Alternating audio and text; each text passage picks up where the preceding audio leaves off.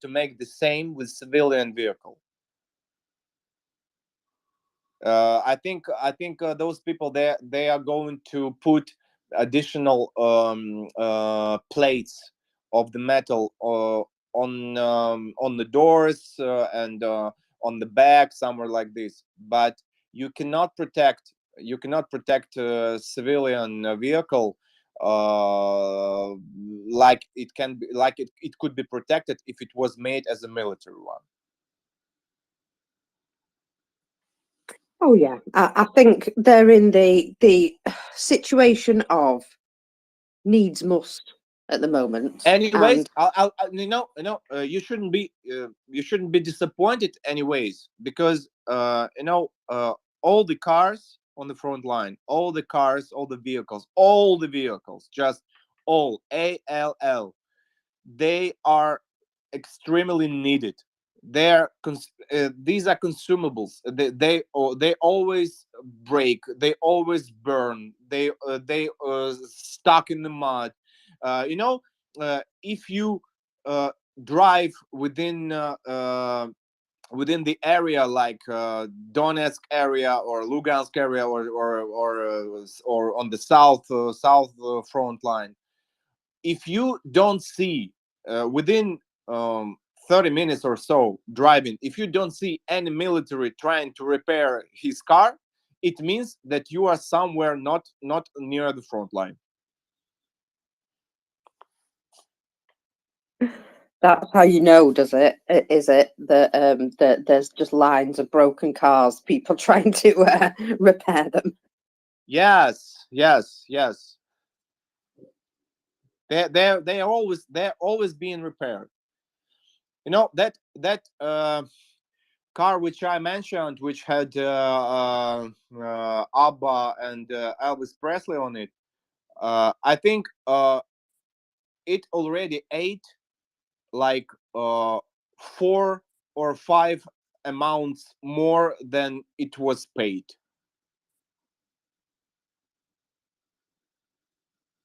I mean, Well, for what for repairments. repairs? Yeah, for repairs. Well, at least it's still going. It's good You to know, know I'm that it's I'm not I'm dead very yet. I'm very surprised it's still going.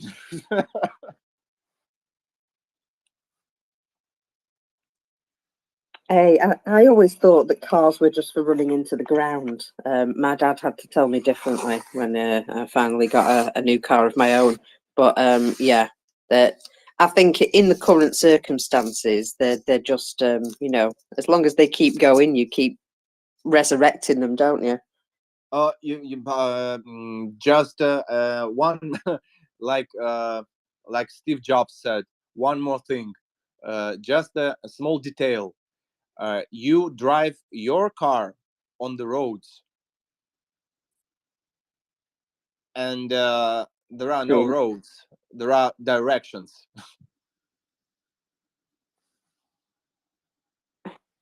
That's a very good point. And I hear it's also getting a little bit muddy now.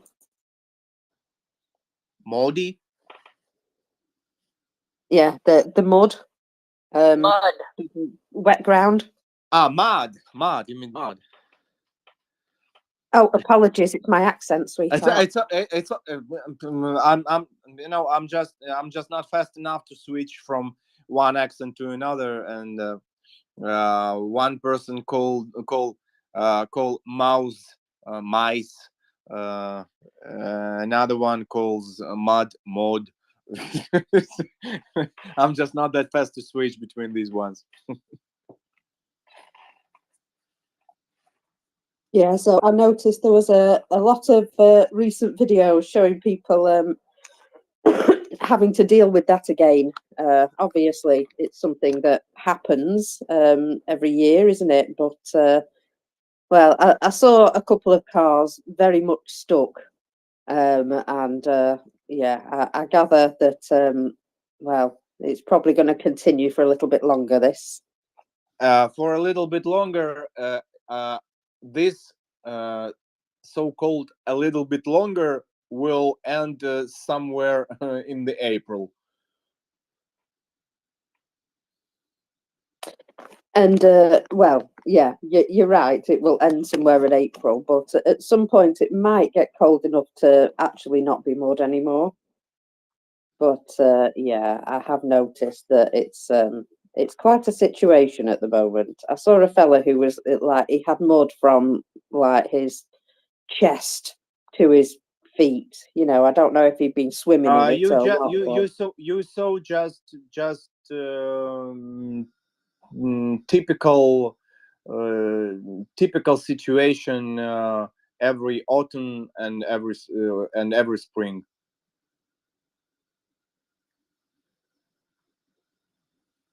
yeah, well, it did look like he'd been swimming in a like a mud pile or something.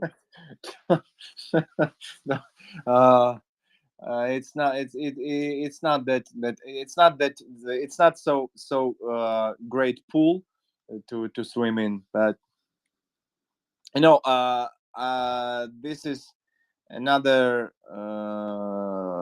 another reason why I respect infantry guys so much. Actually, uh, there are two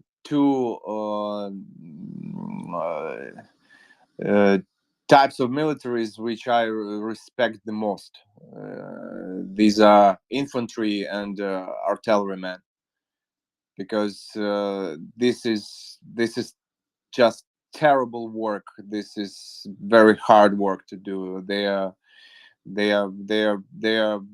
doing their job in extremely wild and absolutely dehumanized conditions. You know,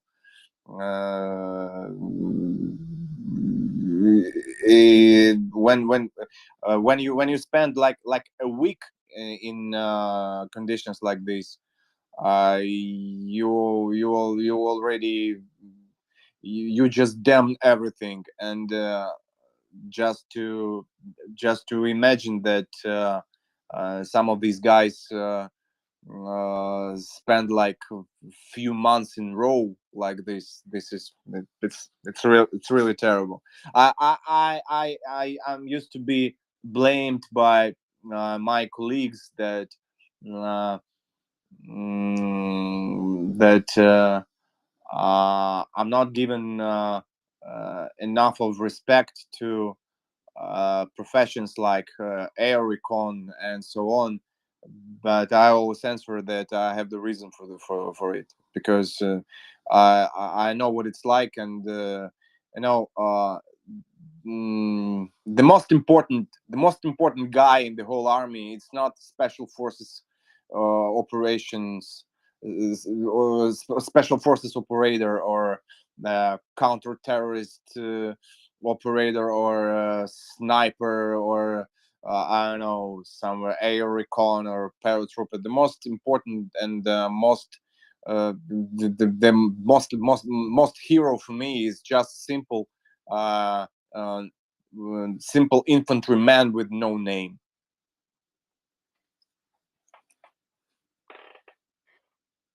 The guy who goes running in first, yeah.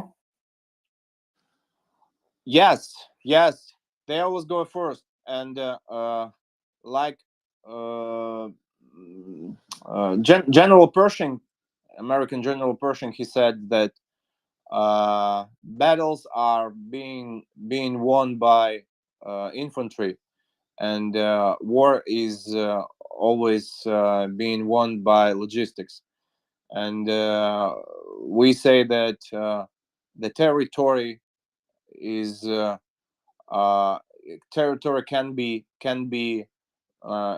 can be called liberated only when the boot of infantryman on it is on it. They go first. They go first, and they always encounter the enemy first. They are real heroes. They are not subject of pop culture. Let's say pop culture. Because they are not usually these are guys from from villages. Just these are I don't know. We call uh, the real war maker. We call the real war makers. We call them tractorists. It means the guy who drove the tractor before he came to war. These are real war makers. Those are the people that are holding back the worst of it. You're absolutely right. Those are the people right on the front line. And yeah, artillery is quite a exciting looking job. I know that artillery has very respectful of those people. It's a hard job, but this is extremely hard job. You can't even imagine how hard this job is. I saw it on my own because we cooperate with artillery a lot, and imagine look at this video, latest one which I posted, and now imagine how uh, 6 guys are trying um, to uh, attach this howitzer to the truck in the mud till the knee.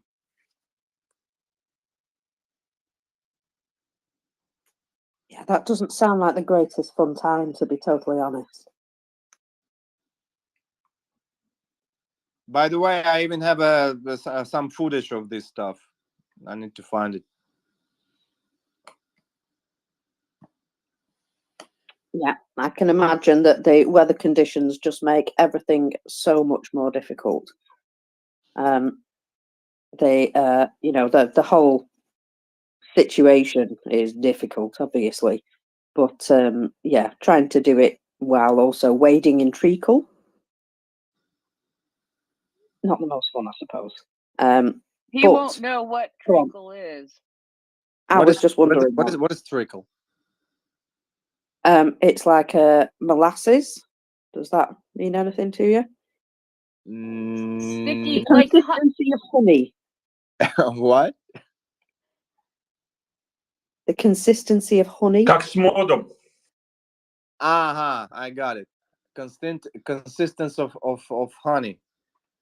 Yeah, sticky, No, difficult to walk through. it's like consistence of very old honey. consistency of mashed potatoes. Mashed? No, it's worst. It's like consistence. It's like consistence of the mud. uh, have you ever played in childhood with plasticine? Yeah, So it's like very warmed plasticine, but a lot of plasticine, and it's under your feet, and it's warmed. It's like it if it was a little bit hot, so it it has terrible consistency, and it just sucks you inside of it.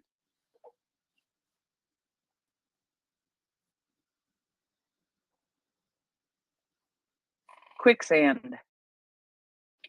So it's like you, for example, you can make few steps.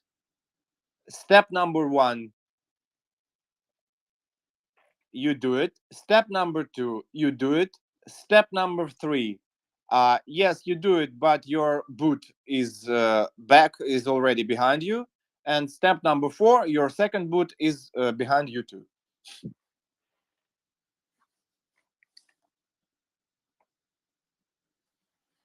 Yes. Well, it's lovely to see you, by the way, this morning, Scruff. I've just, woken up to hear your beautiful voice. So I thought it was great to see you. So what are you up to at the moment? Are you droning on? I'm listening to your brilliant English accent. Oh, bless you.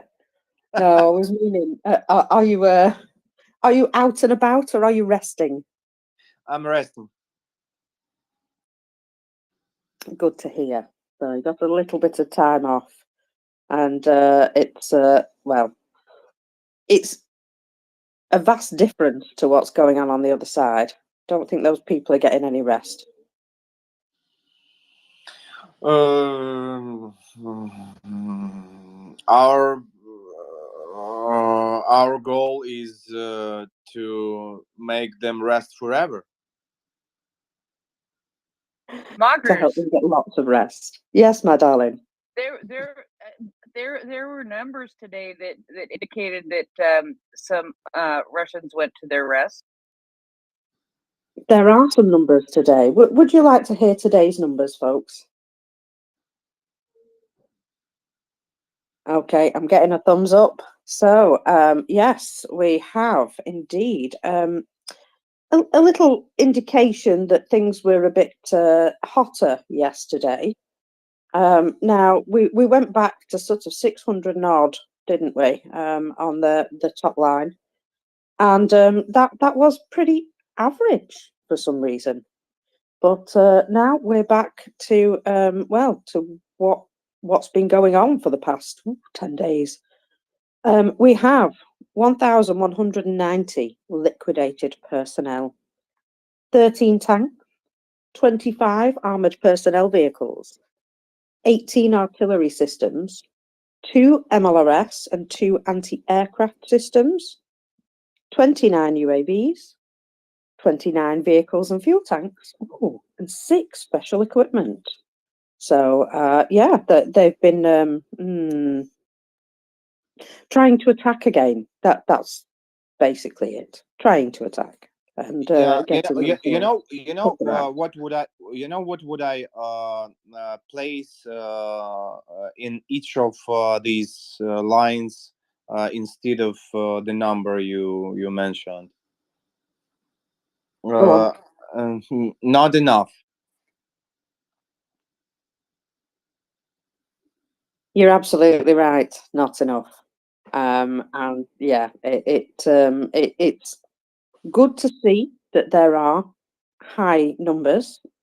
But yeah, they're always coming, aren't they? And there needs to be a point where they don't have anything more to push forward. And I must say, Ukraine's doing a very good job of that. They will be pushing forward because of so-called further elections in Russia.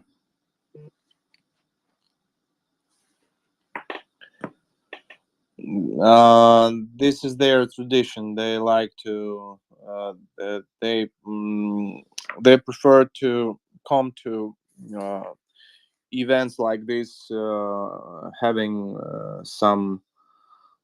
something what they call victory.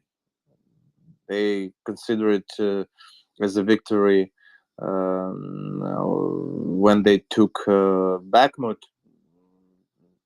without paying attention on the casualties, on terrible casualties which they had there.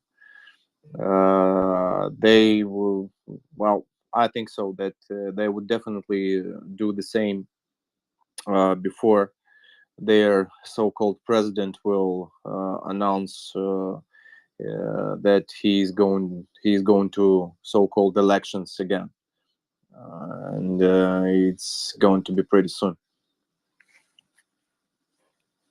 He's got some opposition, though. Have you not heard that Igor Girkin is running for president of Russia as well? From the prison? From prison, yeah. Wow. Well, Good luck. Can you see him getting elected in prison? What they're going to do? Oh dear! I just thought that was really funny.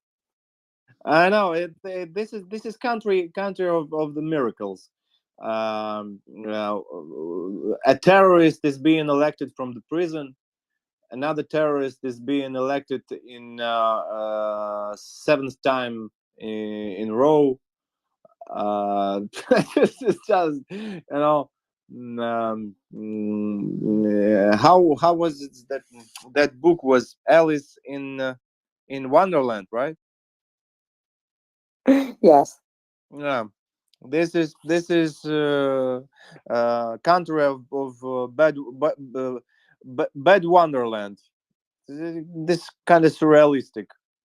We are very we are we are very unlucky with such a neighbor. But do you know Monty Python? Oh yes.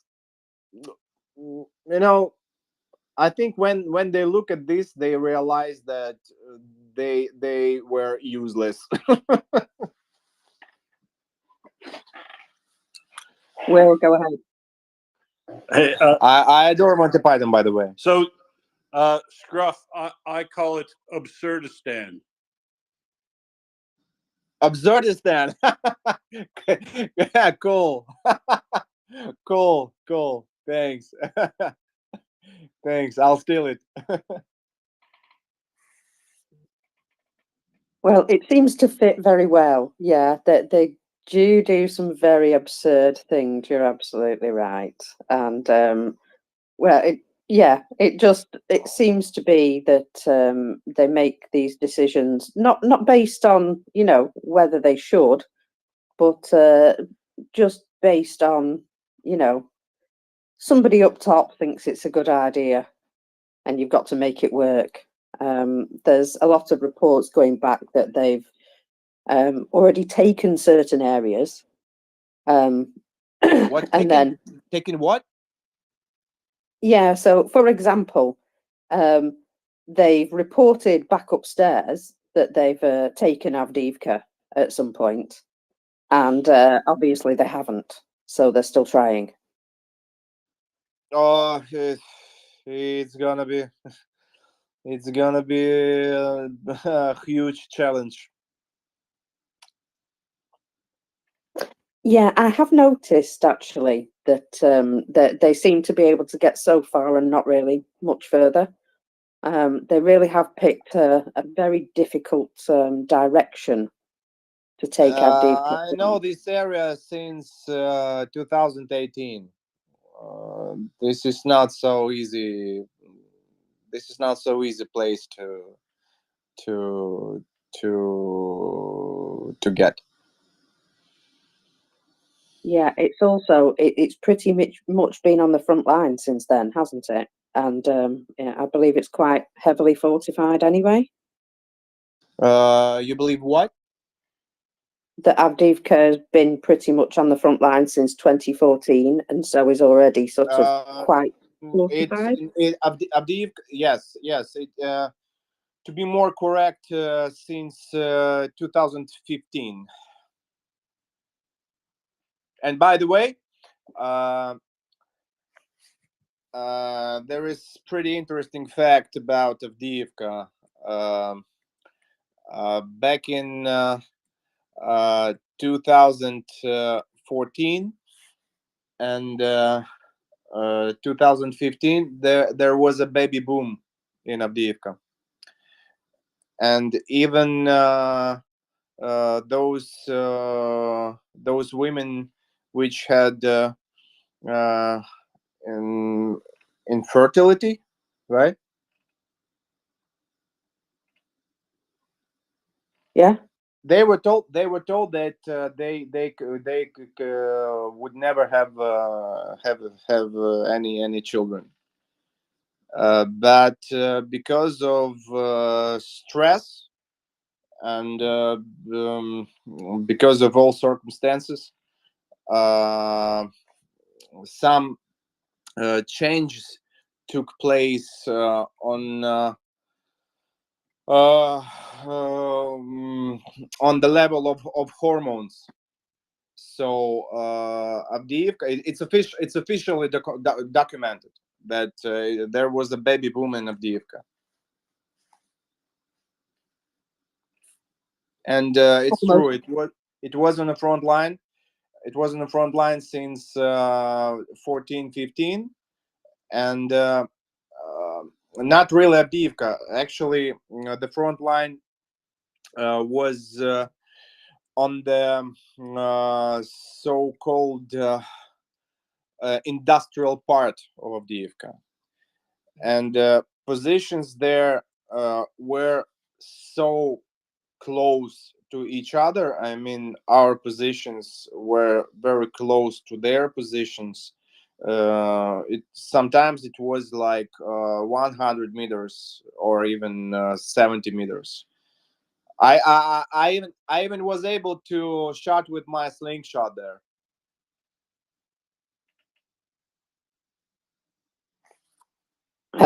What on earth were you firing out of your slingshot? Stones?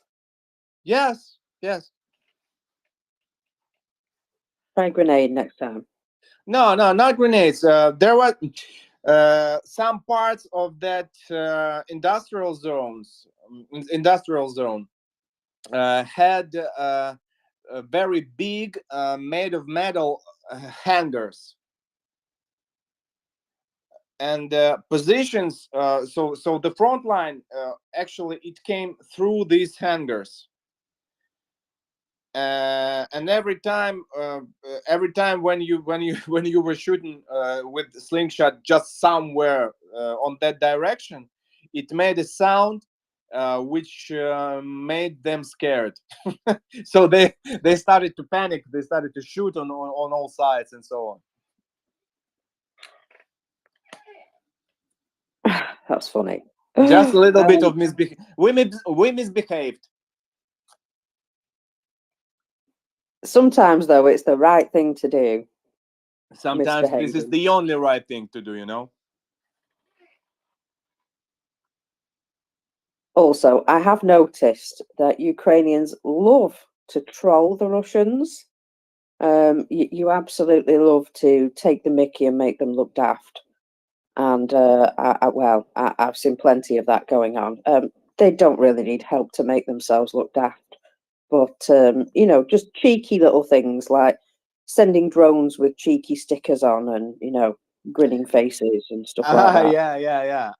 And now, by the way, as for trolling using drones, when DJI released model Mavic 2 Enterprise, in this kit, this drone had a lamp and it had a speaker. So it was one of popular things was to record on the drone something like Ukrainian anthem and fly over the Russian positions and playing the Ukrainian anthem. Oh, that sounds beautiful. Wake them up early morning with the Ukrainian anthem. I think that's a great idea. Yes, like all normal people do. Wake up with Ukrainian anthem. Well, it is very uplifting. Why not? Don't forget where you are. Exactly. Don't forget you're on our land. Yeah, I have also seen that there's been some new tactics of maybe landing an FPV drone in an area where Russians go past quite regularly and just waiting for them.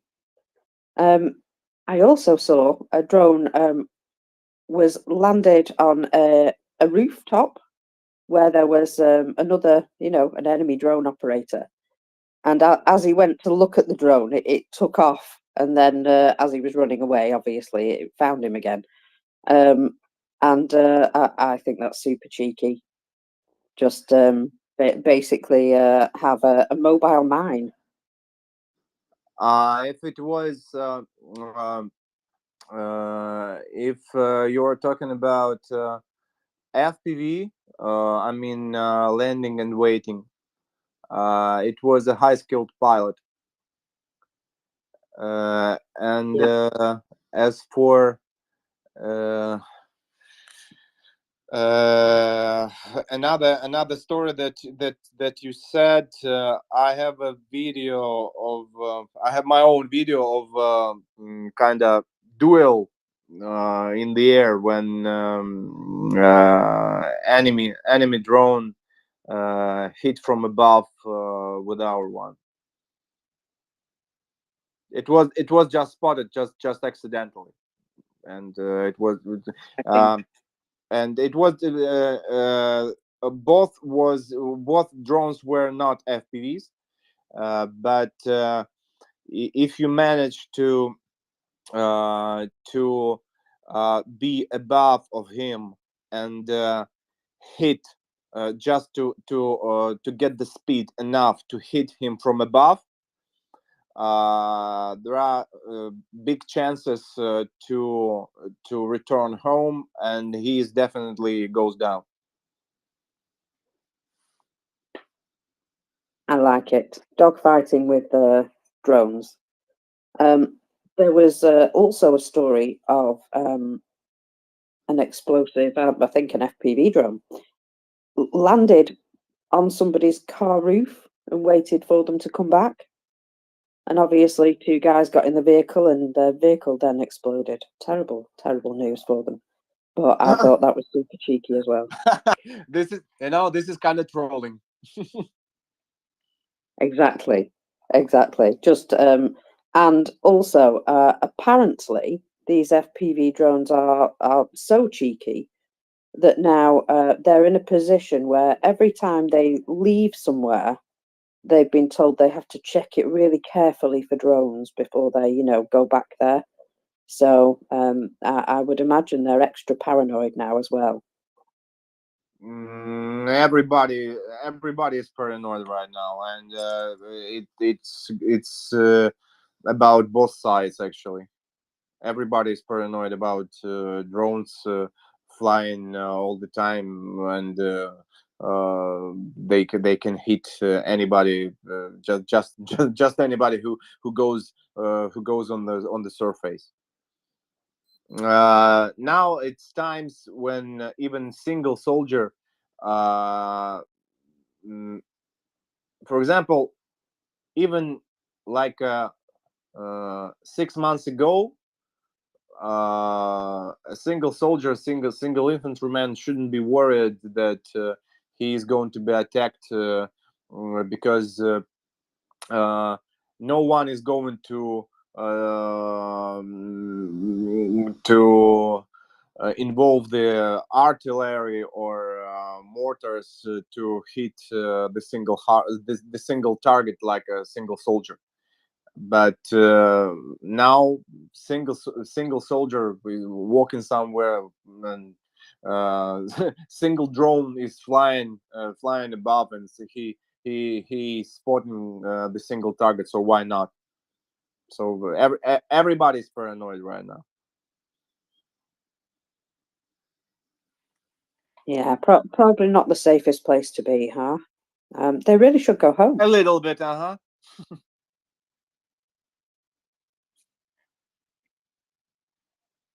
Now, unfortunately, there was a drone attack last night. I'm just trying to find out how many were shot down. So 15 out of 20, yeah. There's been no damage or injuries reported as yet, but 15 out of 20 of those Shahed drones were shot down by the Air Force, which they're doing an incredible job. You mean anti-aircraft? Yes. Oh yeah, and this is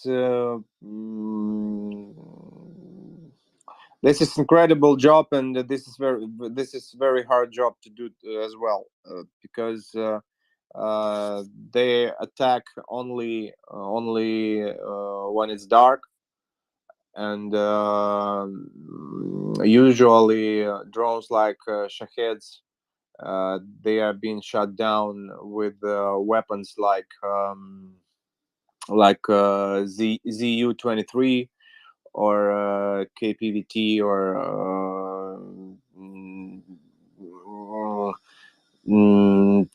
12.7 millimeters caliber heavy machine guns, or even with machine guns, or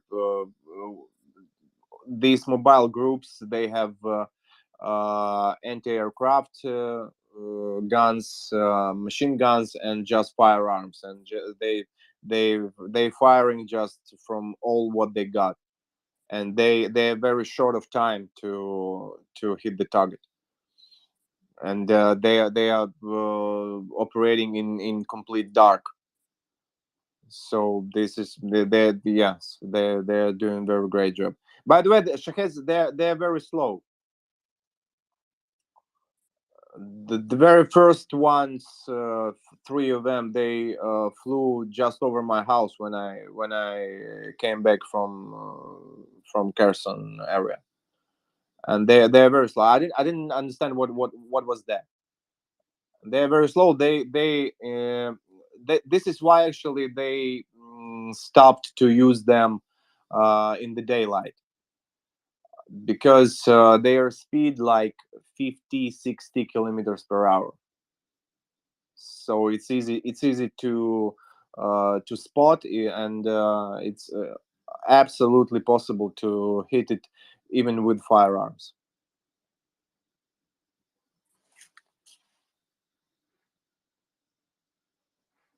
Yes, that's why they're sending them pretty much exclusively at night now.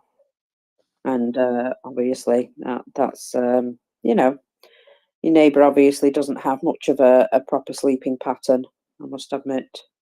The civilian sleeping seems to be a problem for them, doesn't it? Mm, Yeah. Late night air raids, no fun, I would imagine. yeah. It became part of the life of civilians. Yes, yeah. Many of civilians already don't even paying attention.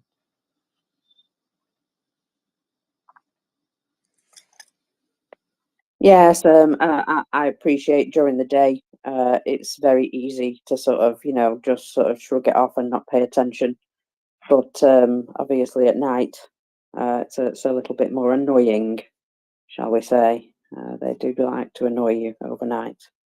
Um, I cannot say anything about this, because when I'm home, and uh, in the morning I find out that it was an attack in the night.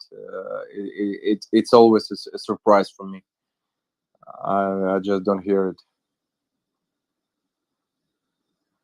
that's because you're used to much louder places, I would imagine. Yes, yes.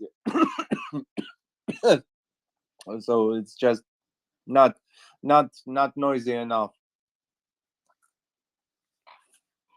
Will, go ahead.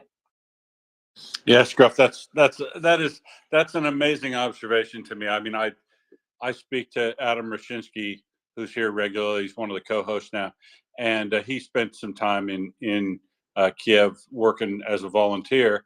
And every week that went by, when we talked to Adam here on the space, I would ask him if he was still getting up for the air alerts. When they happen, does he still get up from? And he was, because he hasn't been there that long. But of course, if you live in that situation for long enough, you start to not take shelter every time the air alerts go off after a while. A bit fatalistic, or I don't know, the odds or whatever. But for those of you who've been at the front, air alarms don't even wake you up, nor do the explosions. Unless the explosion hit your building, you probably wouldn't wake up. That's amazing.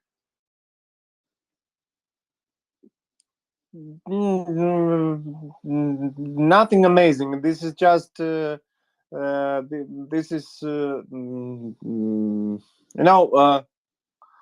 I guess I mean amazing conditioning, right? The level of conditioning you've gone through to not even be woken up by artillery or drones or rockets landing in the city or the air alarms. It means you put up with a lot, and that's the sort of thing. That's why I say it's an observation from a person who's sitting on a in a living room in Perth, Western Australia, in the lap of comparative luxury, if you will, and to think that people, when we talk to them, it is amazing that people sometimes, to us, that people don't go to the shelters when the alarms happen anymore. But if they're really busy or something, and they've lived through it for a while, that they stop going to the shelter all the time or every time.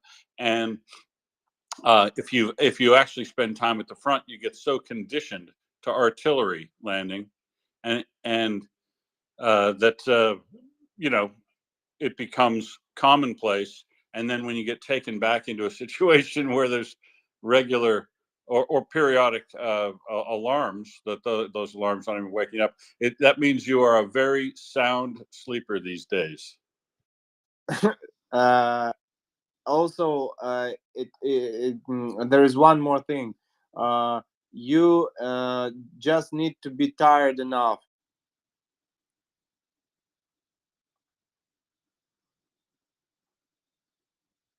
Yes, I would imagine that also makes a difference. Just get tired.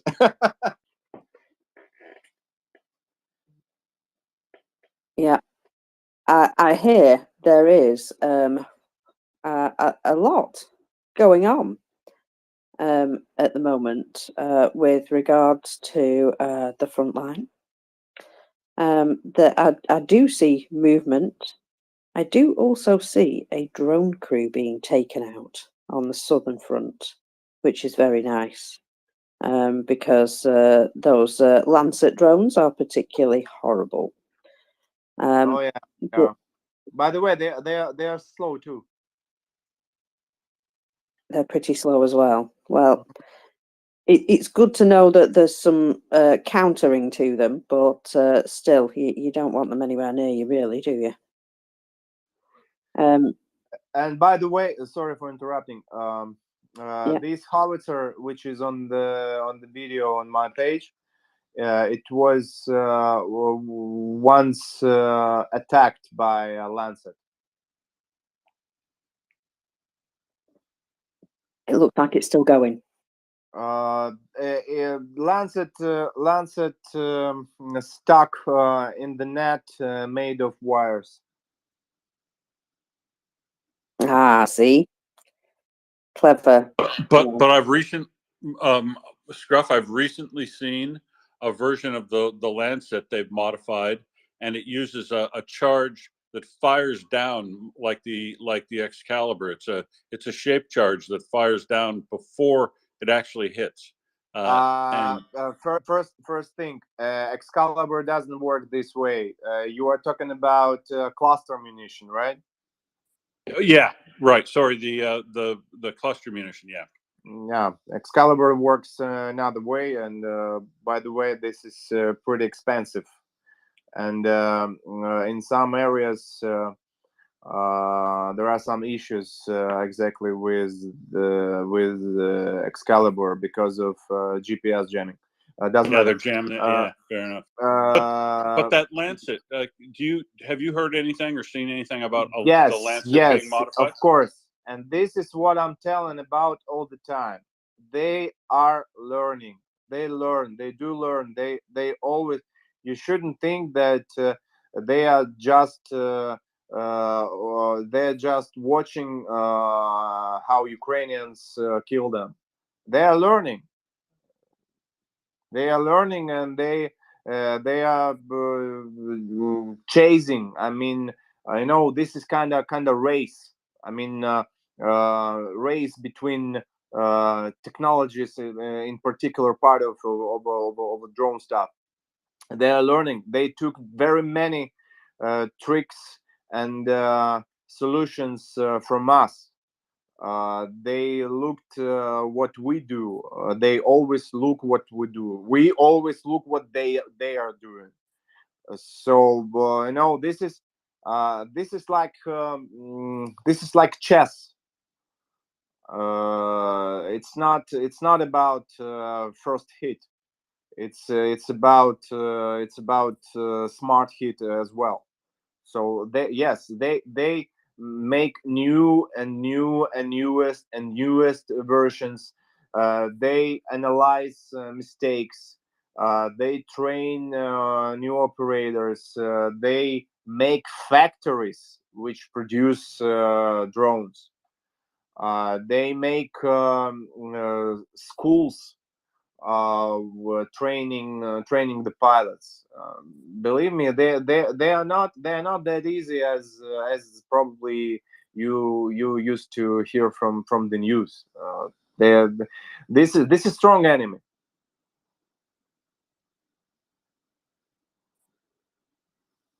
Well, Eh, eh, honestly, I said that very same thing yesterday, Scruff, that we see adaptations by Russia, and that's why it's incredibly important when Ukraine gets an advantage in something like a short term advantage in FPV drone coverage or a short term advantage in knocking out their counter But the battery radar. Hang on, key hang thing, on. But the key, short time advantage. right.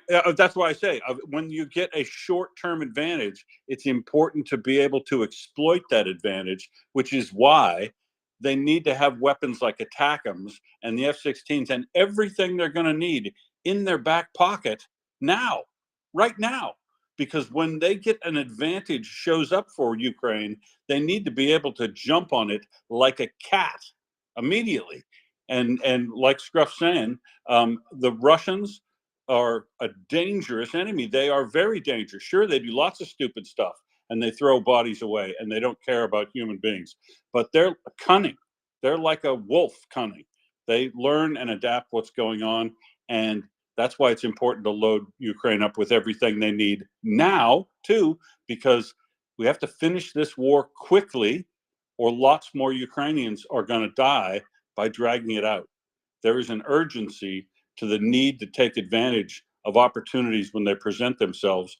And we have not given Ukraine that capability yet. So, I mean, this is why there is some very serious urgency here that if you're getting up tomorrow morning or Monday morning or Sunday even, if you want to call your representative in America or call them in Australia or call them in England, sign the petition G-Man's got.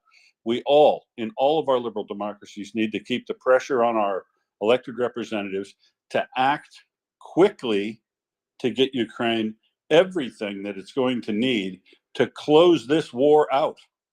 Because only then can they do it quickly and take advantage of opportunities that present themselves, and they've done so expertly before. It is absolutely foolish not to have that in your hands each and every day. I think. Sorry, Scruff. Go ahead. Sorry for what? What are you sorry about? You're telling. I talked over. I talked over you. Go on, go on. It's okay. No. I was done. I do finish occasionally. Ah, yeah, you're absolutely right. Actually, there is almost nothing to add. You are absolutely right about short term advantage, and what I can add is that this short term is being covered by them in very short time. So when it's like again, it's like a race. You are going a bit further, and then another guy he's running, and he can even overrun you. And I will never stop telling that don't think that they are stupid, that they are useless, because you are making the mistake which they've made in the very beginning, in 2022, in February and March. They underestimated the enemy. They underestimated ability of Ukraine to resist. They overestimated their own strength, their own capabilities, their own they overestimated the support of locals. They thought that everybody would be happy here to meet them, and they've made so many mistakes. They didn't even think about such a thing, like small commercial drones, uh, which will help in artillery fire to destroy the whole columns. They didn't even think that just regular hunters with I don't know, with shotguns will be behind every tree. They underestimated the enemy. This is why they've lost those very important couple of weeks and first months. It was the key mistake. Never underestimate the enemy. You better overestimate him. Aftermath, you'd be thankful to yourself.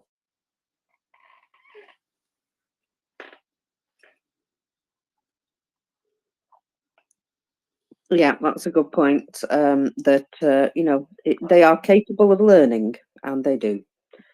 Will. Sorry, I've got to pile on again, which is what Scruff just said. Reason number 4,272 why it's really important that you talk to your representatives and make sure we get Ukraine all that it needs as soon as we can, because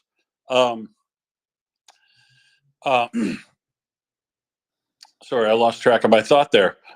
Scruff, what was your point again? You were talking about I was talking about over and underestimating. Right, overestimating. This is the other thing. We got to get them everything they need, the way that the United States would normally do this, because you want to. Your whole purpose in war is to crack a walnut with a sledgehammer, the biggest sledgehammer you can get, in fact, right? The purpose here isn't to try to go to see how well Ukraine can do with as little as it can get. The purpose is to give them overwhelming force so that they can achieve militarily all their objectives quickly and end the war soon. Sorry, I had to pile on there, and I forgot. Okay.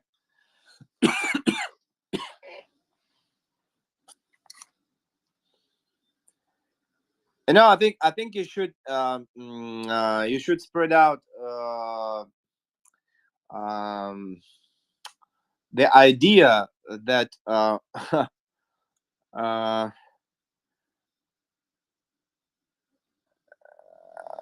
helping Ukraine to win this war is kind of investment for Americans, because this is the way how American strategical enemy will stop to exist.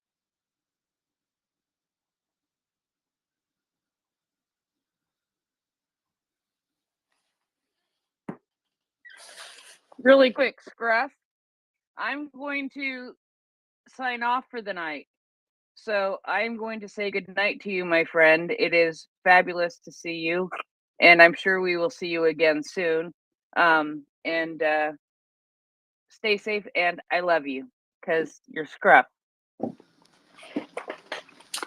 Sounds Scruff. amazing.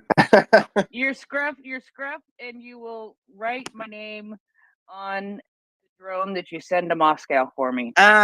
This is why you love me. You just want you love me as a manager, as a producer. No. I love you for many reasons, Scruff. So I'm gonna get off of here and get some stuff done so I can go to bed. Yeah, But, I actually have to go too. So it was nice to talk to you guys. Hope to hear you all soon. you take care, man. Slava Ukraini. Героям слава. Bye. Пока. Пока. Well, thank you both. And yeah, lovely to see you, Scruff. You've cheered up my morning. Even if you can't understand my accent. Hey, let's do some SBU. No, they're going to do SBU tomorrow night, I believe. Right. The schedule change. We're not allowed. We're not allowed to interfere. But there is something, well, there are a few things that we should talk about, such as there was obviously some consternation with the Russians yesterday about the Finnish borders closing to them, or at least closing to them and immigration that was being pushed upon them. And would you believe there was a completely organic rally held in Helsinki against the closure of the border crossings with Russia? So yeah, they were screaming and crying and playing the victim, but of course bombing Ukraine's just fine. So apparently somebody walked past this rally and just heard a bunch of locals wondering what on earth was going on. And the funniest thing is, where they were stood protesting, just behind them is a ruined Russian tank on a plinth. It's on display in the square there, so they literally had to stand next to this wrecked Russian tank to complain. Just thought that was how many particularly people? amusing. So, how many people were at this protest in Helsinki? A couple of hundred, maybe. Wow, that must have cost Moscow a fair bit of money. Yeah, I mean, maybe not even that. Maybe not even that. Up to 100, I would say. Just as the panning across. Yeah, 100, maybe just over. Looking at that, so yeah, really popular rally. So I'm going to add a little color to that too. I heard in the last day since when I was talking about this yesterday with Nale when he was up. I've looked at it more, and all these riders that were trying to get in that were the cause of this protest from Russia, they were all riding the same type of bicycle. It's a Russian manufacturer, and apparently almost all of them are from Syria. So they're Syrian refugees fleeing and seeking. So I don't have any proof of this at all, but I'm going to go ahead and say it as if it's true. The Russians probably rounded up some people, some prisoners in Syria, brought them to Russia specifically for this, and didn't just take refugees from inside the country and pay them to do it or anything. If they're Syrian, they're a very long way from home, and I wouldn't think there'd be a big pipeline of Syrians into Russia as immigrants recently, but I might be totally wrong. Oh yeah, they're not Russians being seeded into the country. No, they are indeed refugees from further afield, and it is quite surprising that they all found the same type of bicycle. Bicycling enthusiasts, I think, and so yeah, that was extremely unsurprising. Oh, sorry, I'm catching up with things that have happened in Moscow. I'm just wondering. I hope Nale or one of the other Finns is up again today, because I would like to know how many people just on a regular basis pre-war showed up from Russia riding bicycles to cross the border. I mean, yeah, it just doesn't sound like a thing I would see. I must admit, I did not see virtually anyone riding a bicycle in Russia, other than me, when I could get one. So yeah, I just don't believe the whole premise of it. If they're Syrian, it sounds sus. If they all are riding the same brand of bicycle, it sounds even more sus. And I can't imagine they'd get 50 people together in Helsinki who would want to protest allowing Russia to use people as a weapon, or let's take them on face value that they say they're asylum seekers. Using asylum seekers in that method is actually a crime in itself. People trafficking. So I can't imagine anybody would want to line up for that. But it wouldn't surprise me if Moscow has tried to build a little influence network in Helsinki and can buy some protesters, maybe rent a protester. I've seen that in some places. Oh yeah, yeah, they'll bus people in quite happily to create a crowd. So it's it's just one of those things that they do. They've been doing it for a long time, I think. In Moldova, especially, I believe there was quite a number of non-organic protests where people were literally bussed in to create a crowd. But that's what Russia does, isn't it? They, use any means to destabilize. Now, I've just popped a boom into the nest for you. I wondered if you might want to talk about that a little bit. We appear to have had some explosions in Russia. Yeah, we've had several explosions. I think I saw earlier today in Moscow and also in I think Belgorod. But this one here, this looks like a drone that was shot probably in the air just before it landed, and I don't know how much damage it did. Made a big boom, but you can see from it either hit a building up high because it's almost up at the top of the view, and it stays there. So it's either hit something that was tall there, or been interdicted just before it got to the ground, and probably caused some ground damage. When they're that close to the ground, it kind of doesn't make any difference sometimes if they hit directly or if they explode just above it, because they have a decent sized warhead in them, like it looks like that one had. It probably had, you know, a half a kilo of C4 in it. So it was a pretty big boom, but who knows how much damage. And I can't remember off the top of my head where the other ones are, but I'll dig them up because I probably commented on them earlier this morning on Twitter with a purpose of talking to you about them. But I didn't talk about this one before now. Yeah, and it's just again, closer to Moscow. I wonder if the airports all got closed down again. I'm going to imagine they probably did. They seem to do this quite regularly, don't they? Whenever something happens with regards to drones. So I will keep an eye on that and find out what we can about what's going on. Unfortunately, all the people that I usually check, they all have the same sleeping pattern as me. So usually I get up a bit early for them to have updated, which is blimmin' typical. However, what I can tell you is that from yesterday, there was some information about more, what they called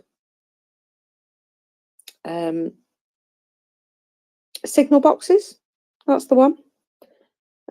So there was more signal boxes being taken out in two separate locations in between Ukraine and Moscow.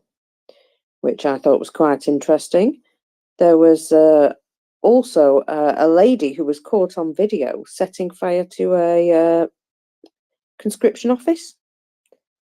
And she was also on a video call with somebody when she did it. Somebody's filmed her from a window above, and you can see she stood there talking to somebody on a video call. And then it's I think somebody screams in the background and she decides to leg it. But she was definitely doing that with the help/instruction of somebody, which I think's all good fun.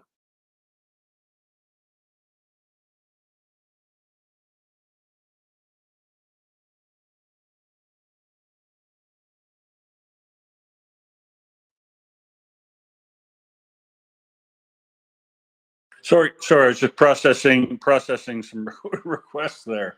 I'm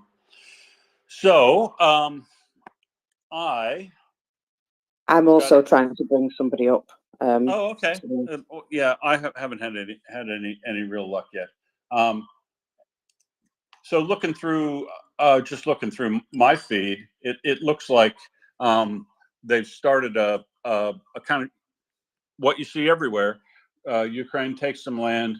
It does a bit of fortifying there, and Russians do immediately some counterattacks to try to drive them out, but are unsuccessful. That looks to me what's happening in Kherson Oblast today, down by the river near Krinky. They're and as expected by everybody who's ever read a map, Ukraine is attacking in and trying to hold some territory in Poima and Pishanivka, as well as countering these attacks in Krinky. So good news, I guess, all the way down there. We don't have any idea about casualty counts or anything like that, but given the experience of these troops, of these Marines from Ukraine versus these known quantity of troops that they're fighting, as far as the 810th and the bars units that are down there, quality mismatch for sure. It really depends on how they're using artillery counter battery fire, and whether or not they're able to set good improvised fighting positions quickly to hold off, I assume, body wave attacks by the Russians, as is their norm. So they appear to be holding ground up and down that river and expanding it as and when they need to occasionally. And eventually we will see them, and I believe we're getting very close to that time period now. They will push in far enough from that river that mortar fire from the Russians won't be able to reach the other side of the river very easily in most places. And that will be very, very good news, Mockers.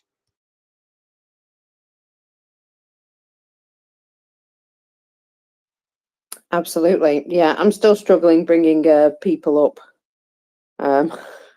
Hopefully, I won't have to send a third invite, but we'll try. We did get Plastic Pyrolysis up. I see your hand. Go ahead, Plastic. Yes, just some information about the Helsinki protest. Pekka was on here Tuesday, I believe it was, talking about some hybrid warfare going on with some groups from Syria, some syndicate groups from Syria that Russia was partnering with to bring in refugees, advertising to bring them in through Russia, giving them the bicycles. They have to have a bicycle to cross the border points. They eventually shut down all of the borders with Finland about this, and that. So it doesn't surprise me that there were some protesters in Helsinki on bicycles, if that makes sense. Just wanted to pass that on. That's all I have. Thanks. Cool. Thanks, Plastic. Katinka, we've got you up as well. Go ahead. Yeah, good luck. Hard work. Switch off ZAP and switch off WLAN. So it's mobile data. It works. Though I wanted to speak about Finland borders and bicycles. I don't know if you remember, even before the war or before the full war, before 22, in Norway came refugees by bicycle. There had been thousands of bicycles behind the Norway border in Kirkenes.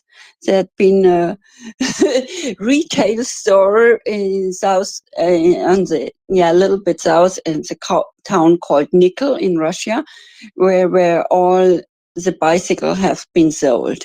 So the rule is that you're not allowed to appear by foot to the border. So you have to ride a car or a bike or with a bus or a train, but you can't walk. So I have a little funny story. I have a friend who's born next to the border in Finland, in Kuusamo. It's one of the border stations. It's still open. And he often visited Russia before the full invasion. And because his grandparents and so on came from this former Finnish part, and he is a bicycle driver, and he had an accident. His bike has been broken 1.5 kilometers before the border. And he wasn't allowed to go on walking, but he couldn't drive because the bicycle has broken. So he had been in really trouble because they said, if you go on walking, we put you to jail, but he couldn't drive. And so he tried to drive with a bike where the wheel has been broken in half. So he just pushed from the button and lifted a little bit. It took about 4 hours to gain these 1.5 kilometers with sitting on the bike. And the border police is standing next to him. So this is a very, very old rule to have wheels under your butt. So you can't cross the border without wheels under your butt. So it's not surprising me that they're now coming with bikes. And yeah, and you know, I have different feelings. I understand these people are used as weapons. And I understand that there are some spies under them, but most of the people are really running away from the war and has a possibility now because some whatever Russian soldiers offers, hey, you can go via Moscow. You can even fly. You don't have to cross the Mediterranean Sea, and it's really fine. Yeah, if I would be stupid, not well-educated Syrian, I would choose the chance. So it's, yeah, I have Yeah, mixed totally feelings. agree. I totally agree. I don't blame the asylum seekers at all. I blame the government, the cynical Russian government, for manipulating a situation. Yes, yes, yes. And thank you to help me up. Oh, thank you. That's a funny story. It's weird how they interpret things and made that guy go through some sort of weird calisthenic exercise to get across the border because he had to be on a wheel. Vehicle traffic only, people. So he basically built himself a unicycle on the side of the road. I guess I don't know. Thanks, Katinka, for sharing that with us. Mockers, what's up next? Well, I can tell you that there is information that the Mariupol teenager, Bohdan Yermokin, I'm going to go with that, may actually now be in Belarus. Now, this lad was abducted from Mariupol, and he was the lad that had received a summons for his upcoming 18th birthday to fight in, Ukraine, which obviously he didn't want to do. And so this was brought to the attention of Zelensky himself as he appealed to him. And he's obviously tried to return to Ukraine a number of times by himself. He even made it to Belarus previously, but was detained by Russian security forces. So, there was quite a lot of attempts to come back home already. Now, it's being said that he has been able to fly to Belarus this time, and he has met with his legal guardian, who is his sister. So I just thought that was, it's really good to hear that. I mean, Prince is looking for an official source for us, but it does seem as though there's a progression there. But whether he can get out of Belarus again is a different matter, isn't it? Well, Prince? does it? Why did he go there? I wonder why he went there in the first place. I wonder if he has family in Belarus or something. Well, I think it was an intermediary country because he couldn't directly get into Ukraine, I think. Prince? Yeah, that would be correct. The ability to get into Ukraine is very difficult unless you go by plane. Basically, when not Andre Yermak, when Lubinets posted about this on Twitter several days ago, he basically told everybody to cool it over this, and that of course more information would come out, but there was an agreement to transfer him to his sister via a third country. No clue which third country it was, and the indication was that he would be released on, I believe, his 18th birthday, which is today, the 19th of November. So today is his 18th birthday. And so I'm hoping this is accurate. I haven't been able to find any official source giving that information. So I saw a repost from what looks like a Telegram channel, but I haven't been able to see it.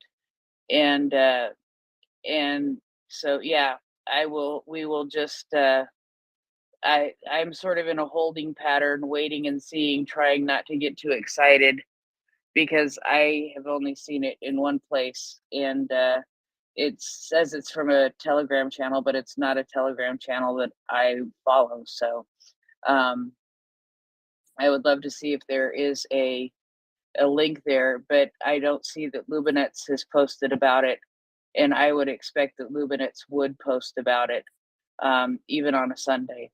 And yeah, so I'm still just sort of waiting, and I'm hoping this is true.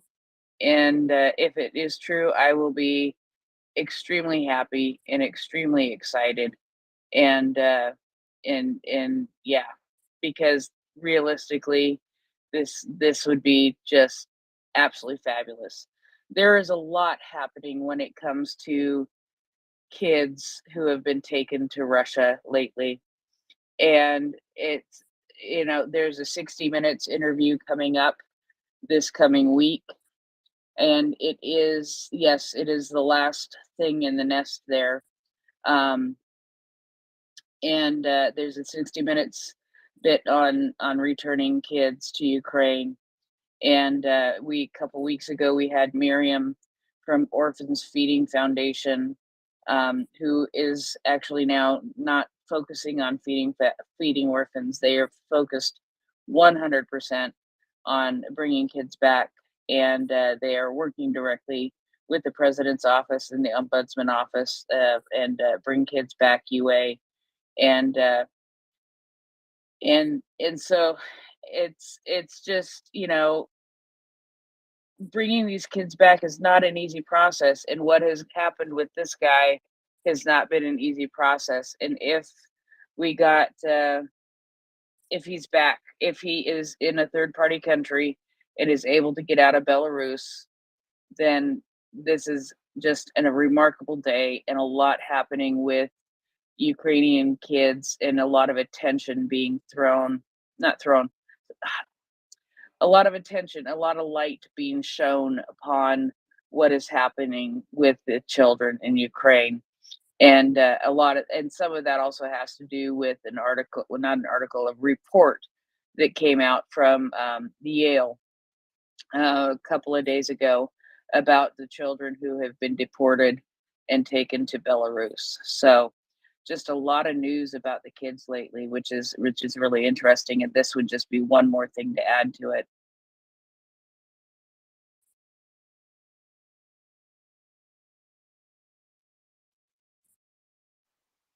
Yeah, well, hopefully there will be good news in that direction.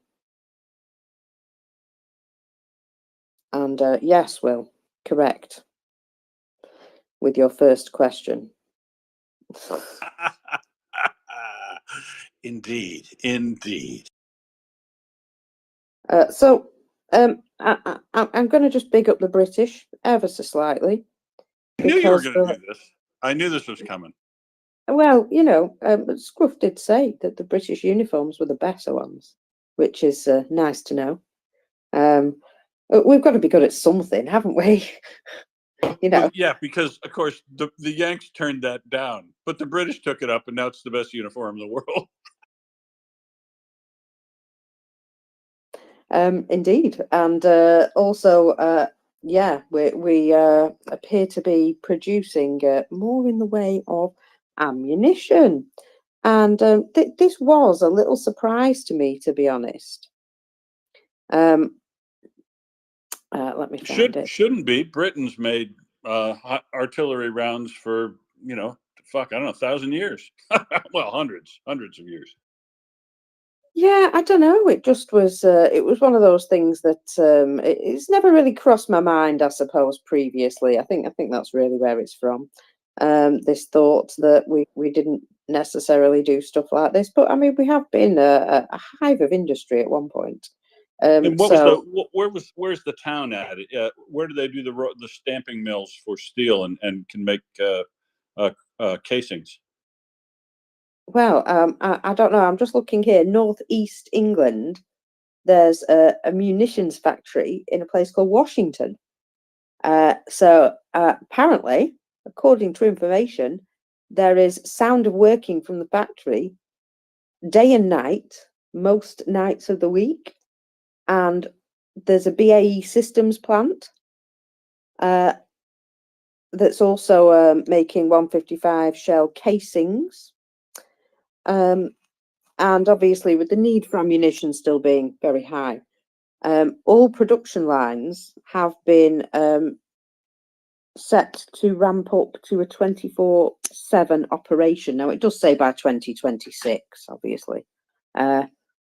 But until recently, operations like these were pretty much neglected. However, now we're obviously scrambling to keep up, ramp up production and what have you. And with what's going on in the Middle East, of course, we realise that there is much more need for ammunition right now. So this Washington location, Washington, England, is just one part of a vast industrial complex that is slowly starting to wake back up throughout the Western world. As the need for weapons reaches levels not seen before the Cold War, I suppose. So, unfortunately, you can't just flip a switch and turn your ammunition production back on that quickly. It's all the orders and the procurement and the people and all of that. So, you can imagine that ammo stockpiles and the estimates of what's required is unsurprisingly classified. But we know that there's been underinvestment and cutbacks, and making stockpiles was seen as being quite inefficient at a time. And there was all this, make to order sort of crap. So obviously we had less ammunition ready to go, but also production lines had been reduced across the world, I think.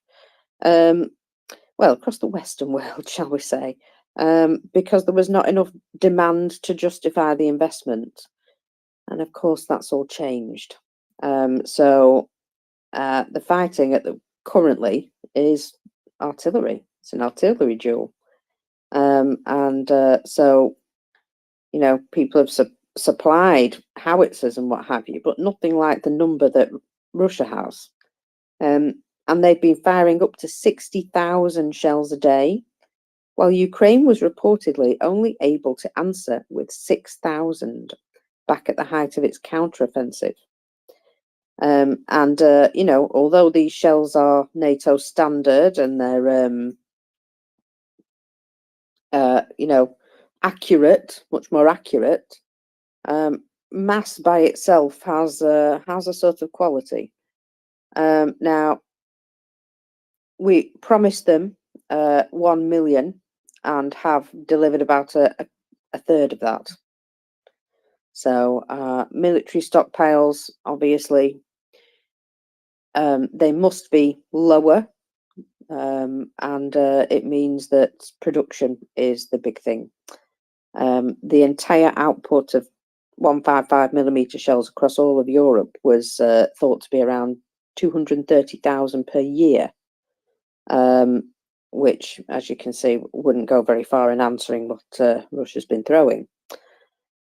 And defence companies are finally being given contracts by governments to ramp up activity. In fact, the UK MOD, even though it can't possibly invest in its own defence, and defence budget has been pretty much turned down twice, suddenly found £410 million that they could give to BAE to produce 155, 30mm minimum medium caliber rounds and 5.56mm ammunition aimed at restocking not only ourselves but to assist Ukraine.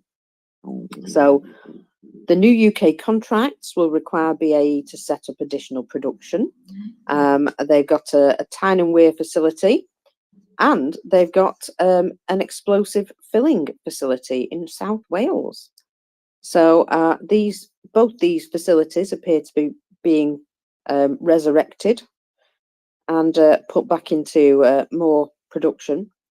And similar contracts have now finally been awarded by the European Defence Agency to contractors in the continent. But increasing production, like we say, is not a switch you can just turn on. These are skilled manufacturing jobs. There's handling of explosive materials, sophisticated sensors, equipment that requires a level of experience to use. And of course, it also requires consistency from political will and policymakers. Now, this is really, you know, pleasing to hear that money is being put into this and they're going to ramp up this production. But did we really have to wait until the bottom of the barrel was actually visible? I think, you know, we do ourselves a disservice with our slow walking of everything.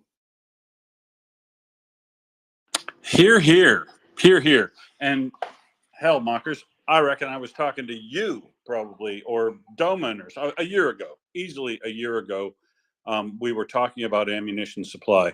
In fact, I remember having a specific conversation with Doman about it about a year ago, and how many shells were going to need it, how many shells were being fired a day by Russia, what was the likely prediction of what Ukraine was going to need, and where it was going to be produced. And you know, we looked in at that time and found the places in the world where they were going to be able to ramp up production and solve this problem. And those places were in Europe and America. And the good thing, the really good news here is, as you said, all hail the British for not only making a really good uniform and hopefully getting a lot of people sewing those this autumn and winter, and getting as many as we can over from Britain, but also 155 shells. Doesn't really matter how many UK can make.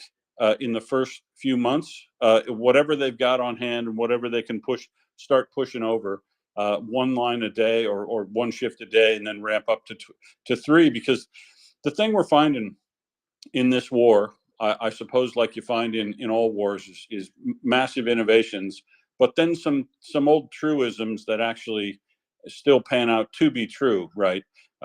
We haven't reached, even though they're more difficult to operate, we haven't reached the end of the tank. We certainly haven't reached the end of the period when artillery is going to be useful and effective.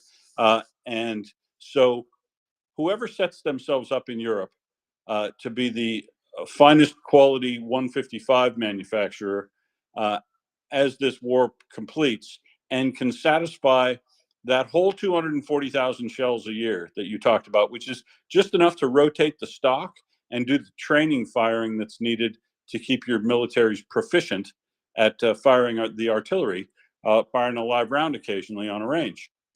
But the facility has to be set up so that the current need can be met and rapidly scale upable when wartime comes, and that's the problem that you're talking about, that everybody's terrible at, but at least Britain is solving it for itself.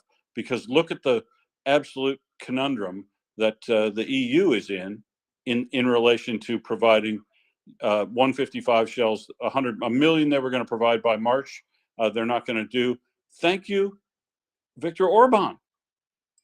All because of him, essentially. That's why they haven't got started. They might not have made it anyway. It was an ambitious goal, but just saying it was too ambitious a goal now is no answer. The answer is Europe's not reliable, and each individual country in Europe now has to do what Britain's doing, which is get in the business of making 155 shells again and start pumping them out. And I think if British manufacturing wanted to get back into this, it's going to be a niche business for the next 20, 30 years. I don't think after this gets set up during solving this problem in this land attritional war that we're going to fall into the folly of not having that capability on standby that we can switch on, but then more importantly, having that capability, because remember, America had that capability when we were talking about this with Doman a year ago. They have a Pennsylvania factory, and they're tooling up a dormant factory in Texas, specifically was on contract to basically be dormant and then get started. But they haven't allocated money quickly enough. They're not getting started doing it. We don't hear anybody inside those factories working on things. And if America and Europe let Ukraine down for several months until they get moving and take this serious, it's going to take every country, like individually, like France, Germany, anybody who can make or wants to get back into the business of making 155 shells themselves, and maybe hold more of that market going forward, because everybody gone dormant, and trying to finance it through the EU is just not working. And America is taking way too long to get their act in shape here. And I think there is a slowdown of ammunition supply to Ukraine right now, and that is phenomenally lamentable, given the fact that this war has gone on for a better part of 2 years now, and we've known this problem's been around for a long time. The way forward to fix it was clear, and we haven't acted fast enough, and that is, well, it's depressing, Mockers. It is, but I am glad to see the UK is the bright spark of hope today, and getting back in that business to get some out the door quickly and to ramp up by 2026 to be able to produce 3 shifts a day. Did they say what their monthly or annual production was going to be in 2026? No, they didn't really. But I would imagine it would be a lot more than it is right now. The thing is, they were going from one facility, which has been spun up to, work. Sorry, I'm just giving some biscuits to the cat. There we go. Sorry, she was upset that she didn't have any biscuits in her bowl, and I was getting the evils. So yeah, they've spun up this one factory that appears to be running almost 24/7. And so that I would say there's probably 3 shifts been put in place there. And they've got a number of other facilities which they are, you know, bringing back online. So I'm thinking that it's going to be sort of threefold of what they're currently producing if they've got 3 facilities rather than 1. But they didn't say what the 1 created on its own.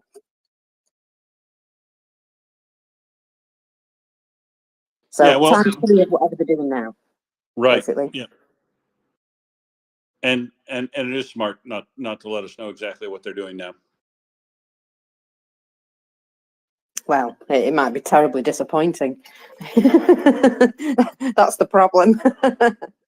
Well, that's the worry. But on the other hand, it could be 1,000 or 2,000 rounds, 5,000 rounds a month, maybe, and it'll help fill a gap. Yeah, exactly. Well, all donations gratefully received by Ukraine, I would imagine, at the moment, especially with regards to artillery shell.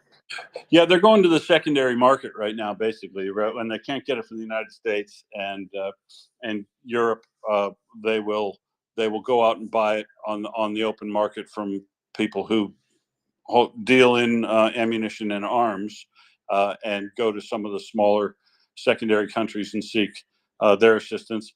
And so, yeah, they'll probably be all right. It really depends on if they can tie together enough of them together to cover all their need. Hopefully they will. They're crafty and smart, and I think there's still lots of goodwill in the world for helping Ukraine. I mean, how many countries in the UN 100 voted for or against Russia in their invasion? I think 154 out of 189. So Ukraine's got a lot of support in the world. We don't hear about every day as well, I would suspect. But if it was me, I'd be on the phone to South Korea.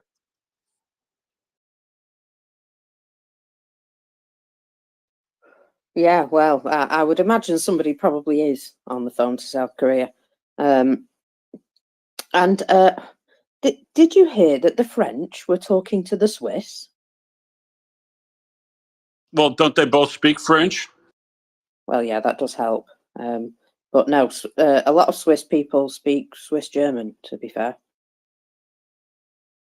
True.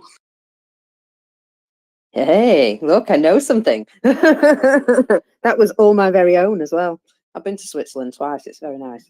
Yeah, it's obviously very neutral, whatever they think neutral means. Yeah, neutral means not standing up for yourself or anybody else, and that's a bit disgusting. Oh, it also helps them, look after a lot of money, doesn't it?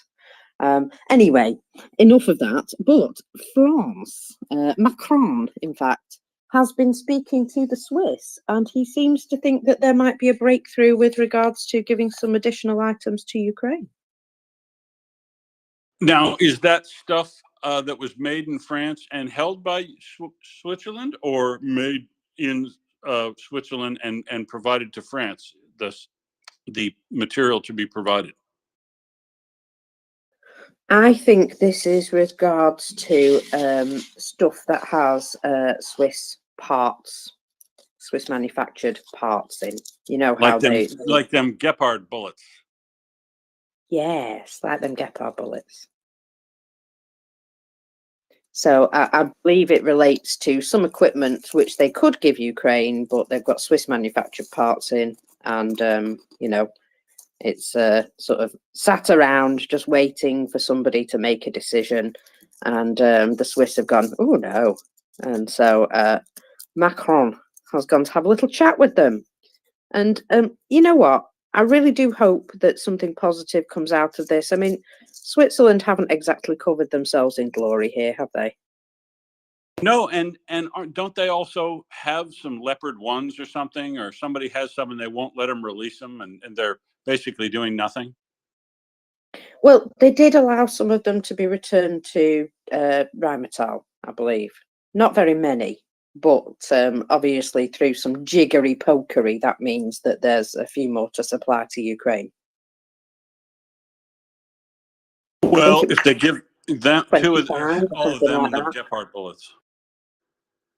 Yeah, I think it was maybe that 25. If you remember, they've recently been given some more Leos. Yeah, so I think they received 25 in the background and then released 25 from the top, if you know what I mean. And what's Switzerland going to get in return? I think they bought them back. I think it was like a change of their contract, etc. Purchase them back. So the French went and talked to the Swiss. The French steered the conversation until it was all about money, and they paid off the Swiss because they're really interested in money. Is that it? It's very possible. Yes, very possible this has happened. Now, I actually, right, sometimes we really do bash the French, and not without some cause in certain cases. But well, I mean, to be fair, I've met several. Oh yeah, me too. Macron has been quietly going about making deals with people. There's not been a lot of fanfare about it, but he has been sort of, paying visits to interesting locations and trying to negotiate deals. And in a couple of cases, he has been quite successful. So I'm actually, if that's what he's good at, brilliant. Let him play to his strengths. Yeah, exactly, precisely. I hear. I endorse that view 100% because not everybody's going to have everything you need. Not everybody's going to make everything that you need, and some people like Macron aren't. France is very caught up and has a bunch of other problems. Maybe they're not in a really position to provide a level of support that we could hope for. But if he's good at doing deals and he goes around and does a bunch of the deals, more power. I mean, that's essentially why you get together as Europe, to use everybody's strength and minimize anyone's weakness. But they just don't seem to do that sometimes. But if whether he's doing it just on his own as Macron, or he's trying to do it as a participant of Europe, and he's doing a deal that will include others or can set the way for others. Yeah, good. Whatever he can do, because I was dismayed with the Swiss answer to these questions mockers, and I didn't think anybody would get anywhere. So well done him by getting in there and cracking that nut. Well, and it's not just them Leopard tanks. There may be more to come. So we shall see. We shall see. But certainly, the Swiss have been sort of feeling the pressure to, at least allow other people to purchase or use stuff that they've had a hand in order to assist Ukraine, because they're a weapons manufacturer, or at least they were. And weapons are no good if they're just decorative, unfortunately. Not when you've got a war on. Yeah, it does sort of go against the whole neutrality thing, especially as played out to be a weapons manufacturer, but then be so neutral that you don't allow people to use your weapons that you've produced. It doesn't seem to go well together at all. The unfortunate thing as well is that they are good weapons. They are high quality. And it's like, it's like having something that is really beautiful and just putting it in a case and looking at it and never really appreciating it. These things are living up to their best when they're going boom on Russian positions, as far as I'm concerned. So, they really should live their full life properly. It's almost cruelty to the ammo. Sorry, I just I gave Ammo life for a moment there.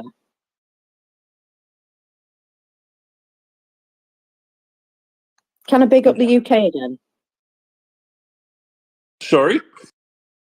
Can I big up the UK again? Oh, go on. We might as well get it out of our system in one day.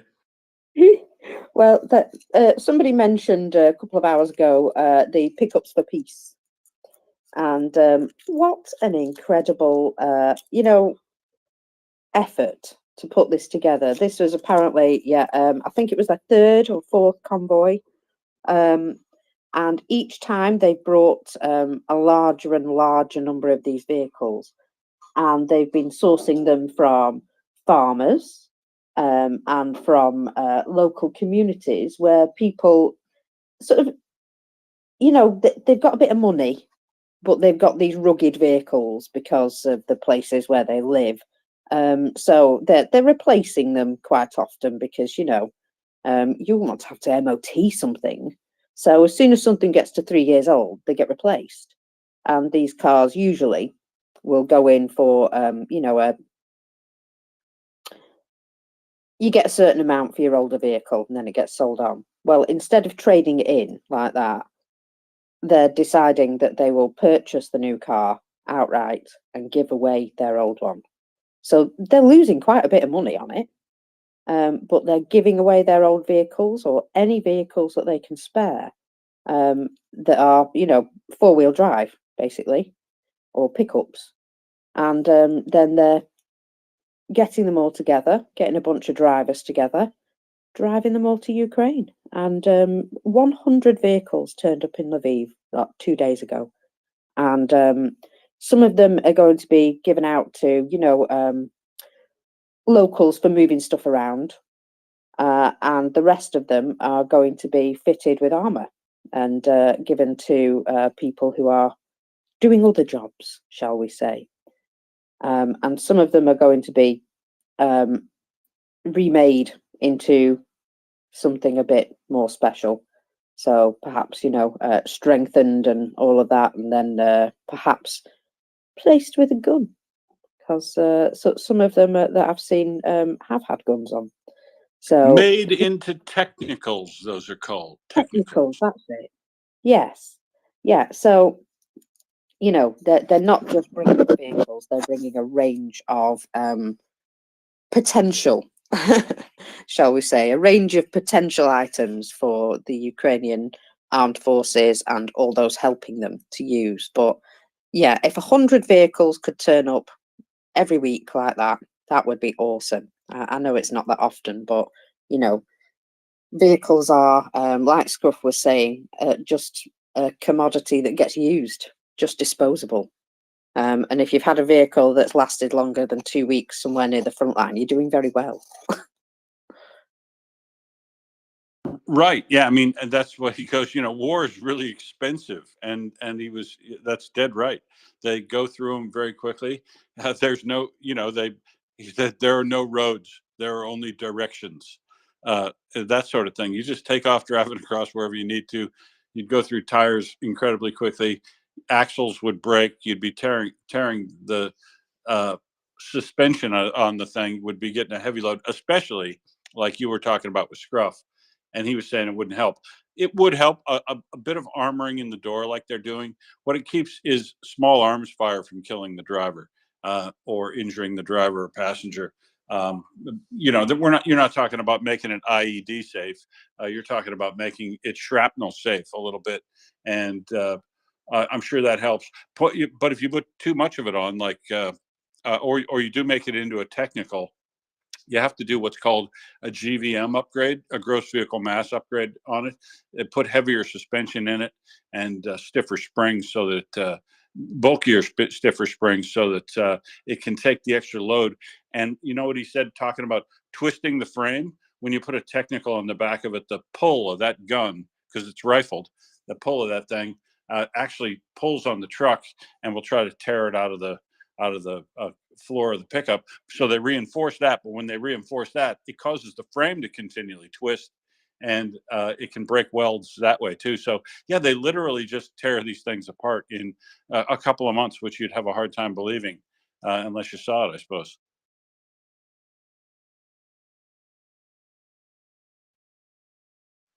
Now, I did pop another thing in the nest, which,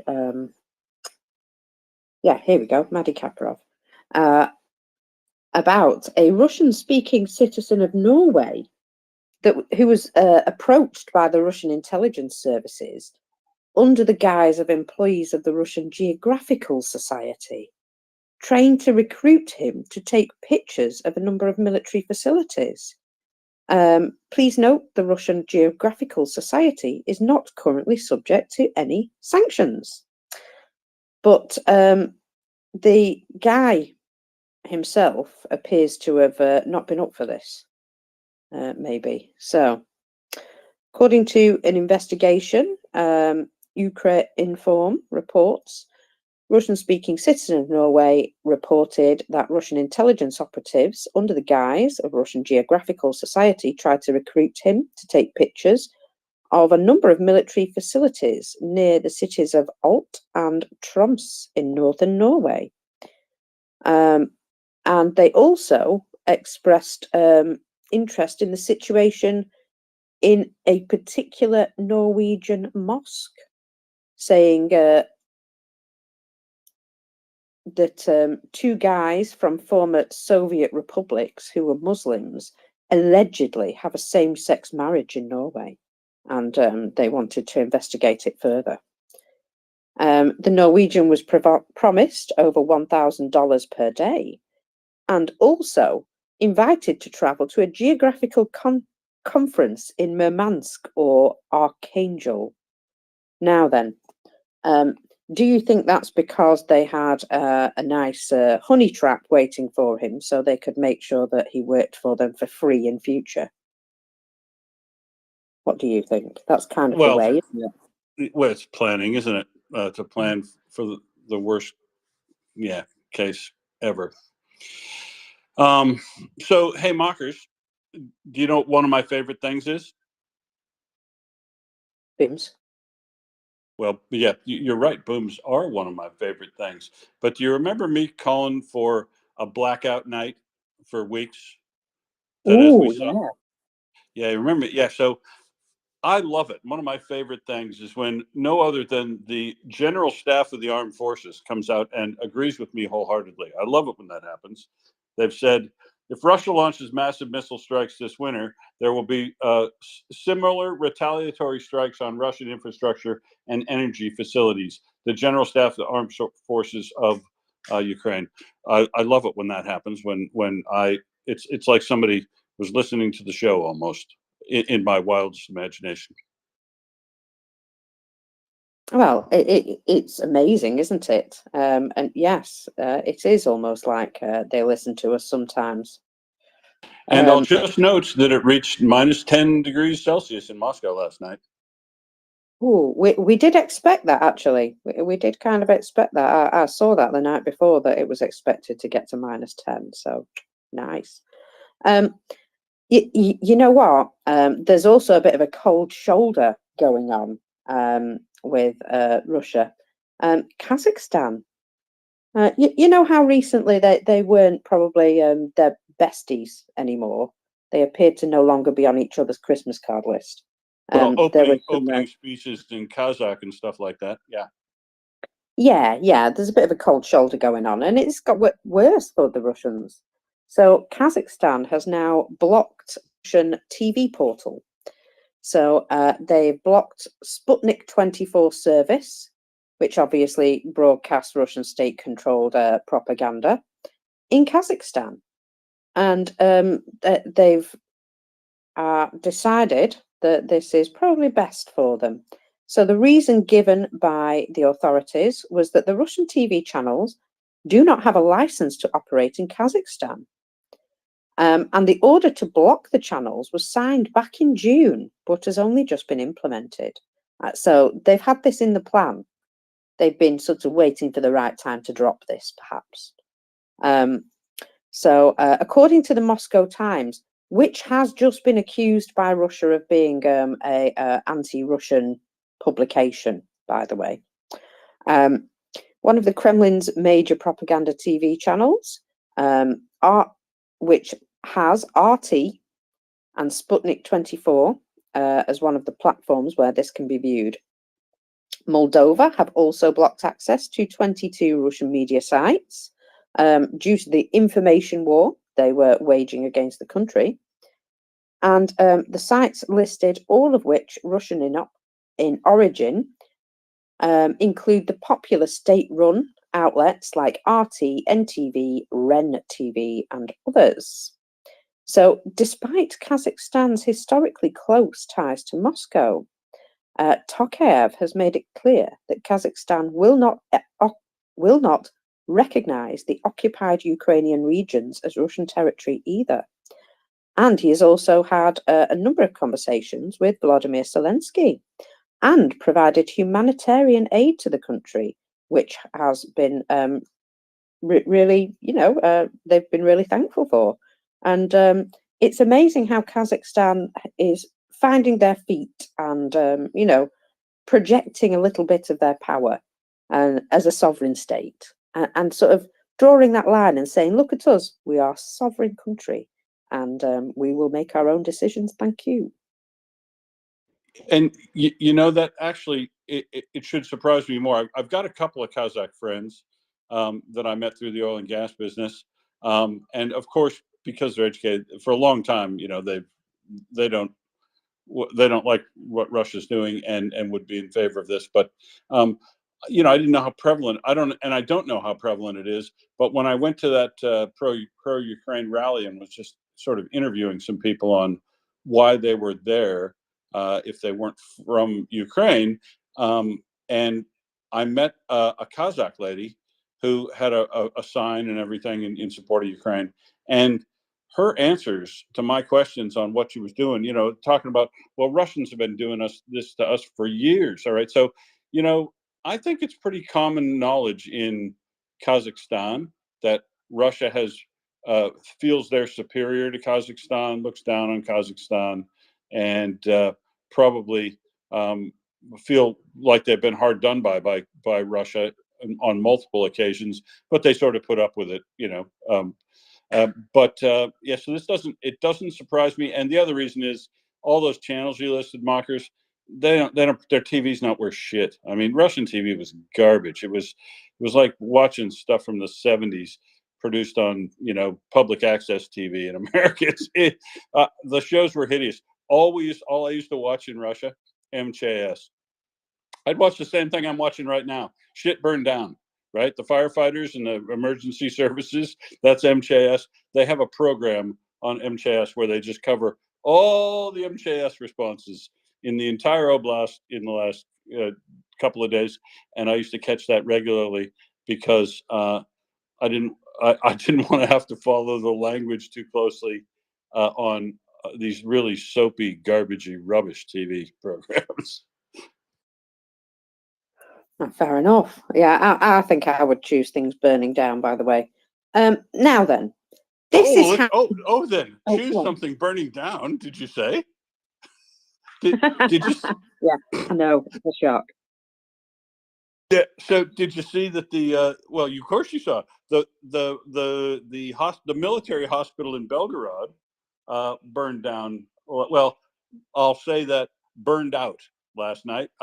We haven't seen daylight footage of it, but fires engulfing several rooms it's a one-story hospital on several rooms on two sides of the building. So they, not content to ruin hospitals in Ukraine, they're burning down their own now.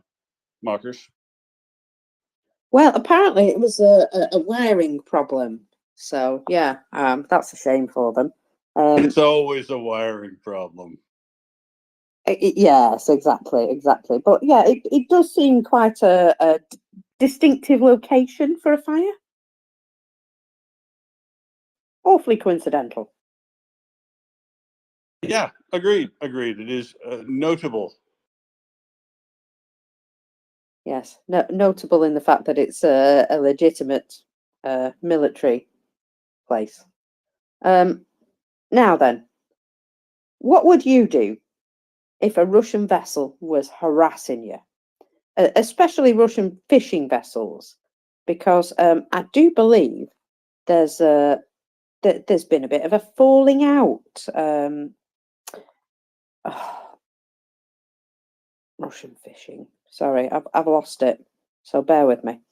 Yeah, there's been a bit of a falling out with regards to Russian fishing vessels using a particular area.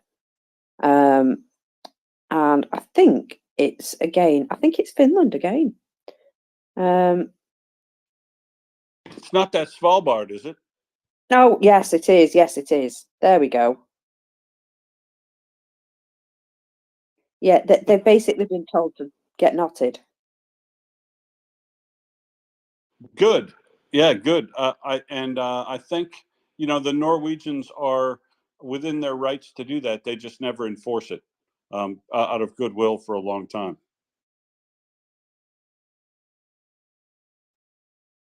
Yeah. So, what would you do then if they started getting into that restricted area? Do you think you would escort them out, or do you think you would do what Argentina did? Which, if you don't know, And I don't know, but yeah, I'd probably warn them off and escort them out. well, Argentina had a Chinese fishing vessel moving in a restricted area off their coast, and they sunk it. So this is also considered part of a dark fleet. These are fishing vessels fueling the industrial population growth in China. And of course, they have no regard for sustainable rules or best practice or anything like that. They harvest a lot of coral as well. So Argentina decided that they'd had enough of this fishing vessel and they sunk it. And this is the way. So I think, you know, It kind of is. What's that? Yeah, it kind of is. This is the way. It kind of is. If you warn them several times, I think it is within the country's rights, you know, to effectively police their coast. We're having the same problem in Northwest Australia, Mockers. The same exact sort of problem. Raleigh shoals, all of the coral reefs that are off the Northwest Shelf there, that the oil and gas companies, you know, have to go to great lengths to demonstrate that they're not going to be impacting and affecting. And you get illegal fishing vessels coming down from Indonesia, sometimes mostly Indonesian, but some Chinese on them as well. Whoever you crew an illegal vessel with, and they fish and they do damage to the coral reefs. They use dynamite for fishing, catching tropical fish like they do up in their countries.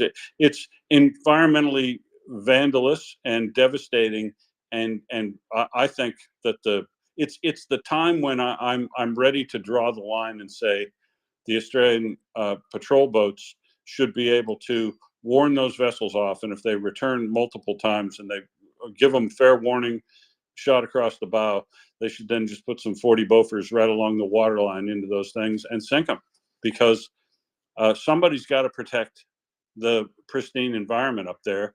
And if we're protecting it for ourselves and we won't let it be despoiled, to let these illegal fishermen come in and ruin the place, I don't know. It just really pisses me off.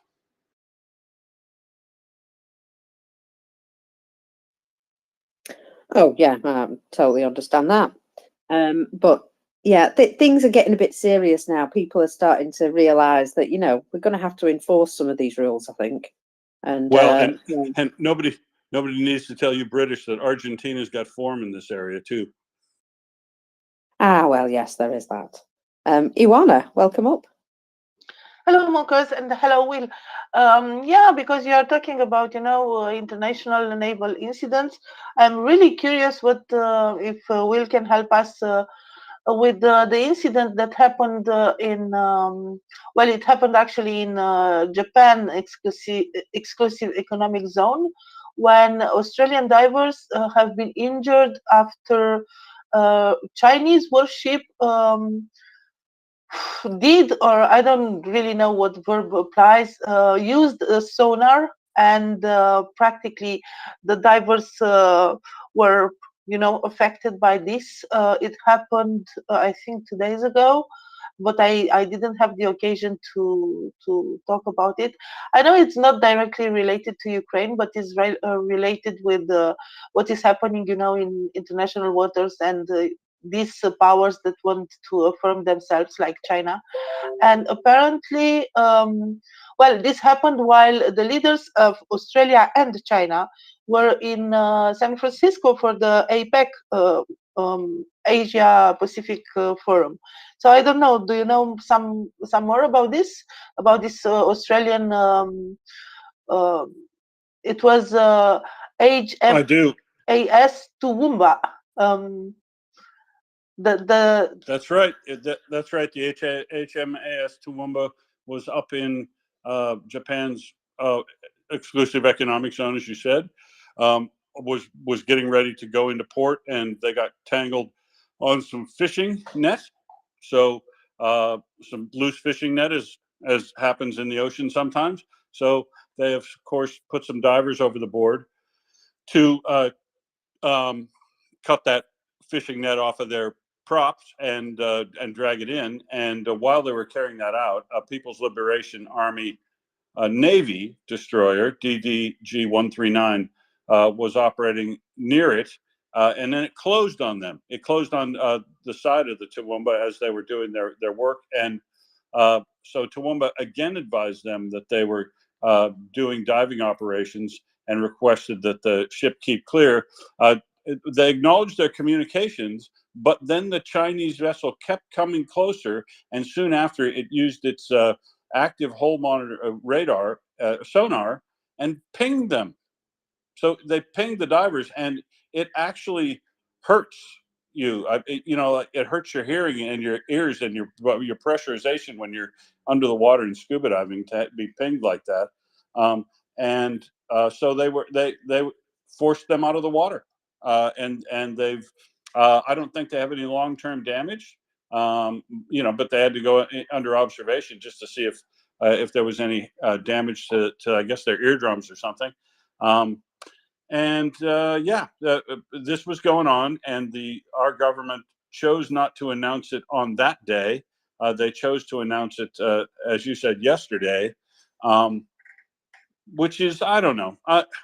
I can understand, I guess, why they would do that. Not to, you want to assume it's an accident or some sort of mistake thing, but that's a pretty aggressive act, an aggressive act that actually caused physical harm to Australian divers. And I'm waiting for further response, and I've said as much in my my daily communication with Richard Marles. Yeah, we'll see. It's an aggressive act to approach like that, right? To continue approaching in a perpendicular to a ship while they've notified you that they've got divers overboard fixing a problem, and to be pulling in closer and not take a wave off, but then to ping them. It's just the act of sailing in closer is assertive. The act of pinging people when they've got people in the water and it'll hurt them. That's just not on. Yeah. And I don't know anymore. Well, the idea why it seemed interesting for me is that this was a state ship, so it was not a commercial ship.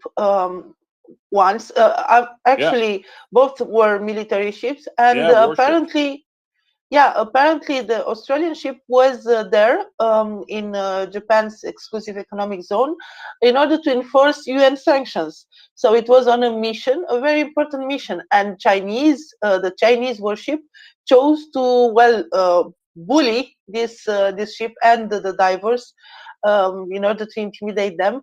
And it seemed like a very strange course of action, especially taking into account that, as I said, both leaders of both countries were like having a high-level meeting in the APEC forum. So it seems quite strange. Yeah, I agree. I don't know if it's a massive screw up or if it's or if it was an intentional act to try to provoke Australia while the meeting was going on. I mean, that's the weird thing. You can't put that past the Chinese, that they would do a provocative act while you're having a meeting to try to stir up something else. I just don't know what the motivation was, but um, it's a very serious thing, and it demands, honestly, a serious answer from the Australian military and Department of Foreign Affairs over that matter. To the extent that I would be calling the ambassador from China in to the Prime Minister's office for a proper you know ringing out, because they, like I say, actually put Australian Navy members in danger. Actually injured them permanently. Don't know. Probably not. But injured them in any way through a deliberate act is reckless beyond belief, and demands. I personally would like to see us demand a response from China, if only to make them lose face, because we know that's very important to them. And they should lose face over this. Australia helped them save face by not getting up and walking out of the visit with them, which would have been acceptable, probably, to harm Australian service members while Australia's over on a visit trying to mend ties with you after you reacted negatively for 2 years and tried to coerce us economically. But the meeting wasn't a meeting where the Australian was going over there to pull his forelock and bow down before Chinese. He was just going over there as a friendly visit as equals, because we beat China in that trade war. Thank you very much. They didn't crush our economy when they were trying to do so, and everybody knows that they were doing it at the time, and everybody knows that it didn't work, which is another reason I'm all for Ukraine in this thing, because the message this sends, winning against China, is one where it causes them to back away from positions, to lose a bit of face if necessary, and in this case, they deserve to lose face. If we harmed their people in any way, you can bet we'd be in serious diplomatic trouble, and so they deserve to be as well. Reciprocity, as I say. Ioana? Thank you so much. Thank you, Will, for this. And sorry, Mokos, I know that it's not directly related to Ukraine, but it's kind of, in the spirit. You're addicted to ships, aren't you? Now, aren't you? Is your husband a sailor? Because everything No, that has no. to do with shipping now is you're all over it like a cat. Yeah, sorry, this news come to me, so yeah, it happens. Actually, I have a shipping update if you want, but it's kind of a weather. It's more like a weather update. Yesterday we had the code red in the region between Constanța and Tulcea, between Constanța and the delta of the Danube. It was a very powerful storm for this time of the year, and for Romania, because we usually don't, well, we do have wind, but this was really a big storm with the wind gusts over 100 kilometers per hour. In Constanța there was a lot of damage. 140 trees were down because of the storm, about 30 roofs, 40 cars damaged, some electricity poles were damaged, and because of that, some settlements, some villages around are left without electricity, some of them without water, because the water, pumps are powered by electricity and so on. So it was really a very powerful storm for this time of the year. And it continues in the region of the delta of the Danube. Today is called orange, as they say, wind up to 90 kilometers per hour. Still big waves. Yesterday, I have seen the ships in the region trying to take cover because there is a gulf southeast of Sulina, and many of the ships that were waiting in the anchorage area in near Sulina moved southeast to take cover in that gulf, in that area, because of there are smaller waves. Waves, even if you are a tanker, waves are kind of not very pleasant, and right now when I look on the map with the ships, they are completely scattered all over the area. before that they were neatly grouped, in a Sulina anchorage. There was another group of ships that were going to Ukraine that I like to call the waiting room. There was the other group of ships that were taking cover and so on, but right now they are scattered all over the place. And actually, today the waves are even bigger than yesterday. It's something that you rarely see in the Black Sea. So in the region of the corridor, not really close to the shore. Close to the shore is 4.6, 4.7 meters. But in the region of the corridor, there are waves up to 6.7 meters. 6 meters wave in the Black Sea, this is really rare. So yeah, it's not a very good weather. I don't think that we will see ships traveling today because of this. And the storm, as I said, continue in this region. If you look on a weather map, on a radar map, you will see there is like a cyclone there. So yeah, my shipping update is a weather update today.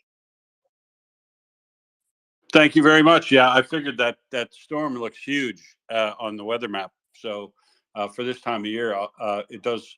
It interests me to find out that is very abnormal, because it is quite a big storm, and I didn't even think about whether it was normal to start getting storms that big this time of year. How long does one of these these storms slow down traffic? How high do the seas need to be before they won't they keep everybody in port? Do you know? Well, I don't really know. For example, yesterday the weather was very bad in Bucharest, but today it's a wonderful day with sun and no wind and nothing at all. The code, the attention code, I don't know how to say it, is announced until this evening in the area, in Constanta and Tulcea, in the area of the Delta. So maybe tomorrow it will be okay.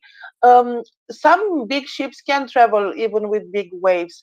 The problem is that because of the corridor, they are taking a very a route close to the shore, and in that area, the Black Sea is quite shallow, and there are also rocks. And when there are big waves and wind, you cannot control the direction very well, and it's kind of dangerous to take the route, even if the ship can take it, even if it's a very big ship and it can take it. A small deviation from the course can have consequences. So my guess, well, my unexperienced guess, but still, is that there will be no transit today. Seeing what is happening, seeing these very big waves for the Black Sea and the wind. So my guess is that they will not attempt to transit today from Odessa to the south, or from the Sulina area to the north.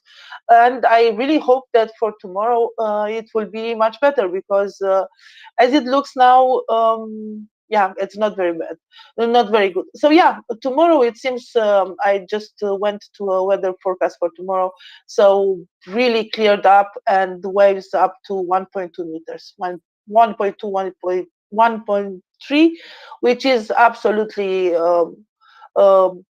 okay for medium size and big ships. And also, just to note how big it was, the storm in Constanta, for example, a sailboat sunk completely, probably not well anchored, or in a not a good position. And there are some other boats that are damaged, because even being at anchor, they hit each other, because of the waves and the wind. So yeah, it was quite big, even in the port of Constanta, which is more in a cover area than Sulina. So yeah. But the good news on the upside is no caliber cruise missiles could be launched in seas like that either. Well, it depends. If they use a submarine, they can. Yeah, but their aim, they'd be they in 6 meter seas, they probably wouldn't attempt to launch calibers.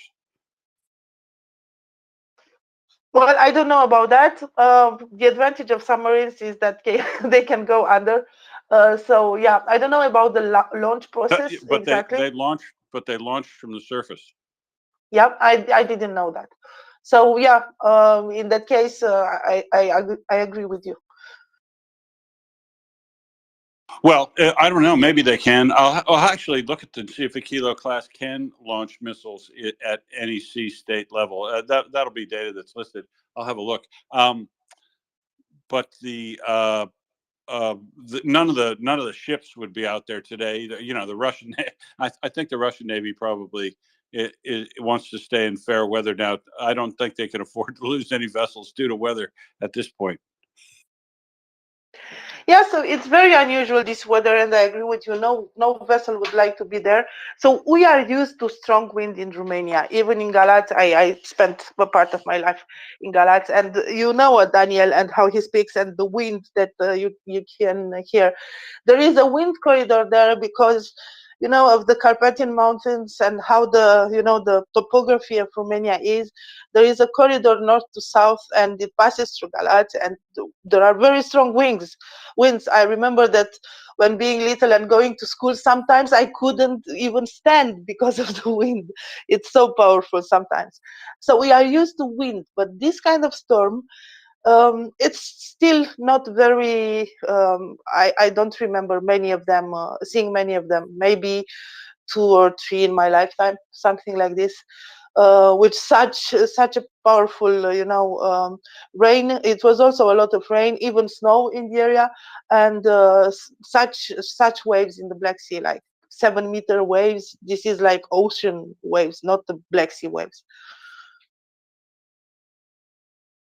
Yeah, it's like being on the Atlantic or the Pacific. It's that storm really pushed a whole bunch of wave ahead of it. It came in. Apparently, must have come in right from the right direction to generate seas like that, and be obviously very strong, as we knew that it was. Thank you very much, Ioana. Have you got any other tidbits for us?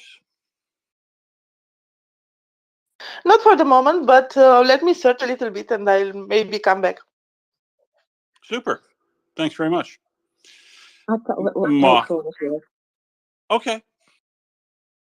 So this is just a general frontline update for advancements on Klishkivka, Robotny, and Avdiivka fronts. So in Klishkivka, the Russian soldiers captured the railway station in northern Klishkivka, but combat is still ongoing.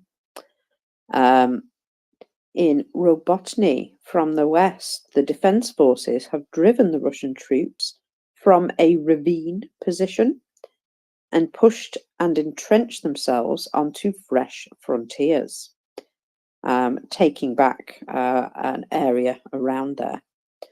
In Avdiivka, Russian soldiers have occupied a portion of the industrial zone, as well as a portion of what's called the summer cottage town, Neva Garden, and looks to have once been a vineyard.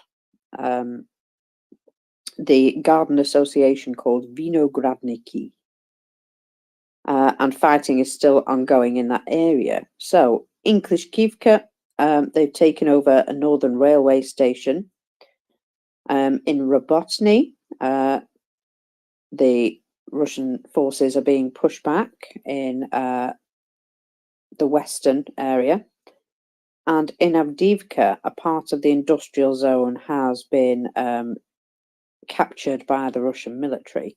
So they are still trying to push forward in Avdiivka, and they are making some small gains. But again, the direction that they're coming from makes it very difficult for them to make any substantial gains there, because they're coming through the slag heaps, basically. Which that's is not very defensible. Right, very undefensible, the slag heaps. But this the Ukraine will have to push back very hard and drive them out of any lodgement they've got in the industrial area. That has to be an absolute priority to get them out of there, because it'll just be a creeping, crawling nightmare if they're able to lodge themselves in that industrial area.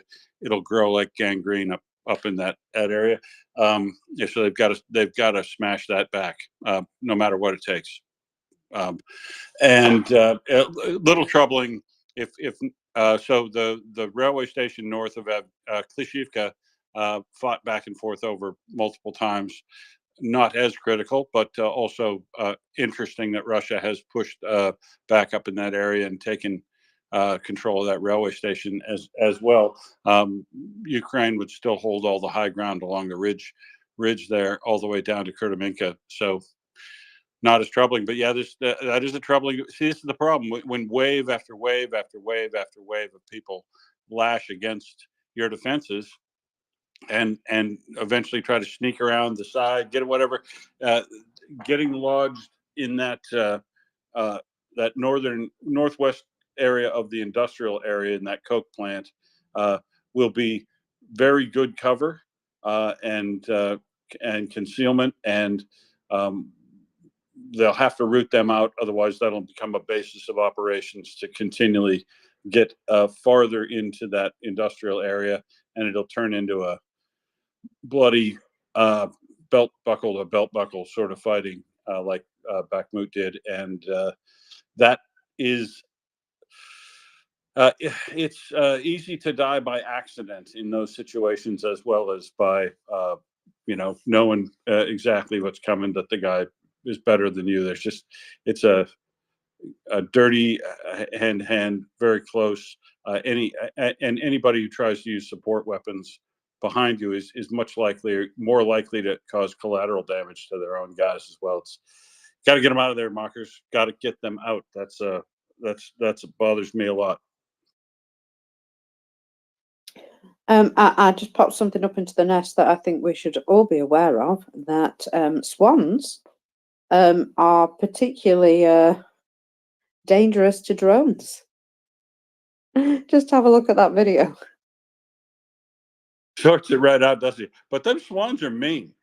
Swans are big birds, and geese and swans, if you've ever tried to get them to stop using your dock or move along, sometimes they get a bit, narky, like that bloke.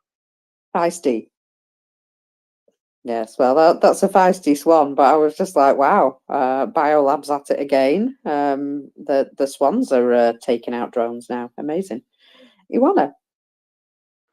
Yes, I have seen that Swan take of a drone. So I think this is the Swan Lake Ukrainian version, and I really like it. Yeah, swans are really very powerful and quite aggressive birds if you bother them. So we have a lot of lakes with swans, and especially in the delta. And if you are in a small boat and trying to get through them, which is not really is not allowed because it's a reservation, they attack you. So they are quite fierce.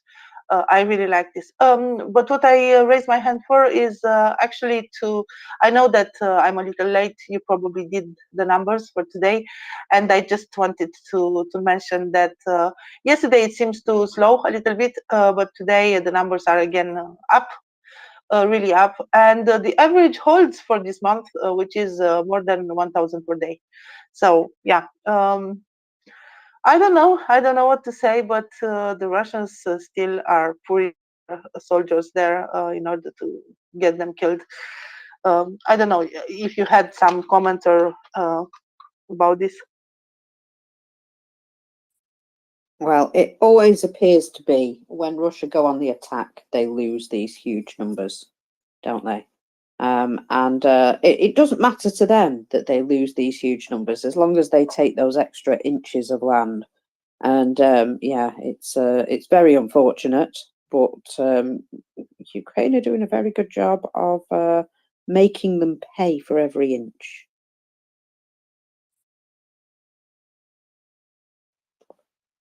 Now, I have an MOD report, would you believe? Nice. In that case, I will rattle it off for you, because it shows how Russia are pulling out all the stops because of the additional pressure that they're under, and the fact that they're concerned about F-16 aircraft turning up at some point soon. So this is the Defence Intelligence Update for the 19th of November 23. Russia is likely considering bringing the Soviet-era M55 Mystic B high-altitude reconnaissance aircraft back into service. With an operating ceiling of over 70,000 feet, the aircraft has been recently employed as an Earth scientists' research platform. However, it has recently been observed carrying a military reconnaissance pod developed for employment on Russian fighter aircraft. A critical flaw in Russia's procurement strategy has been its failure to establish adequate intelligence, surveillance, target acquisition, and reconnaissance, also known as ISTAR, capabilities. This is critical for timely and accurate prosecution of targets by air, sea, and ground forces. There is a realistic possibility that the M55 will return to frontline service to bolster Russia's limited ISTAR capabilities over Ukraine. Operating at high altitudes enables the sensors to work with a considerable standoff range. It is almost certain that this aircraft will be used to conduct missions against Ukraine from the relative safety of their own airspace. This just goes to show, doesn't it, that they are considering all the options with regards to countering Western aircraft, I feel. Yeah, and also reinforces our finding from months ago that looking at satellite launches, that Russia's failure to be able to launch an ISTAR satellite since 2021 is causing them real problems if they're trying to put an alternate platform back into service of this very high altitude reconnaissance capability. And my only question is if the military observation pods they're going to use on there are those, do those suffer any degradation in capability working at 70,000 feet rather than, or 70,000 meters rather than the standard, 8 or 10 that they would normally work at. So that's interesting. That they now remember that says relative safety too, Mockers. It is possible to shoot one of those spy planes down, even as far back as Gary Powers in 1955 shot down in a U-2 spy plane over Russia. So air defense missiles can reach that high if they have enough warning that you are there. Because at that range, they really are testing the limits of their capability to maneuver as well get all the way to the target. Well, hopefully, we'll see some consequences to that. I mean, the Russian aircraft isn't in a brilliant state anyway, so they're Heath Robinson in this thing together to try and make it more useful to them in the war. And I'm just going to say it's probably not the best way to go about things. Just sort of.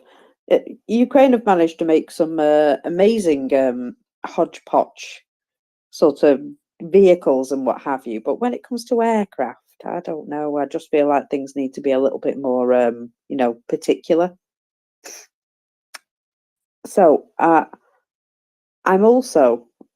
hearing some Batnik tea as well. Ruh-roh. Yes. Pro-Russian mill blogger Romanov, I'm sure we're all quite aware of him now, is gradually starting to admit that the situation is looking less and less good for Krinky area.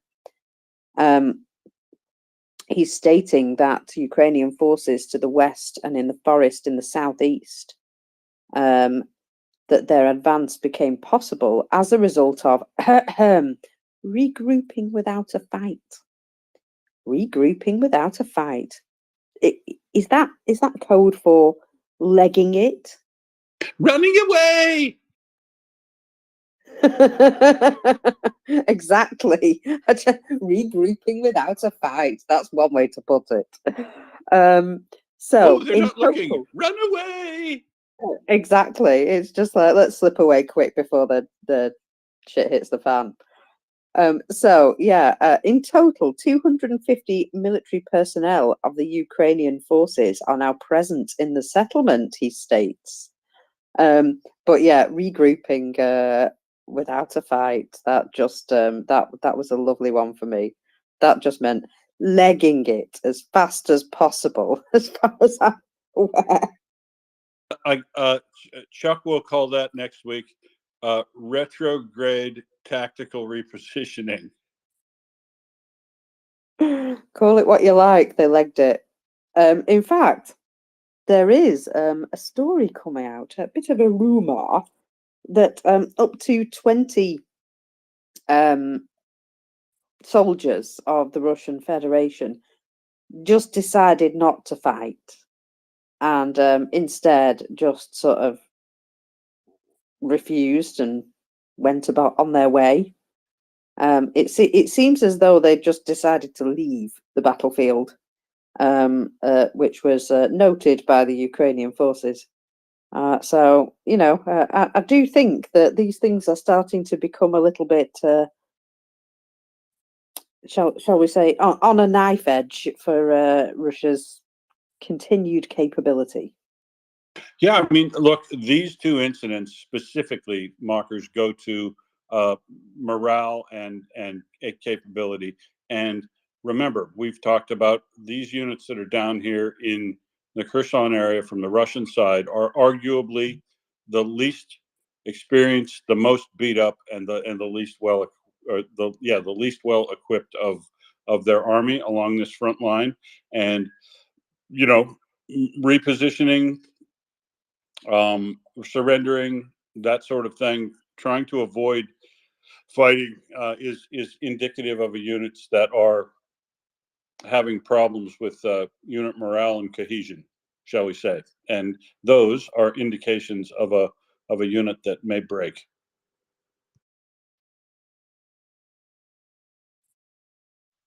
Oh yeah, they're getting a bit sad about the whole situation, and there have been more people pushed in to that area from the Russian side just recently.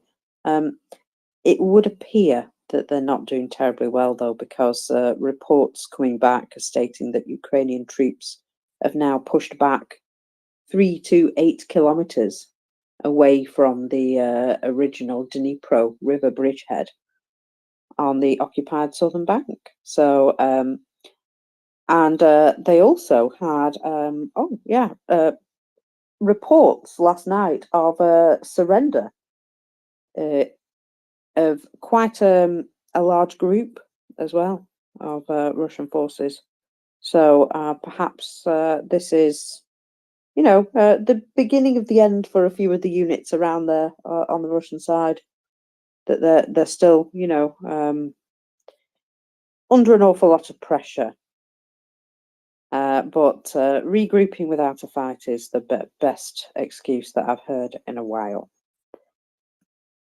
Yeah, that is a good one. And that number you said there, Mockers, that's the number of 3 to 8 kilometers. If they're able to push in 8 kilometers off that waterway and get up there where they can move the Russian mortars back so that they can be safe where they're firing from, they'll no longer be able to reach Kherson. That is an important milestone.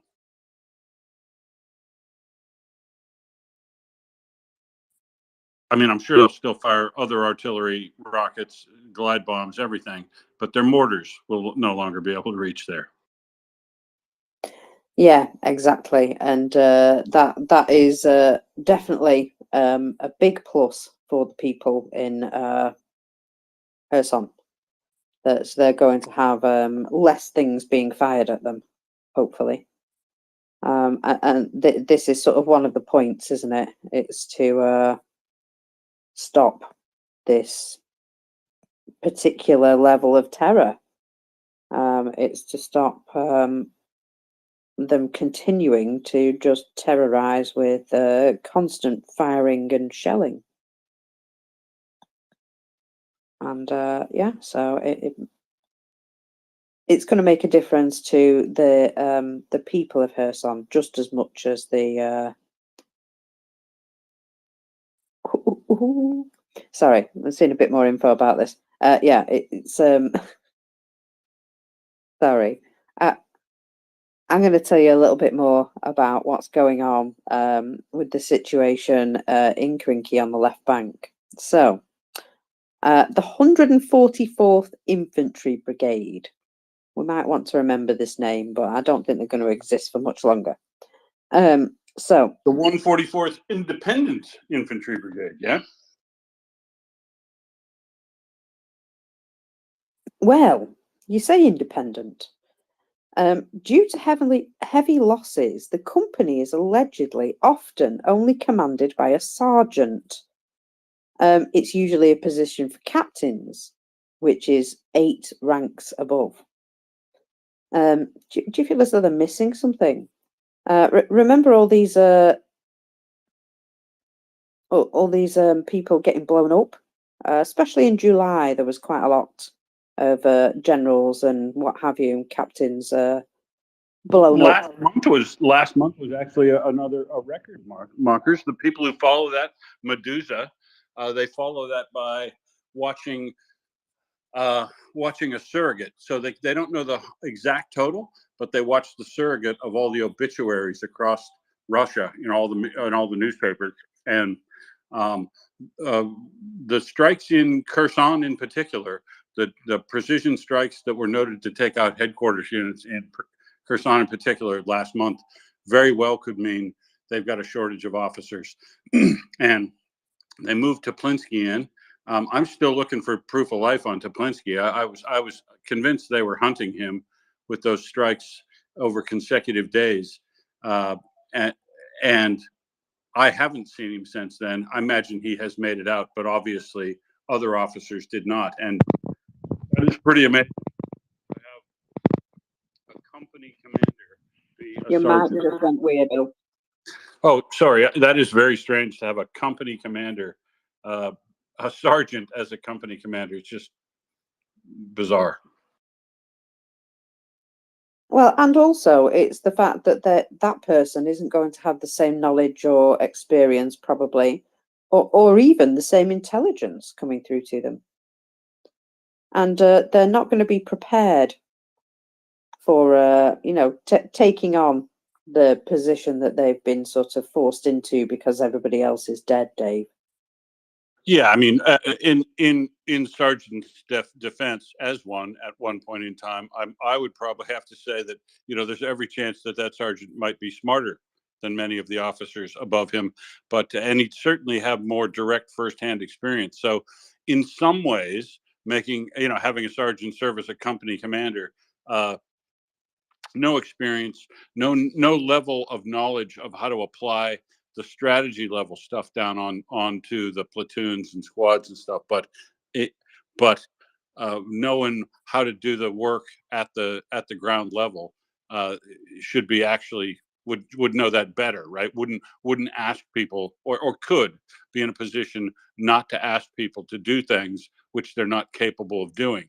And maybe this unit that has displaced is the 144th, and maybe they've displaced or as you say, bugged out from where they were and regrouped because they've got a sergeant leading him, and maybe he's concerned about saving some lives because he's seen more of them lost.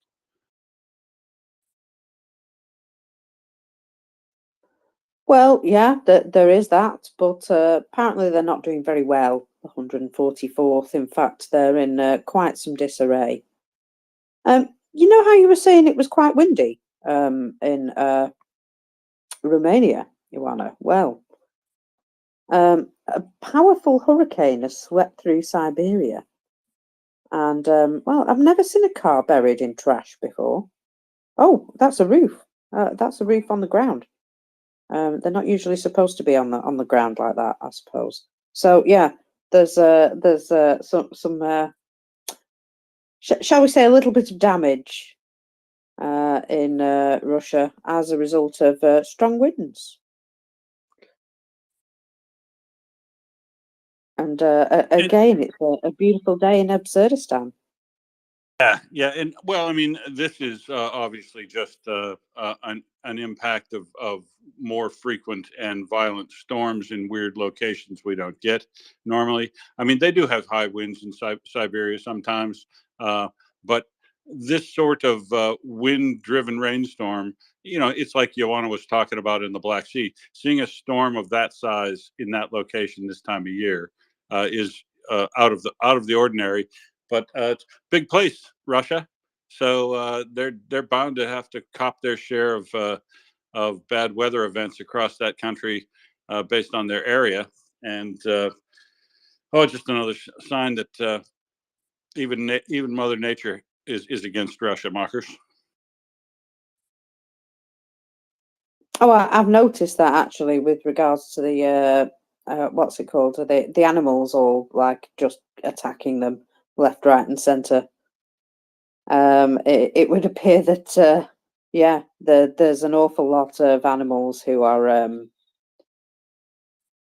just dying to get a flock made. What they're going to run out of paper. It's going to start looking like a Senate paper, ballot paper in West Australia if they have to fill up any more floors. That is very true. Now then, did you see the amazing sort of Christian concert? No, sorry, Baptist concert in Russia recently. Where I'm they going to go ahead and say probably no, because I'm not a big follower of Christian Baptist Russian church concerts. No, well, this particular one was very insane. Absolutely insane, in fact. I'm not sure there was even a crowd there. There seems to be a lot of ladies just walking in front of the stage, like waving banners and stuff in a line. Anyway, they're singing about ascending into the sky with ballistic missiles, and how the Russian soul should awaken and they should become, massively aggressive to everybody, basically. And she's saying, "Maiden of Russia, we're taking the runway. We're ascending to the sky with the ballistic missiles. We're going up with the Lord in our supersonic airplanes." And well, gosh, they also keep shouting, "Russia, awaken," which is a nice quote from the Nazi Deutschland Erwache, which was basically Germany awaken. So full on Nazi craziness.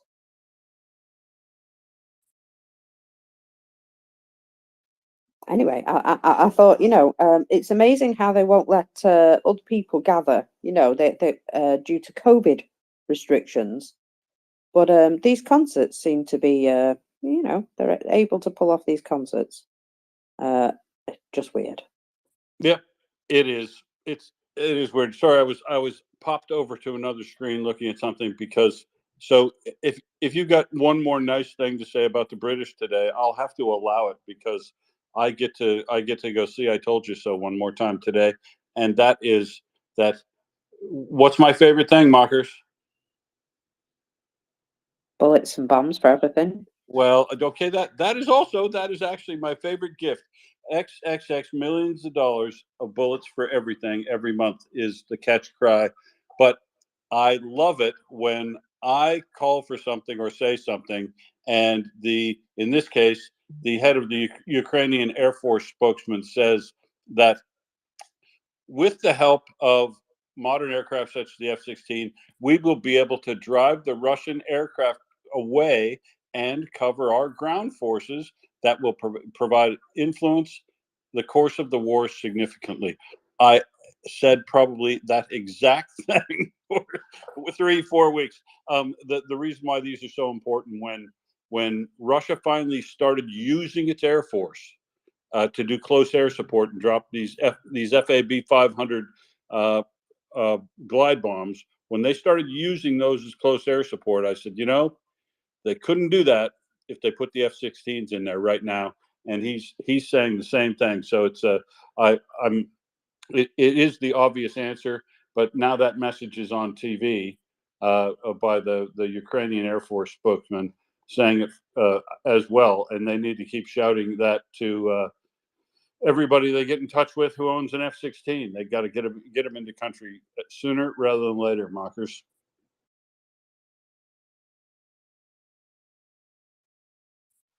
Always the case, isn't it? Sooner rather than later. It's amazing how we keep saying this. Oh, sorry.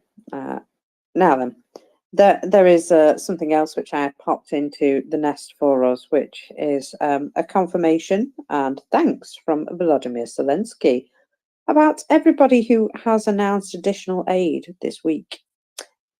So I just thought I would note that Germany, Finland, and Lithuania have all pledged or handed over new military aid packages. Estonia is expanding the security investment in ammunition production over the next years, which is very important. Norway and the UK have made decisions to provide new humanitarian aid packages, and we are grateful for everything. And they're preparing new measures in the next weeks, particularly on strengthening air defence, which is, obviously very important at the moment. So I just thought it was worth mentioning that although the US is fannying, that's what I would call that, there are others stepping up, and it is, it's nice to see that there's plenty of friends who can make a difference.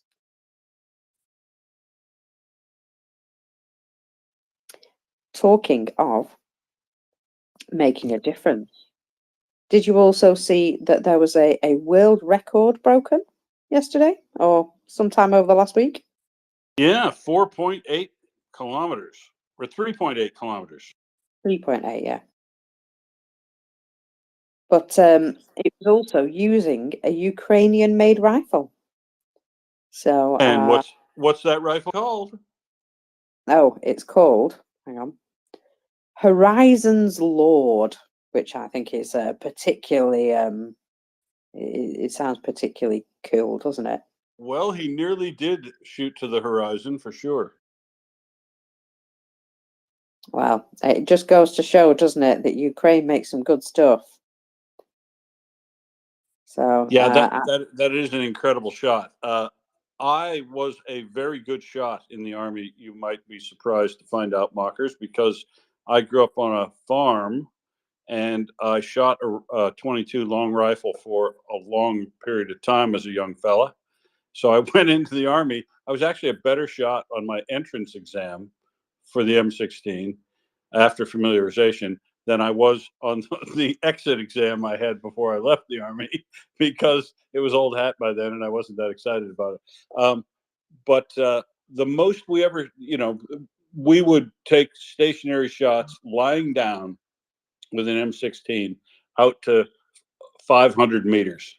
And, I could hit a target at 500 meters periodically, not every time, but to think that you would be able to reach out 3.8 kilometers. I don't even play golf anymore because I can't see the ball when I hit it more than 300 meters. So shooting out that far just is an incredible shot. And the amazing thing is when they take that shot, it's a supersonic round. So the round is going to make it there before the sound of the crack of the rifle makes it to it. But you literally have to count off the seconds, don't you, until that round gets there.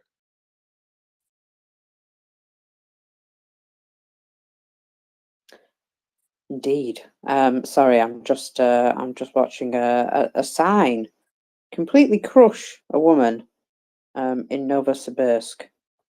Yeah, so it wasn't and notice what happens right after that, mockers. What if you not a saw single that person incident? switches. What would you do? You might stop and check if she's alive.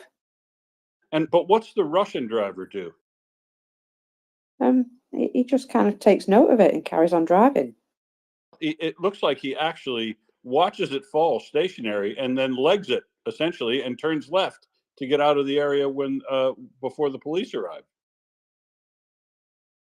Yes, very much so. I'm out of here. I ain't seen nothing. Yeah, he does indeed pull away and just drive on. That is peak absurdistan. To think that you wouldn't stop and offer aid to somebody after an incident like that. That nobody's going to say a sign blowing off a roof. If you had anything to do with that, you would be seen as a hero for providing any aid you could to help that person. But that's not the way. No, that's not the way in Russia. The way in Russia is don't get involved, mockers. Don't get involved. Just get out of the area as soon as possible.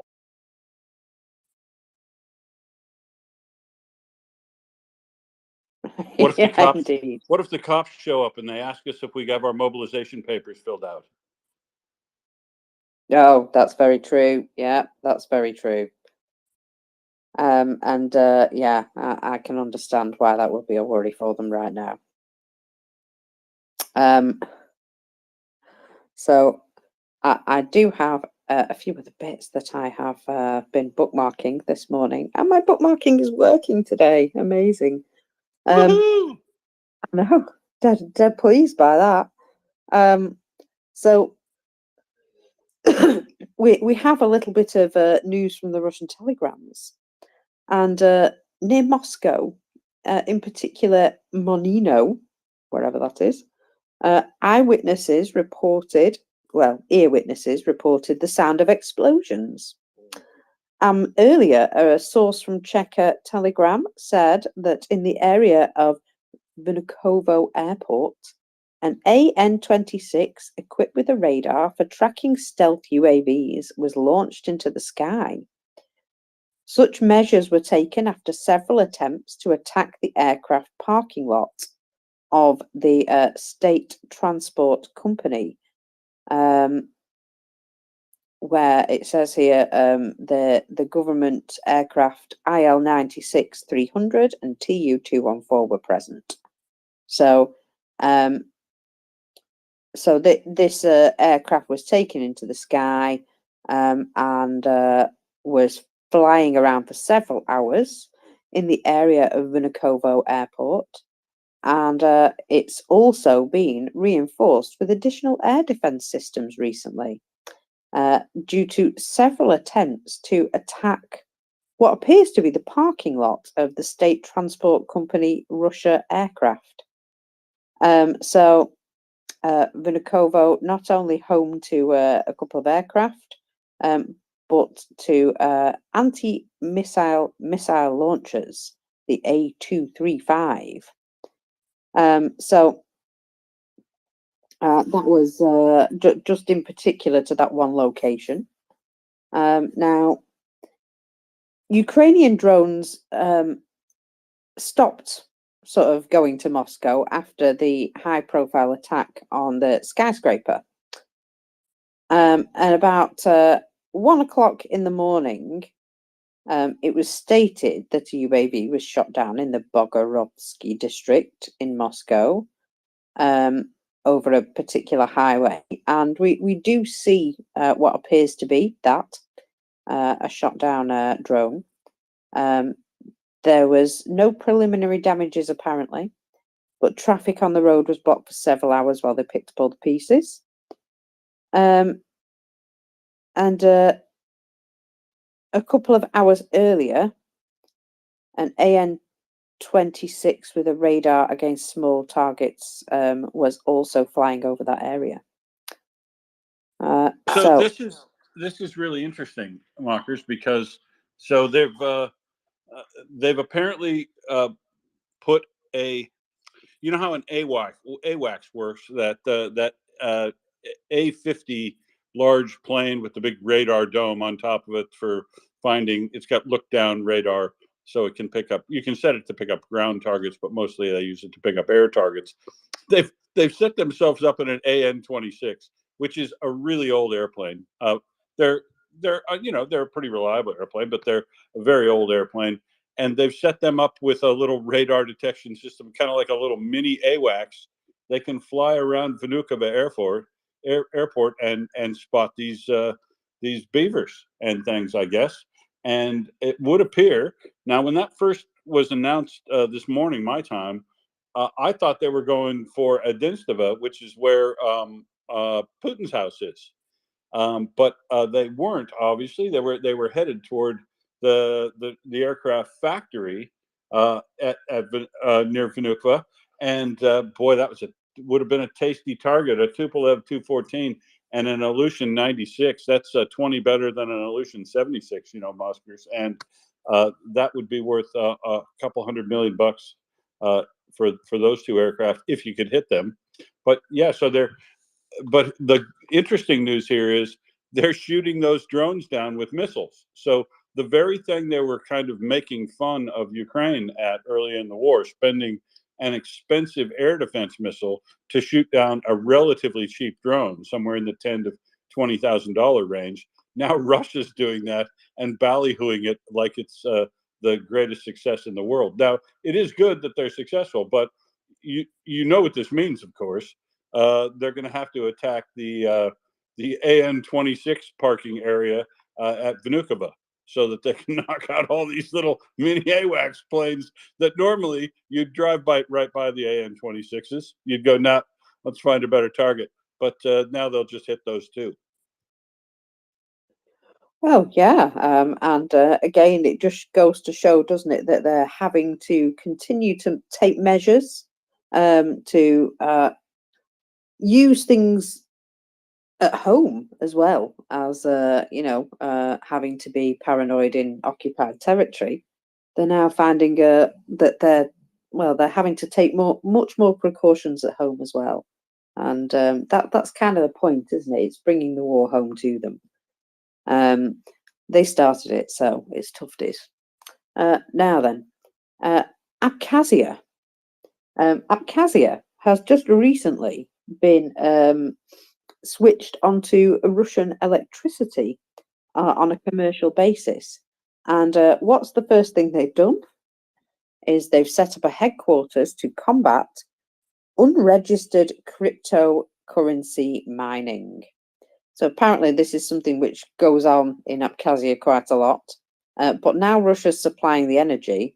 They don't want anybody unregistered taking that energy for free. So unregistered crypto farms will now be confiscated and immediately destroyed. And the tightening of this is specifically to try and save Russia as much money as possible. Yeah, that cryptocurrency mines are incredible users of wasters of power, I'll call them. And now that Russia's providing them all the power essentially for free or at a very cheap rate, they obviously don't want to be screwed on the deal. But this is, my favorite part about that was the word unregistered, because Russia's okay with being the world's biggest miner of wasteful cryptocurrencies.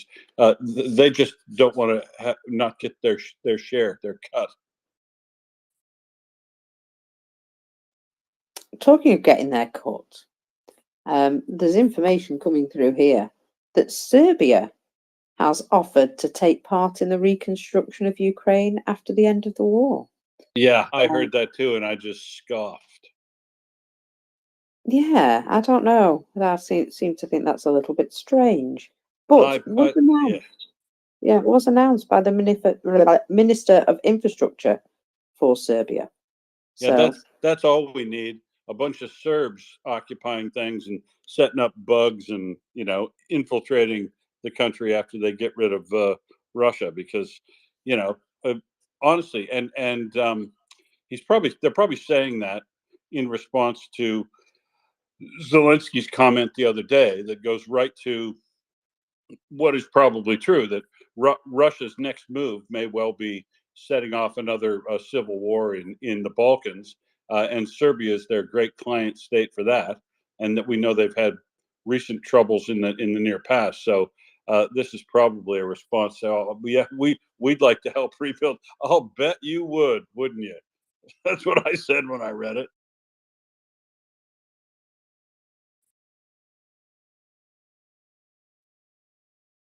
Oh yeah, yeah. There's obviously more to that than meets the eye, shall we say? And where was I? I was just looking at something. Find it in a minute. Oh yes. So here's another thing that Russia is doing. So Russian saboteurs are targeting the Bulgarian arms industry. This was claimed by a Bulgarian arms businessman. And to note that Bulgaria is one of the main suppliers for shells for Soviet systems. So they are actively going after anybody who is supplying Ukraine, and either with an information war, America, or with actual saboteurs.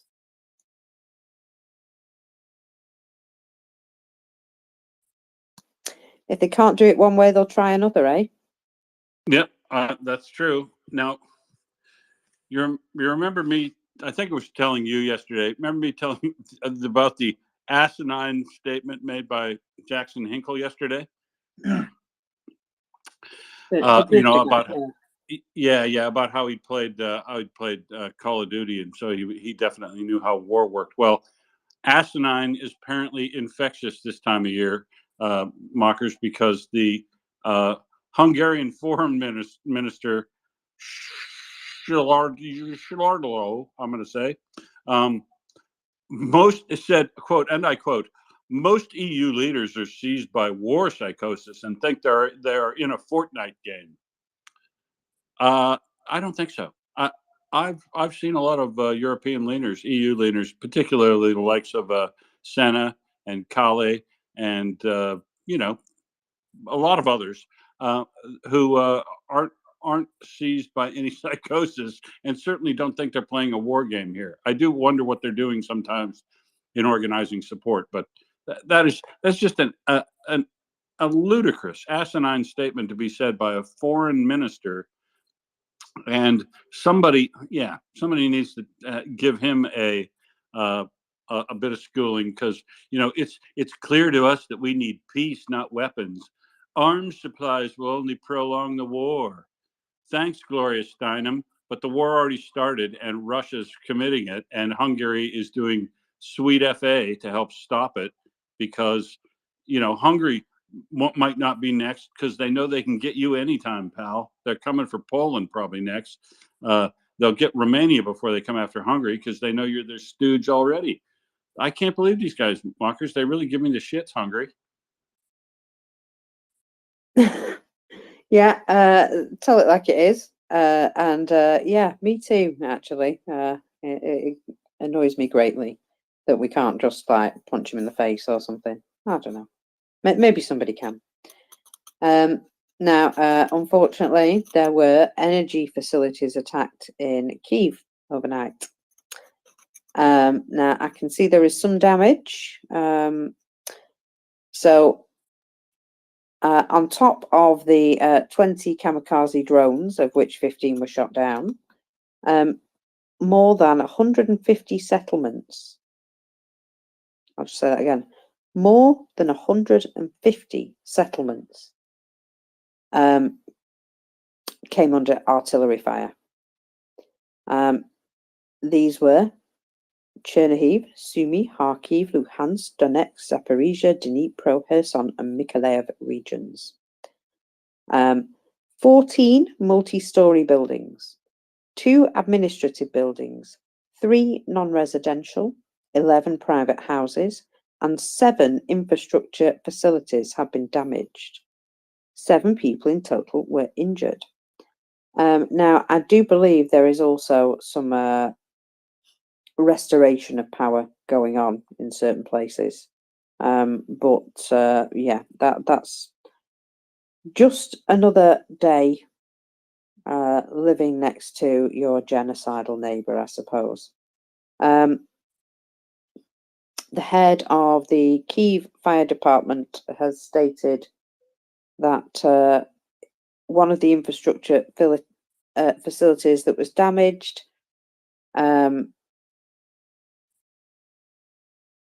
they're attending, or at least they attended. There was no casualties or injuries, and the fire was extinguished, but it will take a little bit of time to, fix. And currently, all emergency services in the area are working towards making that environment a bit safer. But yeah, we can see that just continues as per usual. Lunchtime, welcome up. Thanks, Mockers. I hope you're doing well on this unexpectedly sunny day. At least it is in London. I don't know what it's like where you are. Hope you got some sunshine. No, it's grey here. Oh well, never mind. Perhaps it'll turn. So I Sunny and just 36. yeah, but you're cheating. I mean, I don't think it's much of an accomplishment to have a sunny day in Australia. I mean, I don't mean to don't mean to offend any Australians, but we have to earn our sunshine well, But so I've just been following a little bit of the discussion, and something sort of I don't know. I don't know how reliable this source is. It's Alexander Kubrikov. Oh well, the Vice Prime Minister for the Restoration of Ukraine. Okay, well that sounds pretty legit then. But there's something popped up on my feed saying for over 10 days, Ukrainian drivers have been blocked at the Polish border. Thousands of people forced to live in difficult conditions with limited food, water, and fuel. And he then says, of course, Ukraine cares about its people wherever they are. Our team has already gone to the border and is helping with all necessary things. We will help until a border is unblocked and stable movement is restored. I just wondered, do we have any? Do you know about this story? And do you have any context? Like, why would they be blocked at the Polish border? Is this just bureaucracy or something else going on? Just wondered if you had any. There is actually a protest ongoing in Poland, and now also in Slovakia, I believe, which is totally non-organic. You remember the truck convoys and things like that, how they just sort of sprung up. It is kind of like that, but these guys are farmers. Now, they do have some legitimate beef with some of the issues. So, that there is a legitimate reason, but this particular action, I think, has been specifically stoked by bad actors. I totally yeah. agree on that, Marcus. It is, I think it is stated as by the Russians, just to steer another problem. And a lot of the communications methods and tactics they're using are also very similar to the non-organic trucker protest in Canada that was manufactured by bad actors there. Go ahead, lunchtime. Thanks. Oh, I see. So there's like, so that it doesn't mention anything about a protest. I see. Okay, so that's what's going on. And yes, that does sound very like these sort of, these attempts to stoke division. But that's annoying, isn't it? I didn't realize that was going on at all. Okay, interesting. And Mockers, I saw that after a brief downturn yesterday, the numbers are way back up again. And I'm sorry if you've covered them already, but just briefly, like, do you have a comment on I mean, it's very heartening, of course, that they're going in the right direction. But do you have a comment on, why that's happening? Is this still, is it Advivka, or is there another area where the Russians are just throwing people at the meat grinder? There's 4 big hotspots on the map today. Avdiivka, of course, is the largest one, and they are still throwing things there. There was some action on the Orkiv axis near Robotynya, and also in Vuhledar again a little bit. But the main other area of action, other than Avdiivka, is down on the Kherson front, where Russian troops have repositioned and seem to have avoided some contact with Ukraine in some areas, but there is a significant amount of active fighting going on down near Poima, so near that road junction.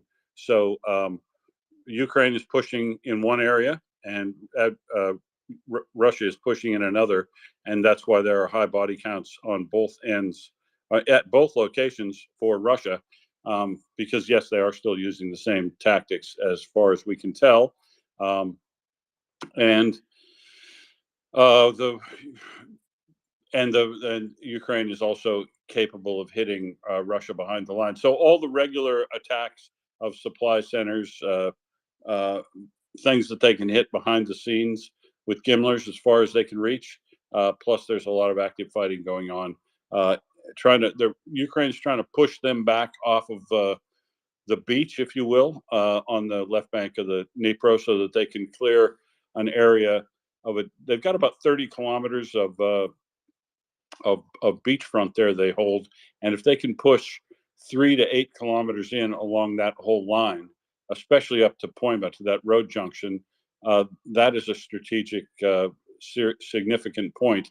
And if they can push back up in there about somewhere between 3 and 8 kilometers, then the mortars that Russia is using will no longer be able to reach Kherson.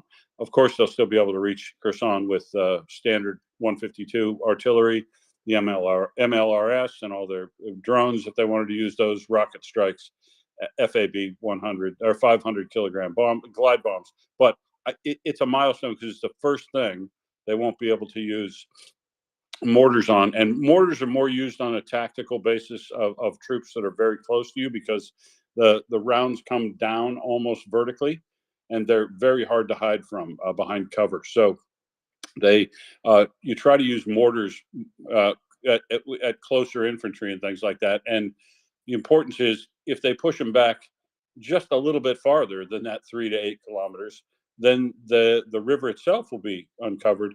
And once the river gets uncovered by enemy fire from mortars, that means you have a much better chance of setting up and using your bridging activities, if you were intending to do that sort of activity. Markers, you got any more than that, which would cause the body count? Friday probably just went down because Russia decided to take an early mark, I guess.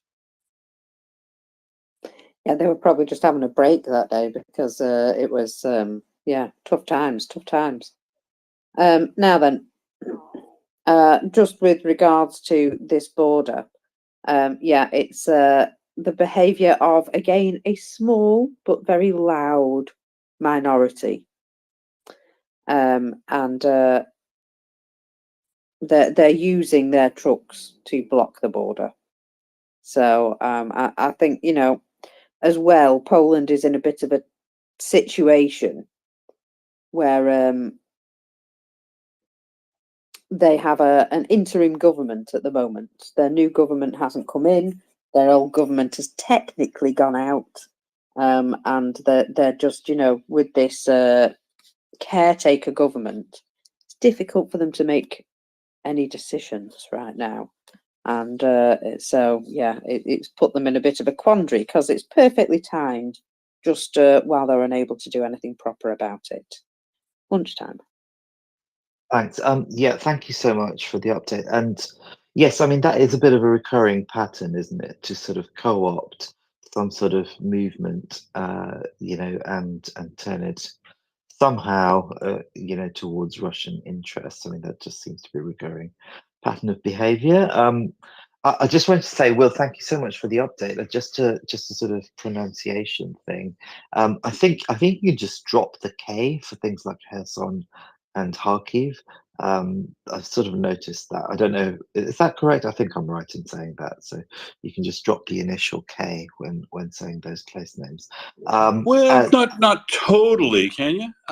It's. I think so. It's like a sort of You push it like out. almost it's Kherson. almost like a. Kherson. Sorry, go on. You Sorry, push what it were you out saying? like the Russian. Kherson. It's got a bit of a K Oh, on the front. yeah, I don't know. It's hard for me to say as well, but I just solved that problem by dropping the K. Я только говорю по-русски, но украински.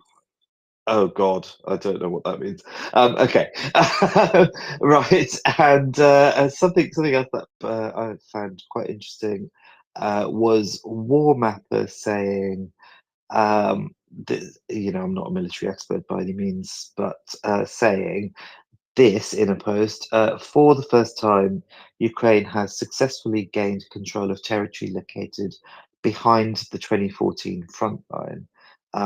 And this notable advance occurred west of Horlivka, where the line has remained unchanged since before the start of the 2022 invasion. So that's quite encouraging. Does sort of does suggest that despite the sort of the many frustrations we have with the slowness of supply and so on, slowness of support, etc., that Ukraine is making meaningful advances, which is, I think it gives us all some heart, that this is going well.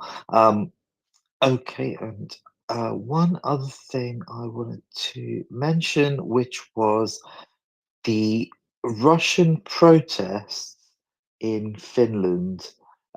This is like old news. I think this is from yesterday, but I found it quite comical that Russians were protesting in Finland that the border had been closed in the usual sort of poor me, oh no, poor me kind of way that they have, playing the victim. And I wondered what the panel's thoughts were on this sad moment for Russians in Finland.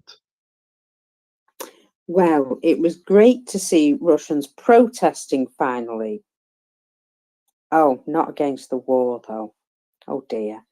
Also, though, they were protesting on behalf of illegal immigrants not being allowed in. I don't know. It doesn't seem very organic, that either, does it?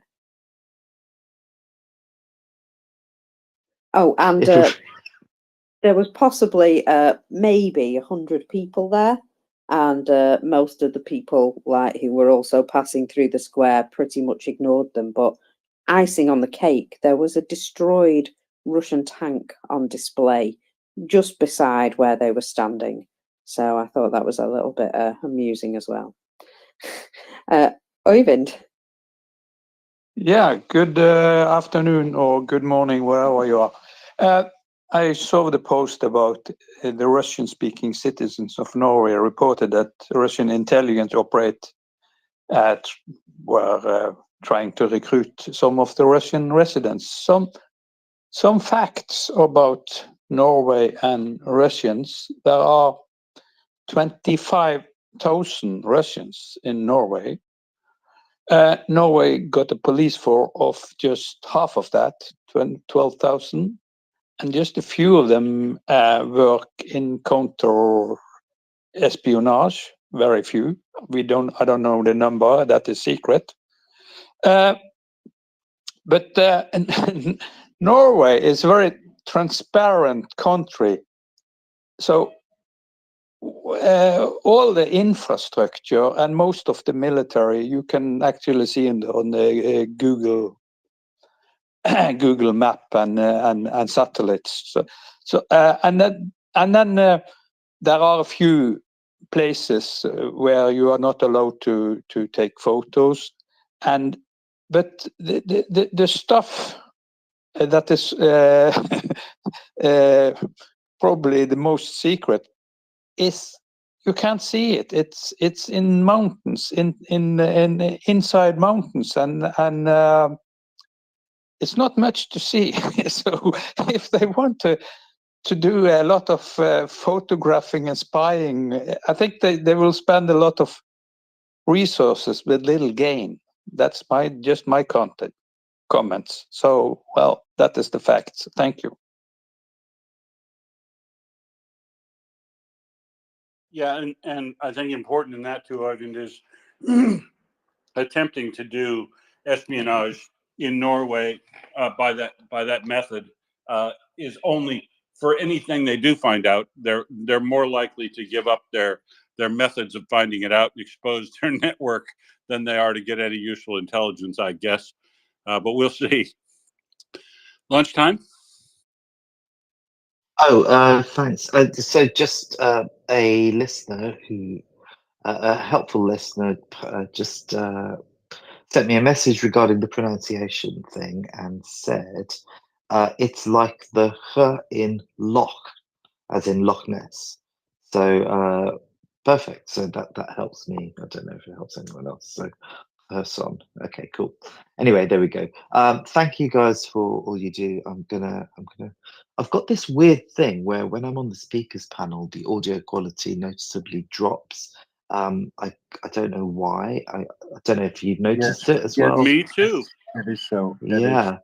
That is I think for everybody. It goes a bit in volume down. Yeah, and distorts a bit. So anyway, I'm glad to know it's not just me. Okay, I'm gonna drop to listener, but thank you again for the updates and thank you for keeping the space going. And I want to say good morning to Moggers and to Will and also to you lunchtime. And if your sky is gray to you, MriyaReport will make it blue. He's a poet. And doesn't know it. Snap. Okay, right. Keep it going, guys. I'll catch up in a bit. Cheers. Thanks, lunchtime. Well done, Ghost. Well done. A bit of positivity in dark times is always a good thing. I also wanted to make everybody aware about a very good documentary video that was placed by Yehuda in the mentions. For everybody who is struggling to understand the Israeli Palestinian question, they should take some time and please take a look at this documentary because it explains exactly and factual what is happening in Israel at this moment.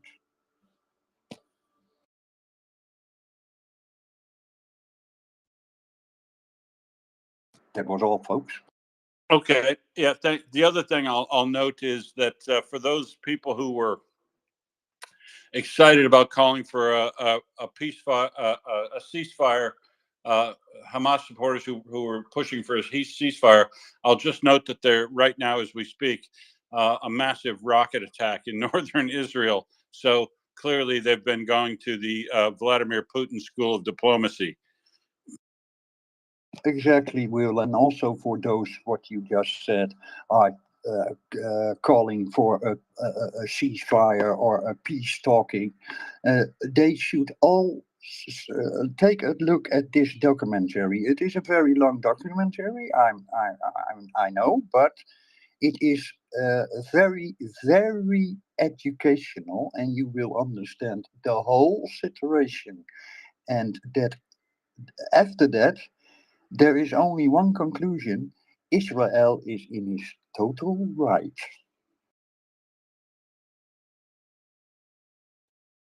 Yep. Yeah. The best person who wrote this up simply, I think, is John Spencer, who has been looking at this very closely, and he is a sober assessor of things. He's not a guy who's going to give up his entire reputation on saying that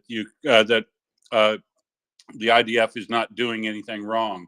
If he knows that they're doing something wrong, he knows the laws of warfare. He has assessed the situation from what he's looked at it a lot closer than I have, and he has made the conclusion to this point that not only is Israel within its rights to hunt down, capture, and kill all of Hamas, eliminate them totally as a threat. That's what proportionality means. The Hamas is an existential threat to Israel by their own definition, by their own manifesto, and so is Hezbollah. And it is within Israel's right to remove that existential threat after it has taken action to try to implement that. So, I have looked at a bit of video of what's happening and read the reports from Gaza, but I myself cannot see anything that Israel has done that is a war crime. It is a war crime to hide with civilians, to use schools and hospitals and civilian infrastructure as points of defense, and then claiming human shields around you like that, and then claiming the other side is responsible for those deaths is just a lie. It is against the laws of warfare to put civilians knowingly at risk like that, and that is Hamas doing that, not IDF. And IDF appears to be using all the means within their disposal to minimize casualties of civilians. That's their goal. I'll be a very harsh critic of Israel as this operation is completed. If we find out they have gone too far, if they have done inhumane things, that they have committed war crimes, but I haven't seen them, and I'm not going to take Hamas's word for it, because they're not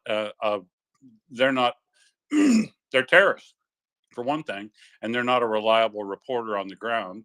And unless there is independent verification of anything that Hamas says, I'm taking all of that as 100% disinformation or lies to this point. Mockers? Yeah, I was just gonna basically say that we know it's a complicated situation, but we know right from wrong. So it's very much, as far as I can see, like the situation in Ukraine, where that there is a line of morality that if somebody crosses it, they have to reap some consequences. Ghost, do you want to finish this so that I can go on to Ukraine news again? Yes, just one thing. The video also makes very clear what the connection is with Ukraine at this moment, and that is Russia, that it was Russia that made the biggest problem.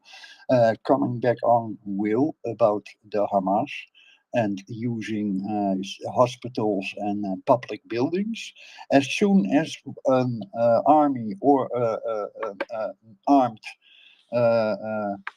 terrorist groups uses hospitals and public buildings to hide in, those objects, public buildings and hospitals, become a legit military target. This is, you can read it in the Geneva Convention.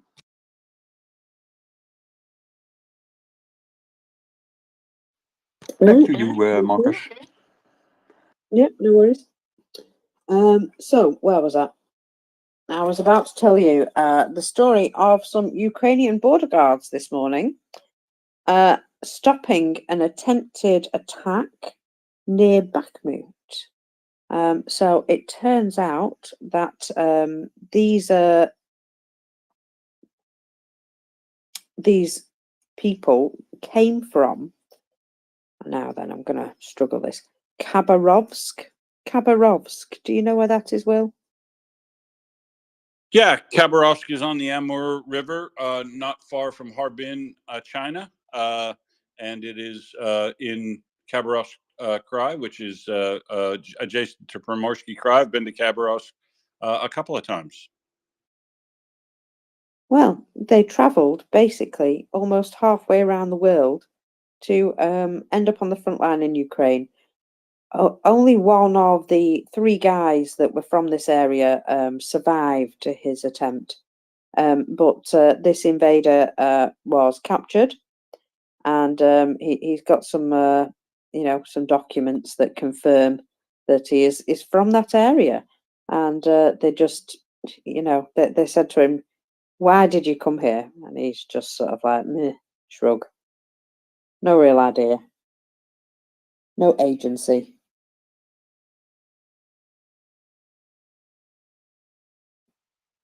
And it's these sorts of people who are turning up basically on the front lines.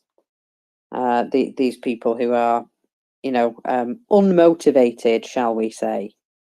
Certainly, that they've been sent to Ukraine with no real idea of what they're doing. I spotted a video yesterday from some Russian source near Robertine. In fact, it was in Novoprokopivka, that one. And he was basically saying he had no idea which country he was in. He didn't really know.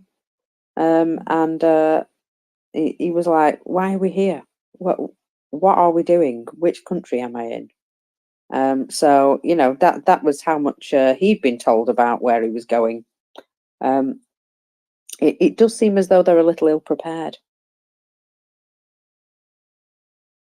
You think? I mean, the combination of people that Russia's getting into their armed forces at this time, press ganged out of the Luhansk and Donetsk Republic, those folks would not be good candidates for well-motivated soldiers. They'd be looking for a way out. Criminals out of prisons would be, I hope Chris is listening. Venal self-interest is the only thing criminals know, and being sent to a prison battalion to escape punishment in prison, they'd only be looking for a way out and whatever else fit their sociopathy, and primarily now people mobilized from regular life, essentially press ganged into service under these terms where you're mobilized for the duration of the operation. Marcus, and then virtually no training for any of them thrown in there. I mean, can you imagine taking random 20 people from the office that you work in and just throwing them in a week from now into some combat situation? Can you imagine how well they'd fare? Because that's essentially what's going on here. People taking people with no familiarity, no skills, no background to go into it, that are not motivated to be there, and then give them no training so that they're comfortable and competent in trying to do what you've asked them to do, and then you just shout at them and drive them forward by shooting at them from behind. It's not a recipe for success.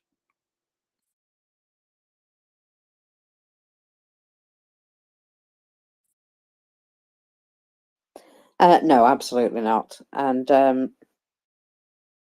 I'm seeing just on such a regular basis.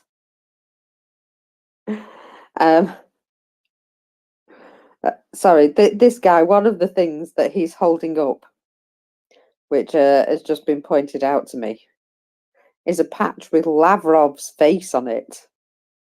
And the quote, "You don't know Russian? Well, it's time to learn." This particular item was produced in September 22. And this guy who owns this patch signed his contract in early October 23. So that's how long he managed to stay on the front line.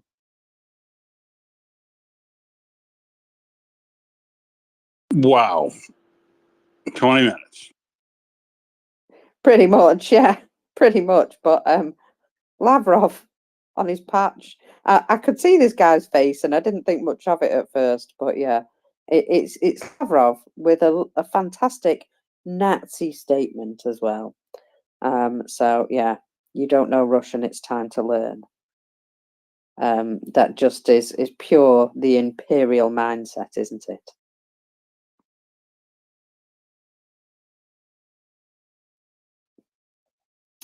So let's have a little look about what's going on for the past 10 days. So for the first time, Ukraine has successfully gained control of territory located behind the 2014 front line. Knew what I meant. Now, this notable advance is west of Horlivka, and it does look as though actually that they've gained quite a chunk of this area. Now, that's maybe something to keep an eye on, because although it's been heavily fortified, if they're able to start advancing in that area, I wonder how deep the fortifications go, because I bet you they weren't expecting to be challenged over there. Well, we know that Russia have been doing a little advance in the rail line area in the north of Avdiivka and the southeast, but Ukraine have also reclaimed positions recently lost to the south and southwest. So there is ongoing back and forth there. Ukraine have also extended their control, of course, over the southern bank of the Dnipro, and we're waiting for solid information coming out of there. Obviously, we're not able to tell you all the details of it right now, but let's just say that things are happening. Marinka. So Russia has advanced slightly in Marinka, and this particular area again has been on the front line since 2014, and they really haven't made an awful lot of progress since then. But you know, small steps. And again, it's up to Ukraine whether this place is completely destroyed, isn't it, Marinka? So whether it's worth, you know, just sort of trying to hold them in that area, stop them destroying anything further down the line. But yeah, Marinka barely exists anymore, so I can understand why it's not a priority to save that place. Now, east of Kupiansk, Russia have launched new attacks, pushing southwards towards Ukrainian positions. So again, constantly on the attack. This is why we see very high numbers of attrition. And near Vuhledar, Ukraine has advanced closer towards the town of Mikilsky. I'm going to go with that.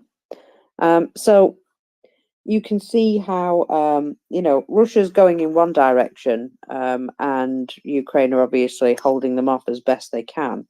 But it doesn't mean that they're not attacking them elsewhere. There's not just a defense going on here. There is advancement from the Ukrainian side as well. Some of which we will know more about in a few days, I suppose. But yeah, I'm hopeful that wherever Russia are attacking, they're just facing massive attrition.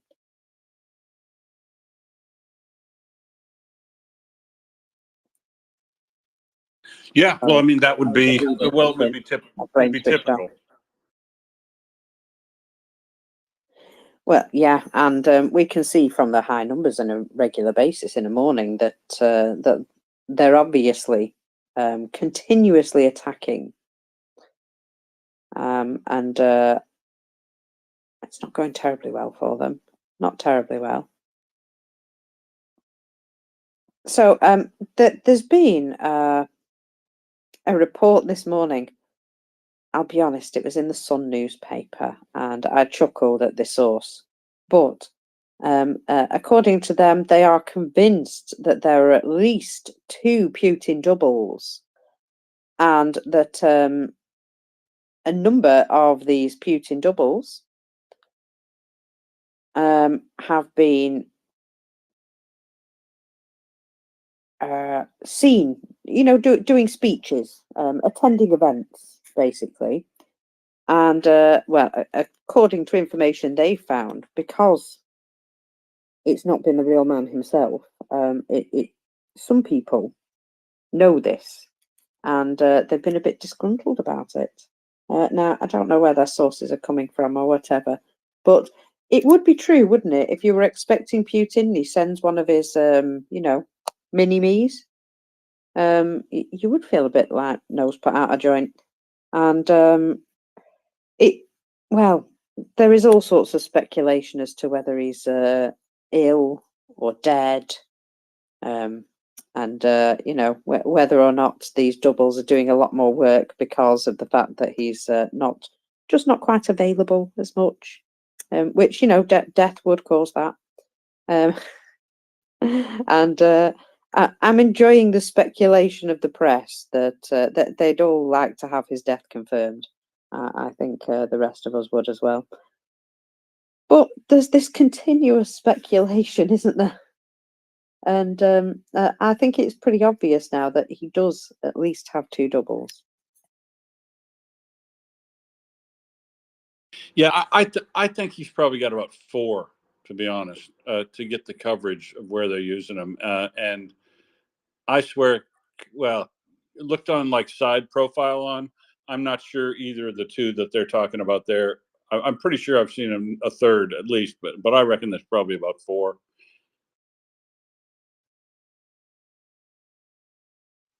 I'll be honest, when I get invited to events, sometimes I can't be faffed going, and it would be nice to send a double.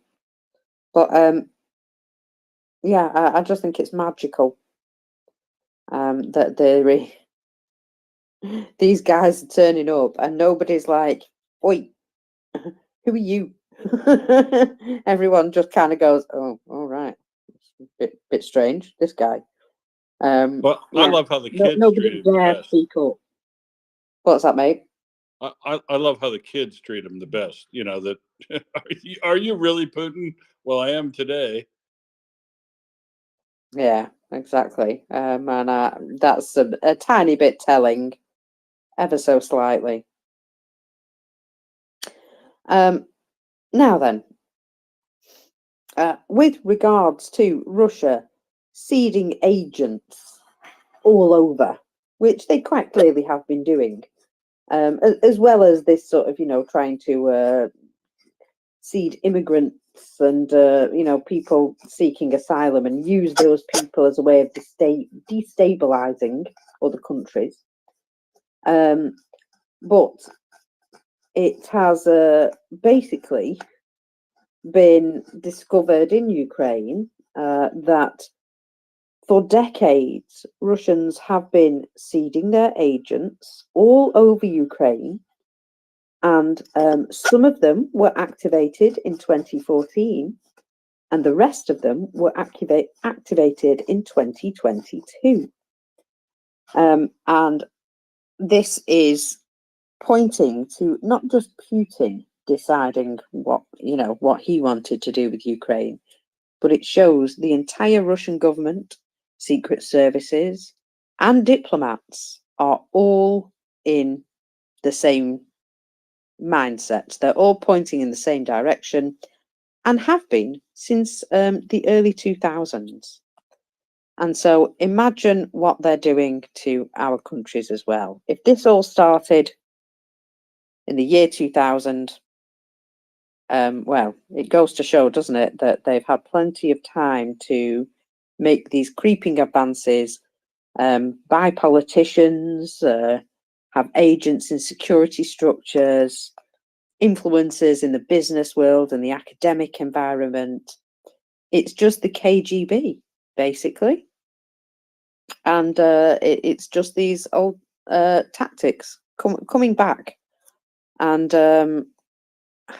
you know what, we really should have stood up to them in 2014, but not the point. Hindsight is a beautiful thing. But yeah, if you don't think you're at war, well, you are.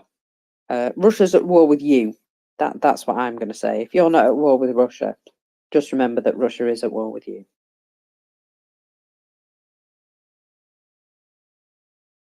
Yeah, or if you think you're at war, wait a few minutes. Yeah, yeah, exactly. So what have I got here? I've got some stuff on my list. You'll have to just bear with me a second. So this is a little bit Australia related, Will. And so there's a Ukrainian embassy in Australia. Yes, there is. And they have joined the Ukrainian community in Canberra for a special ceremony of remembrance of the 90th anniversary of Holodomor. So obviously Holodomor was a man-made famine executed by Stalin, which killed millions of Ukrainians. And they plan many similar ceremonies throughout Australia during the next 2 weeks. There is a large Ukrainian community in Canberra, and there was a monument unveiled to the Holodomor on the grounds of the Ukrainian Autocephalous Orthodox Church. That means their very own Orthodox Church, not related to the Moscow Patriarchy. And you know, that's something which I think is quite important to them, not related to the Moscow Patriarchy. And it's good to see that you know, even people who are in the diaspora, far and wide, you know, making sure that Ukraine is not forgotten about. I mean, the Holodomor was most definitely, you know, an attack of extermination against their country, and yet it didn't work, thankfully. And well, I think, you know, the lessons of the past, we have to bring these forward and remember these lessons, and that Russia actually planned to do very much the same thing. There was, you know, actual plans, and they purchased grain transportation vehicles and ships to help transport grain, and planned directly to take grain and food facilities over immediately and steal, basically. They even planned a sale of this grain that they hadn't already yet stolen. And you know, so obviously they had it all planned out that they were just going to starve the Ukrainians out again. So it's not a shock to me, Will. Danny, welcome up. Hi, how are you? Thank you. I hope there's not a lot of wind noise. But I was just listening to you, Marcus, earlier, and you were saying that maybe we should have done something in the 2000s or 2014. I think we should have done something earlier than that, and I mean just after World War II. Of course, everyone was completely tired of war by that point, by the end of the war. But the USSR happened right after because um, the Allies weren't as assertive as maybe they should have been in the negotiations post-war, and they just got a lot of territory from Eastern Europe under their control. Uh, so that's exactly what's happening now. If they don't get a huge blow, essentially they will be getting something that they didn't have before. Just like Kaya Kallas keeps explaining to folks, Russia will demand something that they've never had, and just demand it as if it was always theirs, then insist on getting it until somebody kind of gets fed up or loses energy or is infiltrated, and then concedes to giving a little bit of territory to Russia. And by the end of that, Russia gets something that it never had before. Even if it's a fraction of what they demanded initially, it's still a net gain on their part. So that's what kind of happened after World War II. Essentially, they went into an alliance at the start of the war with Nazi Germany, the Ribbentrop-Molotov Pact,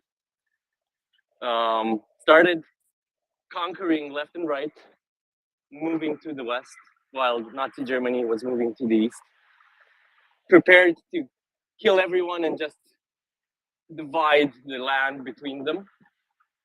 And it just so happened that history is quite complicated, and humanity is quite complicated, that some former allies of the Axis turned around and started fighting the other way. And they kind of figured, oh, we effed up. We're going to be conquered by the Nazis as well. So they kind of got burnt on their own hot soup that they were trying to spill over everyone else. And then, oh no, we're the good guys. Let's fight the Nazis together. But at the end, they still kind of got what they were looking for, right? They still got control over Eastern Europe, places that they didn't have as much influence before. Some of them became the USSR. Some remained under their very powerful influence for decades, and essentially halted any progress in Eastern Europe for decades, causing all of the major issues that we still are confronted with today in Ukraine and other countries, like corruption, Soviet thinking, non-democratic values that still prevail in many places, unfortunately, and they are very hard to unlearn. So I feel it's happening again. Well, we're tired of conflict. Oh, just to make peace, etc., etc. And they closed their eyes in 2014, but essentially they closed their eyes in the 1940s when they did this very successfully. They demanded, together with the Nazis, that people surrender their territories. And then when they saw that the writing was on the wall, they switched sides and started fighting against them. But they still got what they were looking for initially, right? They still got territories. So it's always a net gain for them if we don't stand up. And they're relying on our inability to kind of concentrate for more than 2 seconds on what we want. And it's very conducive for them to do it, because that's what happens in a dictatorship. Everyone focuses their energies towards a certain goal, and it can be easier for them to achieve it. While, of course, we are all benefiting from, as we should, from agency, and we are interested in other things that don't involve conquering other people, right? So we're not as focused on preserving what we have, although I think we probably should be.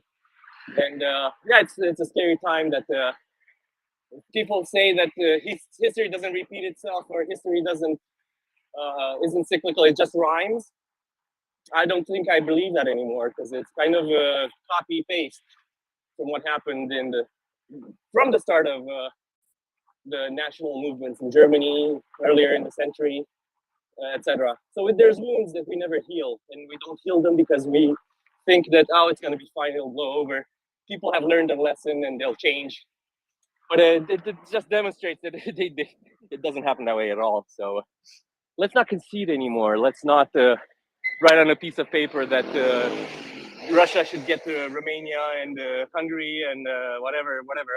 Let's not say that now Russia needs to get Ukraine or anything like that. So it's super terrible that it's happening again. It's very crazy to think that it's possible for us to repeat all of our mistakes on and on. So yeah, let's focus on education and electing better leaders that are not going to allow it to happen. That's it.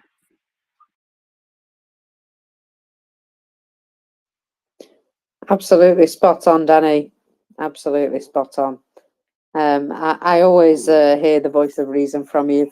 And you're right. These are indeed copy-paste tactics that we should really already, be on our guard about. It's amazing, isn't it, how we've sort of allowed infiltration to a point that we've ignored some really glaring warning signs. Go ahead, Danny. Yeah, that's very true, and that's why we cannot kind of sacrifice some of the smaller players in the game, like we did in the past, right? Because if you remember very clearly, Romania fought on the side of the Nazis initially in World War II, And I'm not trying to justify it. It's just that a very small country, when faced with two very huge powers that are both trying to kind of conquer them, have no choice but to choose a side at one point that fits their most favorable outcome, right?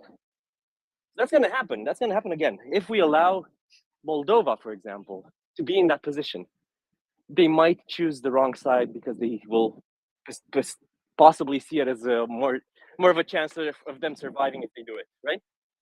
So we need to offer better reassurances to these countries that they will not face the same fate. Because if we don't, they will choose the aggressor side just so they will survive. More and more people will, just gradually as they become more tired of resisting. So it's even a very tactical mistake. I'm sorry, a strategic mistake on our part, not to reinforce them now, right? Reinforce them now, send a huge message, send a lot of weaponry to Ukraine to fight back. We're doing the opposite right now.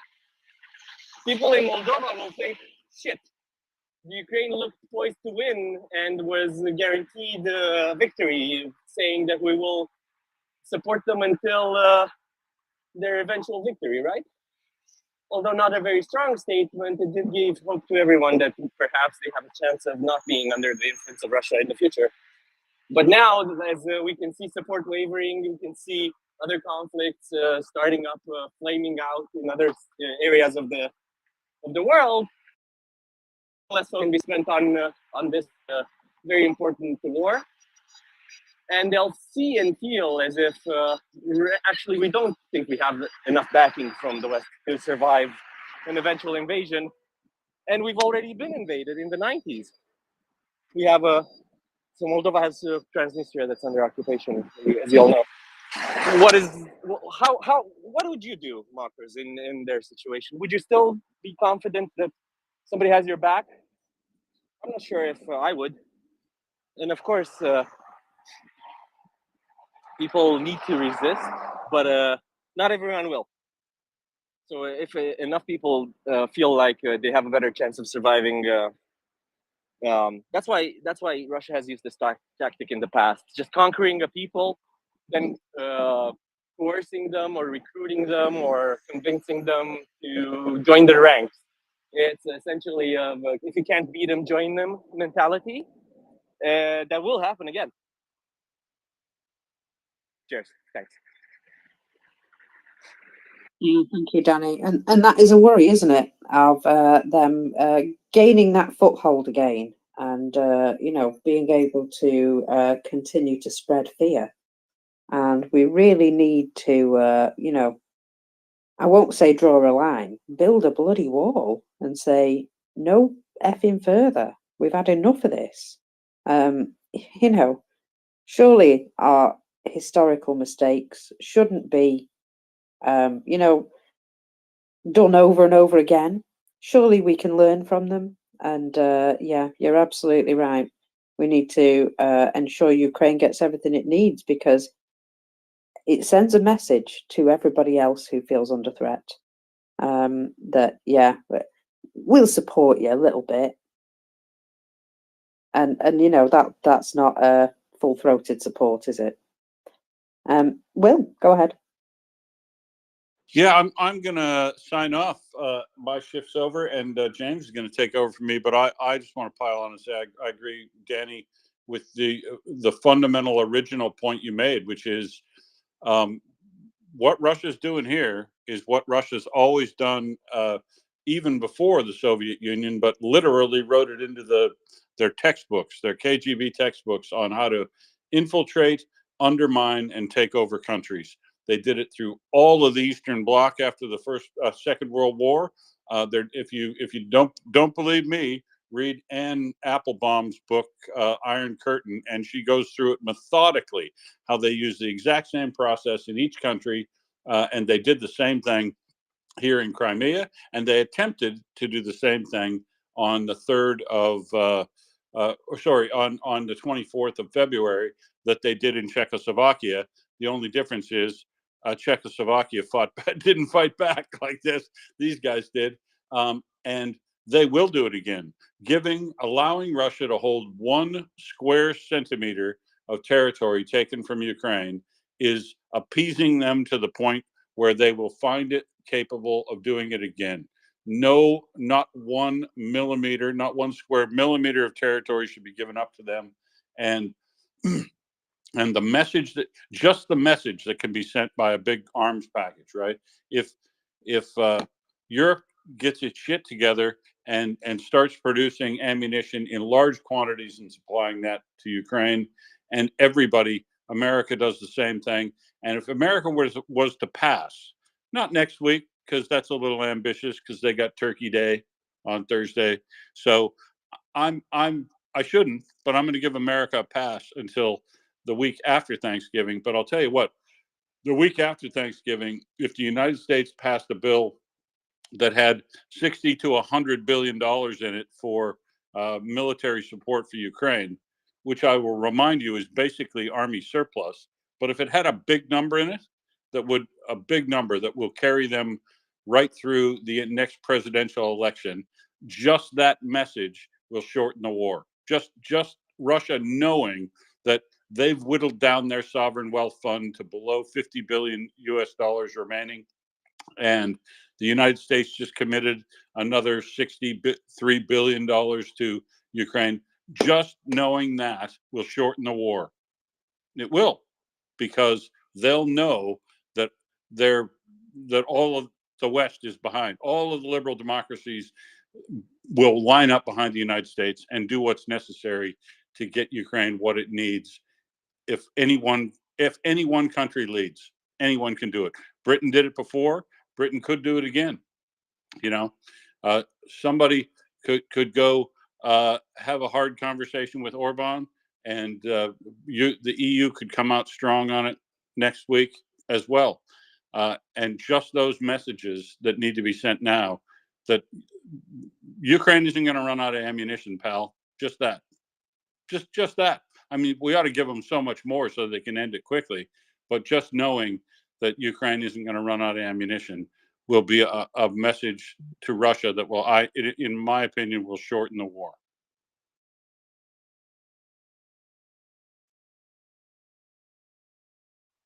Absolutely. We need to act. Actions, not words. Yeah, like I say this quite often. Right, James, welcome up. Hey, it's good to be here with you, mockers, and good morning. I overslept a little bit this morning. Somehow that happens occasionally. It's good to fall asleep to you guys. It happens.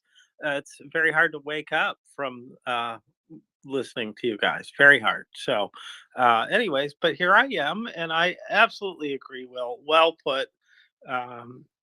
America's in trouble politically, and we're facing some issues, and we're gonna do our rhetorical bonking, I hope, and get these people straightened out. It's hard to overcome that much influence. We've seen the money shuffled to Mike Johnson from Russia, and so here we are.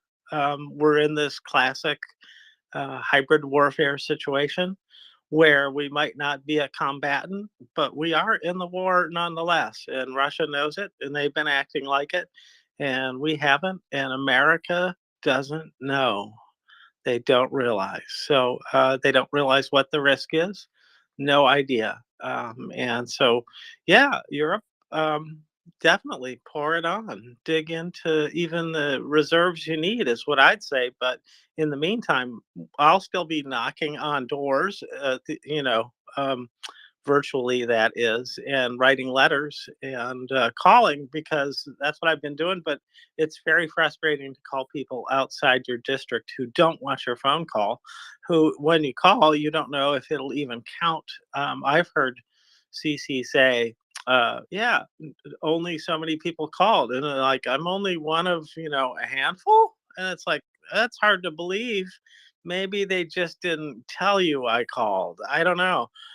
So it is a difficult situation, and I think that it will come together from extreme pressure But right now, there's something else on the front page, and the story needs to be told differently. And the man in the White House isn't telling that story. And I think it's the only thing that's going to wake America up is to hear it. A good, clear message of why Ukraine is the most important story in the world. Why it won't matter if Israel wins in the James, long run. James, There I go. James.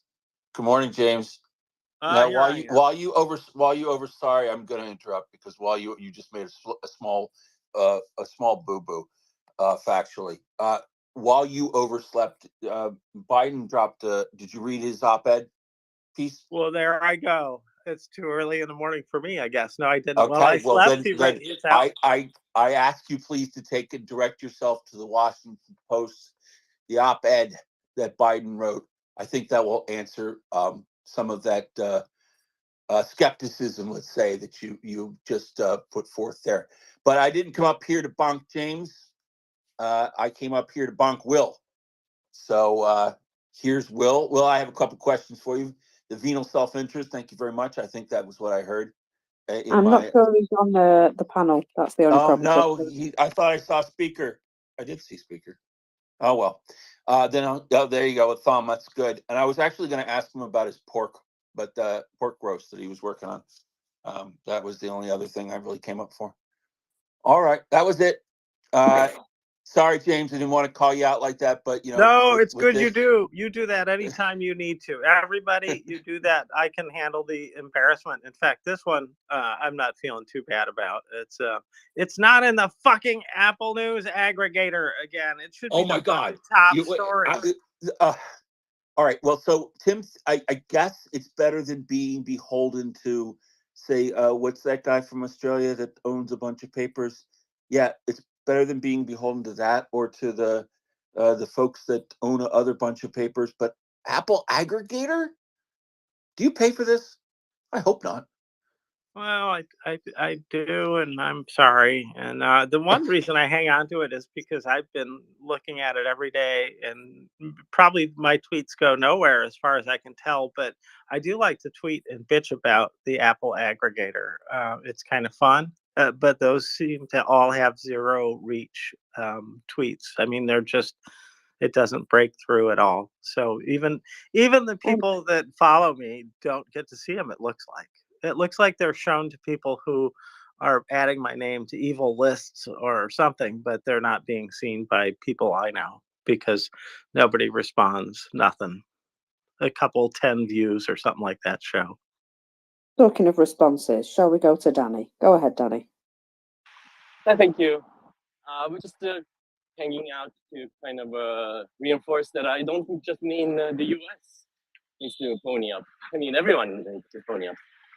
I'm not sure if I've heard a lot from countries like France, for example, lately. I've heard from the Netherlands. I've heard from others, but not France lately. Maybe I'm wrong. But there are others that haven't really said or done anything recently of note that I fear they should. And I was hearing what Will, I think, was saying, that we can give people a pass until Turkey Day is over. I'm a linguist, essentially. I like languages. I feel language is a great thing to express your emotions and feelings. But having said that, math is more something that we should be applying in this equation. I would call it an equation because it is math. It's entropy and math, right? Entropy is the concept of everything continuing along a path and diversifying naturally and extending into the universe, etc., etc. And that happens every day. Entropy is part of life. So what it means is essentially can be summed up by the phrase, the enemy gets a vote, right? So the enemy gets a vote. We cannot really wait until Turkey Day is done to sign off on help, or other countries to wait until their elections are over, or wait for something else. Because in the meantime, Russia is not pausing, not hesitating, not doing everything that we're supposedly doing and finding excuses for. Oh, well, it's election year. Of course our support is not as strong. Nah, I don't want to hear that at all. it's math. It's people will still be firing MLRS and artillery, etc. And people will die.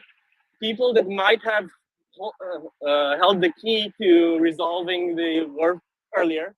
You never know. A unit that would in the future perform a critical hit to Russia might be taking out of the fight this week because they didn't get, I don't know what, fuel or not enough ammo, right? So we're giving a chance to entropy to take its course while we should be fighting against it. And you can argue that okay, everything we do is a butterfly effect. If we give ammo to this person, maybe something else will happen that we can't control. That's true. We can't control things, but we can influence things. We can give better chances to things. Statistics works. If statistically you're armed, you're statistically better off at fighting an invader. So I love feelings. I have a lot of them, and I like expressing them as well. But I also have a kind of this pragmatic look on things. And my pragmatism is telling me that we should not be waiting for anything at all. Really, we should sign off on Apaches tomorrow and have them be a surprise later on in the future with a blow that will open up the front. Or we should be signing off on ATACMS or GLSDB or anything that could serve a blow. And maybe they have, right? Of course, we don't have visibility on whatever is going on. We don't know. Maybe they are planning exactly that, right? And it'll be a very juicy surprise for us in the future. But I don't want us to kind of hope. I want us to make sure that we're doing something. So that's kind of my bit again. So thanks. Well, thanks, Danny. You're a person after my own heart. You know, deeds, not words. Let's get it done. Will, go ahead.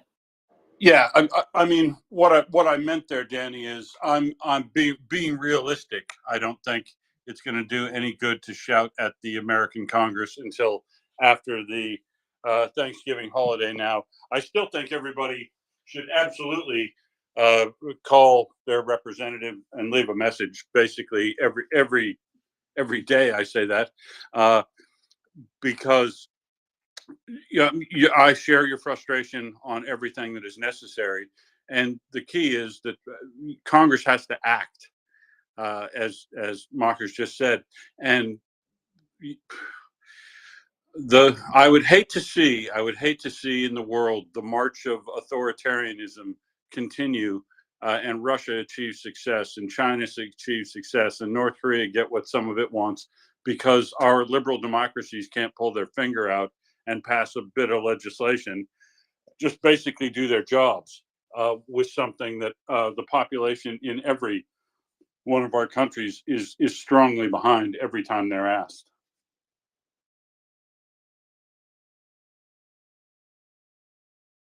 And my Twitter was all screwed up, so I can't hear James, and I missed out on Chris's paying out on me, and I was really looking forward to getting a hard time from Chris, but I missed it because I was switching around, and I still can't hear James. Can you hear me now? Well, I'll take that as a no. Chris, you had your hand up and you took it down. I'm not sure that's allowed.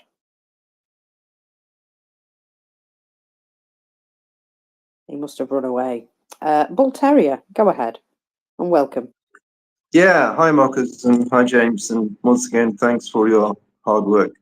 I believe that I'm correct in saying that there was supposed to be some sort of mums protest in Russia today, wasn't it? Does anybody know anything about this, and if it's happened, or if any of the mums got arrested or anything? I haven't actually had any particular news about protests in Russia today. I'm going to say it doesn't look as though it's all kicked off. Otherwise, we'd know more about it, I suppose. So, yeah, perhaps people didn't feel inclined to go out and give, the FSB reason to take their details. Oh, that's a shame. It is, but you know, sometimes this news takes a while to get out, so you never know. There might be a little bit something this evening to know about, but yeah, as far as I'm aware, nothing as yet.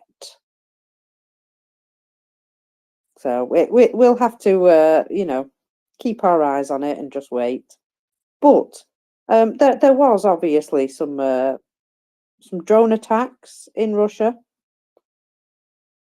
and I think that's sorry, that may have been taking up their news at the moment. So you know, perhaps we'll see some more soon enough. I And would no, like to I think didn't that there see was a any large. either. Oh, Yeah, I would like to think that there was a large gathering of angry mothers. But it does look as though there's nothing in particular been suggested to be actually going on. I didn't see anything either. Just did a search, not in Apple News aggregator this time, just out on the web. And no, I didn't see any protests discussed there.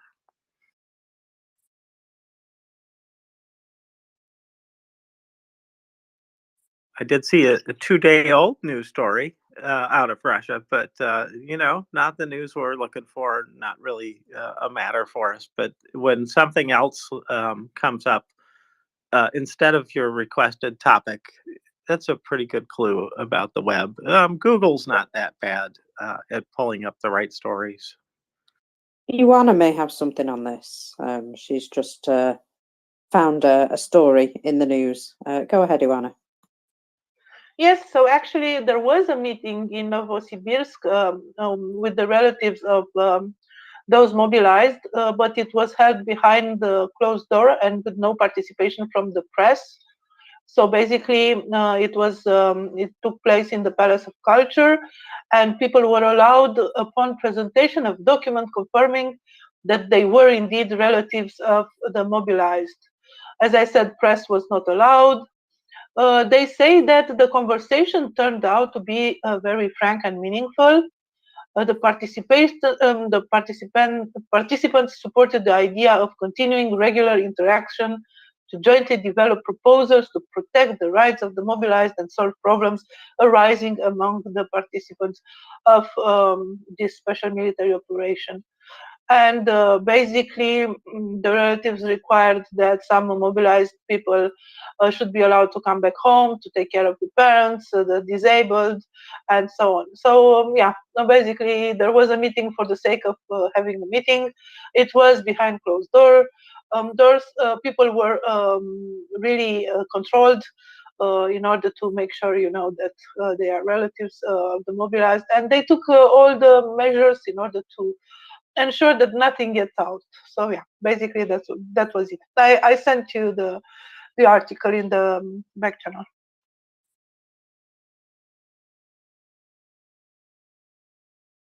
That is the story I saw. I didn't think it was worth mentioning, Awana. I'm glad you talked about it, but I had only read the headline at this point. So, yeah, I don't.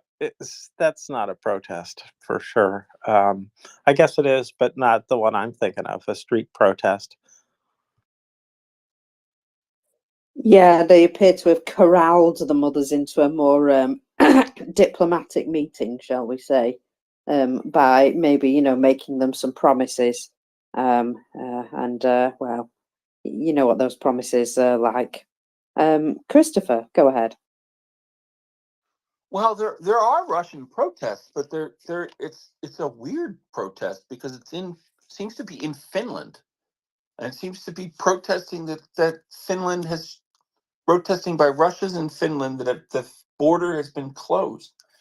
But there doesn't seem to be any protests about the genocidal invasion of Russia into Ukraine, though. So I guess it's also we're seeing out of Finland some stories about the Russian border guards like packing Japanese people onto their subway system, pushing people through into the no man's land between the two as an attempt, I guess, to just continue to sow confusion and chaos. Oh, and Will, I just wanted to know about your pork shoulder, really, and thank you for venal self-interest. One of my favorite words that you utter, favorite phrases. Anyway, that's it for me. I got to take a little ride to go to help out Dad. It's a little early in the morning here, but Dad's awake and perky. All right, talk to you all later. Enjoy your day, Chris, and we'll speak to you soon. The other Chris, please go ahead. Yeah, sorry, had to deal with something earlier on than that. I want to just thank Chris for pointing out the Biden op-ed, and I was going to get him to summarize it, but in fact it is at least available to me without a paywall. So the Washington Post, if you just Google Washington Post Joe Biden op-ed, it came up straight away without a paywall, just for people to know. So I'm halfway, or maybe a third of the way through reading it anyway. But it would still be interesting to have an American view on the op-ed. So I'll say that the first third of it that I've read so far, it stands out strongly, and that it's the sort of thing that we would like to see. Oh, good, Chris is going to make a comment. That's good. And I would just reach back, mockers. I won't say who, but there was somebody from Georgia and that I was missing on the space, and got connected to me on LinkedIn, and earlier, it was Will was basically like saying, well, if we don't stop Russia, it will happen again. And I think the point is that it is happening again in Georgia at the minute. Georgia's basically fighting, as I can see it, fighting for its independence. And there was another article which I think I tweeted out, which I think will be in my Twitter feed, from the lady that is the president, I think she is, of Georgia, which was actually came out 2 or 3 weeks ago, maybe something like that, maybe even longer. But where she was clearly saying, Georgia is fighting for its survival against Russia at the minute. Obviously, the EU have given them a bit of hope, if you like, in terms of making them a candidate. I think that's right, isn't it? That's the right term for the EU. But literally, at this minute, Georgia is fighting for independence from Russia. Bearing in mind that 100,000 or something Russians have now quietly invaded Georgia, and if all other countries like Kazakhstan, for example, will be wanting to be independent, but unsure whether or not they can get away with it. So with that, Chris, sorry to rub it on.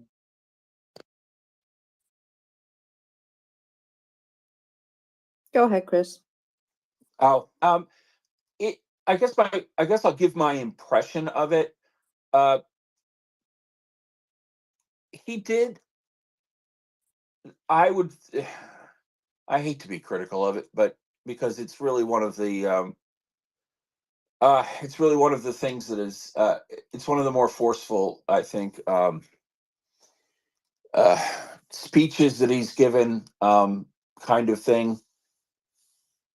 But he doesn't I don't think he does enough with Ukraine in it, to be honest. I mean, I think that there's maybe I'm just biased, but he does position America as it is our responsibility to ensure that our values of democracy and of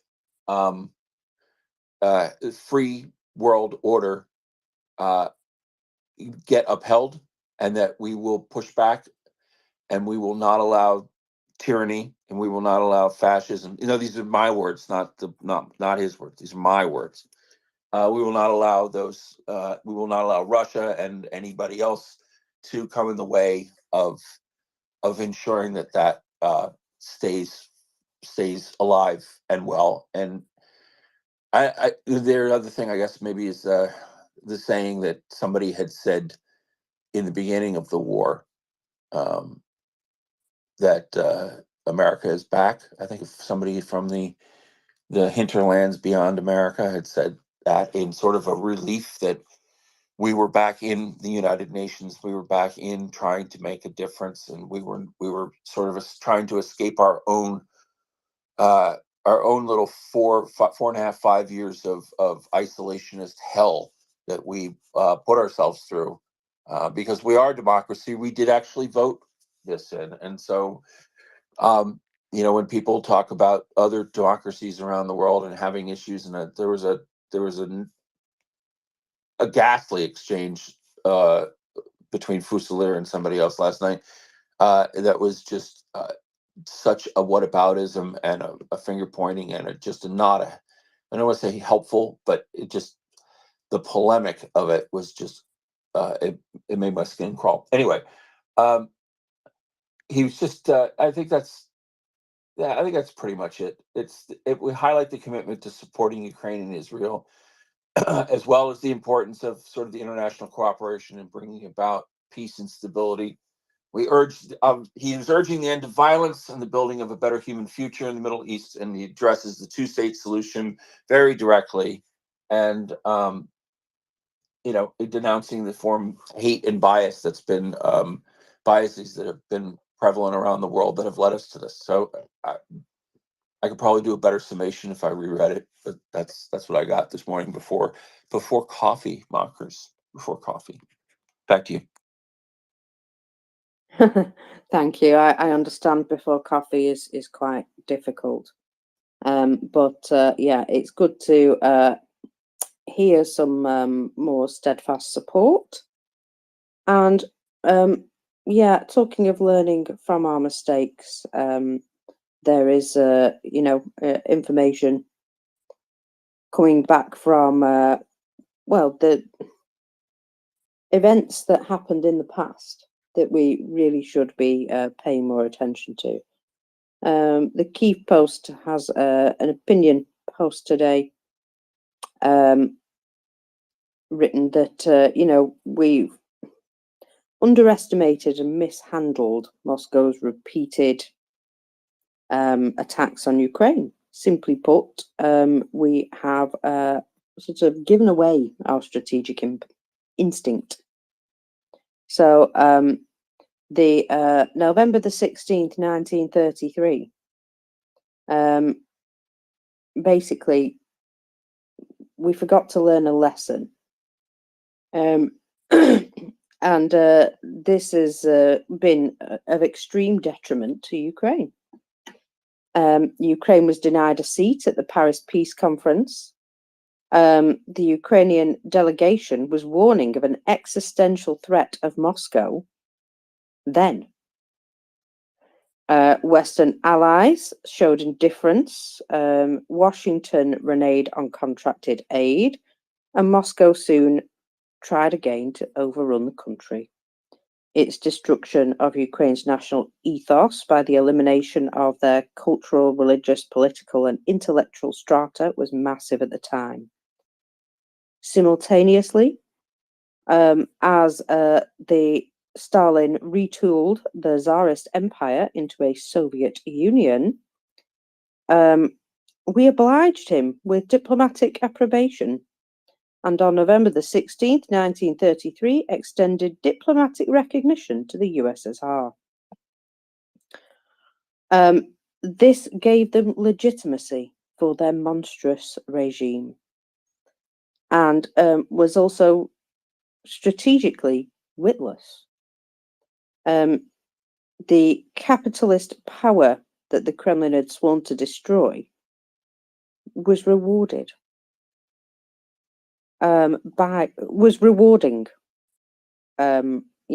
its planned executioner. Worse still, the diplomatic invitation coincided directly with Moscow's starvation of Ukraine in 1932 to 33, the Holodomor. In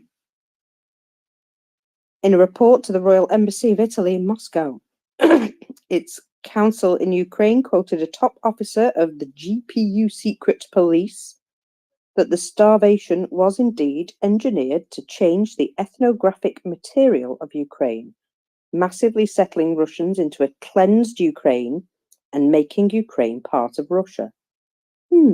This all sounds very familiar, doesn't it? And Raphael Lemkin, father of the UN Genocide Convention and originator of the term, described it as a classic genocide. So our recognition of the USSR at that time not only masked this genocide, it ineffectively rewarded the perpetrator and cut directly against our own interests. And yet we have continued oblivious to this. The global consequences are near calamitous. We've burned through 13 trillion during the Cold War, dollars that is. But, to recognize this, we've got to admit mistakes, and we hate admitting mistakes, don't we? So what did we get in return for this legitimization? We got an agreement from Moscow to refrain from any overt or covert action to injure the tranquility, prosperity, order of security in whole or any part in the United States, in particular any agitation or propaganda. They seem to have broken that one, like everything else they've signed. So, anyway, only days after that, on November the 26th, 1933, the Republicans and the Democrats joined together to honour Litvinov at a banquet at the Waldorf Astoria in New York City. Maxim Litvinov, who had negotiated the recognition with a thoroughly credulous President Roosevelt, had just days before visited the headquarters of the Communist Party of the USA, where he boasted about his duplicity to America. So the titans of Americans' finances and industry sprang to their feet and rendered a lusty recognition of the Communist International, the sing-along of the World Communist Movement, dedicated to their own demise. They ate very well, and yet the menu in Ukraine had less panache. A grief-stricken little girl was told by her mother to eat her when she died. And well, look at what we're doing right now. We're allowing people to be, starved of their life, their autonomy, probably food as well. And look at what we're doing. We're not paying enough attention. And it is something that I feel very strongly about. We should be paying more attention. Cleo, welcome up. Go ahead, Cleo. Sorry, I just wanted to ask what you were reading from. This is an op-ed in the Kyiv Post. I'll pop it in the nest for you. Oh, okay, great. I mean, I think it's very eloquent. I liked it quite a bit. I just was trying to see if it was somewhere in the Washington Post. Thank you. I just popped something into the nest. It is the agricultural report about the stolen grain, and I think everybody's seen it or heard of it. I hope so. If not, it is an indication that Putin was planning on stealing all the grain again. Holodomor Part 2, and so it is very. I thought it really reflected what you were just saying very well, Mocker. So thanks for that. And I have a prettier version with the picture of the cover on it, because usually stories, when you pop them up, it brings in the internet image and puts it in the tweet, but it didn't do it this time. So I despair sometimes of the technology that we face, but not this morning. But I am angry again. It's like, why didn't you do your usual thing of just putting the picture in? And so anyway, so I have another tweet where I fixed that, but I can no longer, where I pasted a picture and the news link in, so it's pretty. I can't find that in my timeline. So again, it's like, arg, what are you doing to me? Or maybe it's just me. Maybe it's just morning syndrome. I don't know.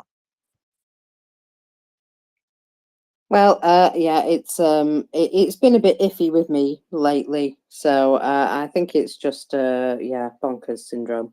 It's the system, not you. Now then, we talked about this young lad, this 17-year-old who has been returned from Russia. Ukrainian teenager kidnapped from Mariupol and summoned to the army has been confirmed to have left Russia. Now, he's only in Belarus at the moment, but there is a picture of him stood with his sister looking very relieved indeed. So I'm hoping that he's going to be home soon and they can both be back in Ukraine. But the very fact that he's now met up with his sister is a very positive step. But we've got to remember that this is one in thousands. So, it's a great thing to have him back, but it is one in thousands. So just, we celebrate the small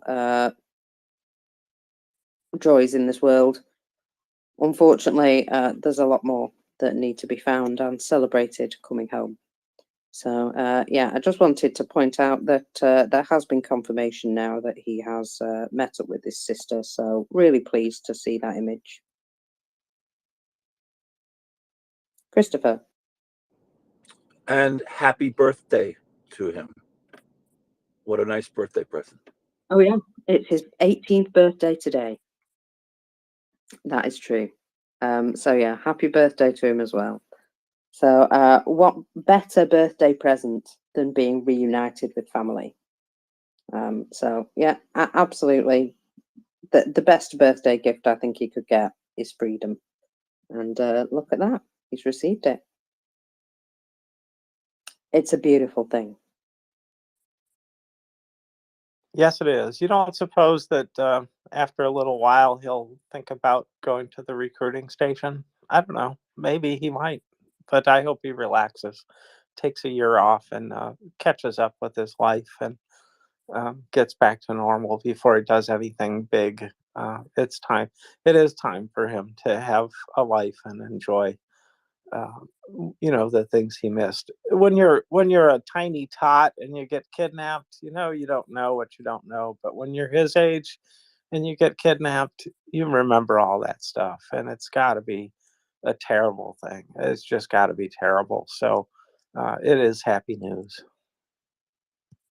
Yeah, I am really glad to see him returned, and especially as he was 18. So, could have actually been dragged in for that summons, and that would have been just horrendous. Excuse me. So, the fact that he's back home, yeah, just beautiful. Now then, we've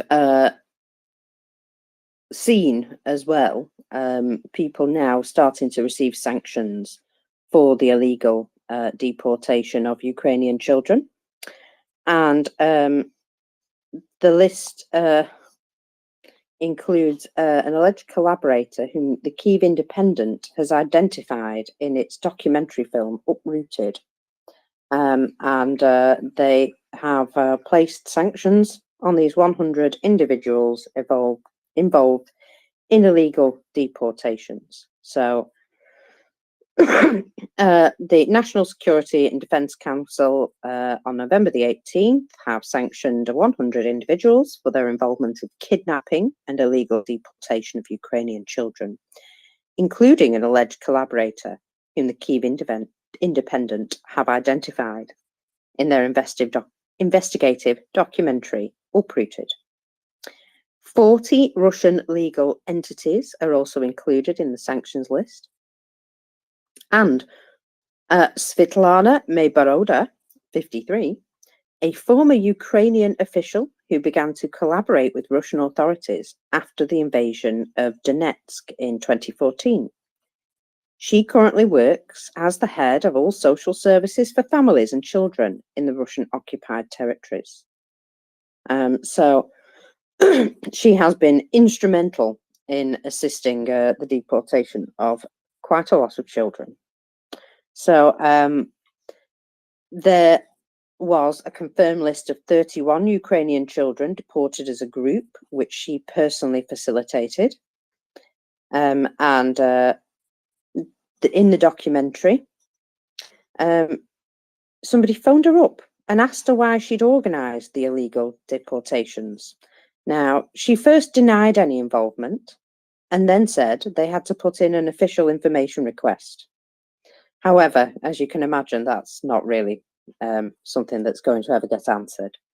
So there is an estimate that at least 19,546 Ukrainian children have been kidnapped and forcibly taken to Russia, although this number is wildly underestimated and is only based on what they can confirm so far. So I think, you know, it's worth keeping that in mind as well, that, well, one child is too many, but, well, there's probably a lot more than 20,000. And it's good to see some progress being made in the, you know, prosecution of these people. Now, Iwana is a lovely, lovely person that she is going to give me a couple of hours off. So I'm going to swap on you, James. I don't blame you. Take the time, enjoy it, sleep, whatever it is. Do enjoy it. Everybody needs rest. I got mine. A nap might be in order, indeed. Yeah, I nearly overslept this morning as well, James, so don't worry. I may have done it a couple of times. Right, so I'm off ski for a little bit and I shall be back shortly. Thank you very much, Ioana, and see you all in a bit. Thank you, Marcus. And hello, James.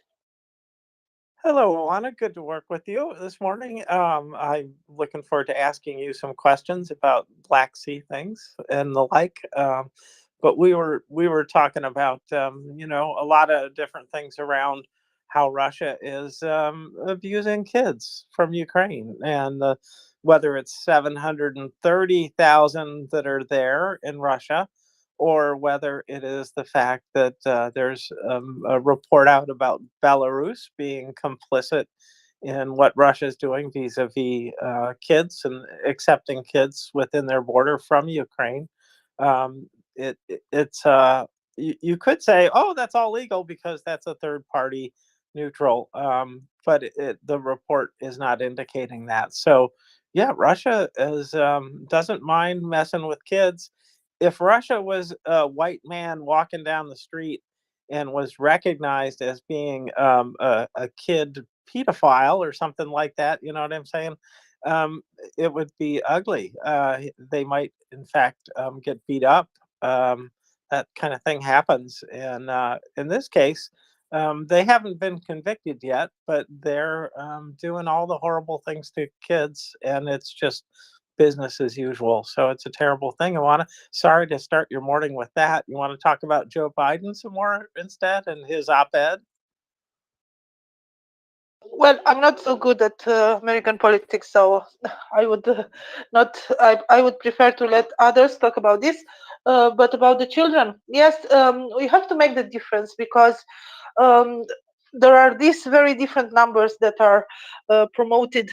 Well, said in the media, and according to the Russians, the 730,000 children that are in Russia right now, according to them, they are refugees. Basically, they forced the people from the occupied territory to go into Russia because they had no other choice. And these are children that are in these territories with their parents or with their relatives, something like that.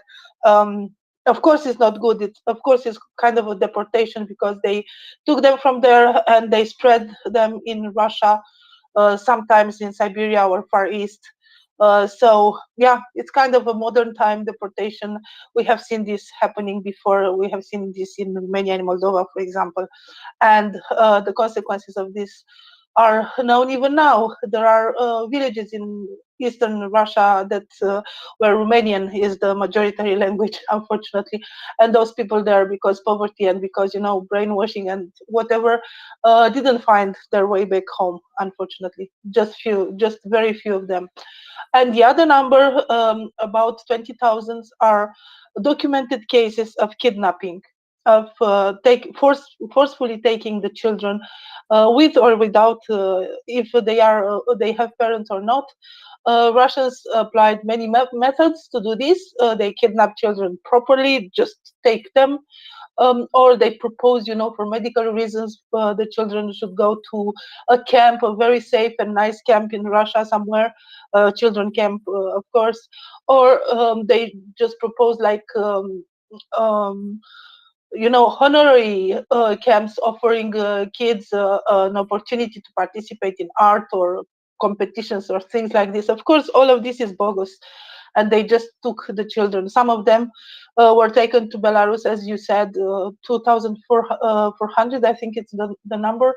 So they proposed this, and for example, this summer there were a lot of advertisements in Russian press for camps in Crimea, for Ukrainian kids to go in Crimea. And basically what they wanted with this is create a human shield in Crimea, to say, look, we have tens of thousands of children here. And they even proposed to other countries to send their kids to Crimea, promoting these summer camps or whatever. So yeah, these are Russian methods. Some of the kids are properly kidnapped. For others, there were like subterfuges that were used in order to get them there. And now there should be an international effort to help these children to come back home to the relatives, or even if they don't have relatives, they are Ukrainian, they have an identity, they shouldn't be brainwashed like it was attempted with that 17 years old boy, well 18 now. Basically the Russians wanted to enroll him in the military to fight against his own people. And I'm glad that the efforts were made to bring him back home and reuniting him with his family before the age of 18, because after 18 years old it would have been much more difficult. Well, so you're aware very clearly. It's hard to ignore this stuff. It is something that the world shouldn't be ignoring, but they're doing a pretty good job of ignoring it. And I guess that people are tired of it, and the best way to deal with it is to close their eyes. And it seems like a lot of people I know don't want to hear about it. That's for sure. So it's a sad business, Iwana. I think that we'll have to do more work to get the message out. And let's not forget, forcefully moving population from one territory to another, forcefully taking children from one population and try to brainwash them, stealing their identity, proposing another identity, forcing them to, give up of Ukrainian language and all their heritage. This is genocide. This is part of the 5 points of genocide. And it's not like all the five points have to be fulfilled in order to say this is genocide. Each one of them is genocide. And actually, in what is happening now in Ukraine, is fulfilling all 5 points. As I said, it's not necessary for all to be, in fact, real, but all of them are happening now in Ukraine. And well, I really hope that International Court of Justice will have this, this crime of aggression and genocide judged as soon as possible. There are two options actually: International Criminal Court for individuals and the International Court of Justice for states, for the Russian state. And I really hope that the Russian state will be brought in front of the justice court, and also the Belarusian state, because yeah, we can say that Belarusians are drifting towards the Russians, Russian influence. They kind of rule over Belarus. Lukashenko is kind of a puppet right now. He tries to do some things, but didn't manage very well. And the Russians are bragging about, the union state. Practically, they are silently, I don't know, taking over Belarus.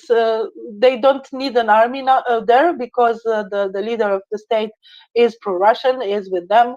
But slowly, they just they are just taking over Belarus, and I think that's why Belarus, also the Belarus government, actual government, should be brought in front of justice. And I'm not talking about Belarusian people, because we have seen a lot of actions from the Belarusian people that they do not want to be led by this leader, and they do not want to be under the Russian influence. And there are a lot of political people. There are a lot of people in prison because of political reason in Belarus. I think the number was 1,400 when I last looked. So dissidents in Belarus are just thrown into prison, and they are silenced. And yeah, it's very sad for the people of Belarus, but for the government of Belarus, they have a responsibility in that, and it should be acknowledged as so. Sorry, I did speak too long, and I wasn't really prepared with all the articles. I do like to have my tabs open with everything, but yeah, it was kind of a rushed thing. Sorry, James. Not at all. Not at all. You had my ear for sure. I was listening, and I agree. I think that when it comes to punishing, leaders, you have to get them first. And so what happens is, unfortunately, that sanctions come along, and that punishes everybody in a country. And I think that's what's coming for them next. It would be quite a goal to, capture the leaders, and I don't know how far down that would go from. I don't know how far down that would go. I don't know what proof there is. I haven't finished the Belarusian uh, article about the kids, but I do think that it'll come. You know, a lot of things are going to look different when Russia is defeated, and it will be bleak for any state leader who has been leaning toward Moscow. That's what I think is going to come. How bleak? I don't know. It may be the case that you get, if they do the right things to help finish off Russia, then maybe you kind of forgive them. But I think there's some leaders in Europe who just have to go. They just have to go. And that's up to the people. That's not something that I'm proposing the United States takes on or anything like that. Don't want that. So it is enough, I think, that we get this war by Russia stopped, and then we'll see what happens after that. But in the meantime, any kind of punishment that we can apply, sorry, folks in Belarus, you deserve sanctions, or I should say the nation does, if not the people.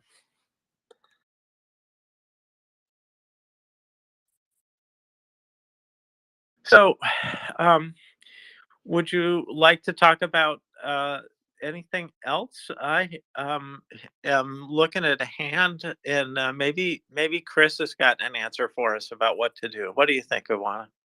Yes, that's what I wanted to say. Let's see what Chris has to add, and then we can talk about whatever you want, even maritime news if you want. Thank you, Ioana. Thank you, James. Yeah, I was just going to say, actually, I don't know whether you knew, but but I got connected to Bohdan's lawyer, whose name, well, on Facebook, she's called Katinka Bobrovskaya. But I think that's also called Katrina, isn't it, Iwana? Because I've seen her called Katrina or Katerina elsewhere. So I basically had contacted her to offer, like promotional support for Bohdan being released and that. But she quickly came back to me and said, "Don't say anything, Chris. We've got a deal." so I've shut up since. I just messaged her now just to, and I'm not expecting a reply now, right now, but I've just messaged her now to say to ask how everything's going. I mean, obviously, what we're hearing on the news is that he's in Belarus, but that isn't really freedom yet. I think we would all agree. So I'm not celebrating yet. But I do note. I also note from Katerina's Facebook and that since early in November, she hasn't been saying anything either on the publicly and that. So anyway, hopefully all of that's gone well today. So sorry, I don't know if that answered your question. But the other thing that I was going to say, I don't know what you think, right? So I've like read through Biden's op-ed a couple of times now. A lot of it is about Israel, but he does very clearly link Ukraine and Israel.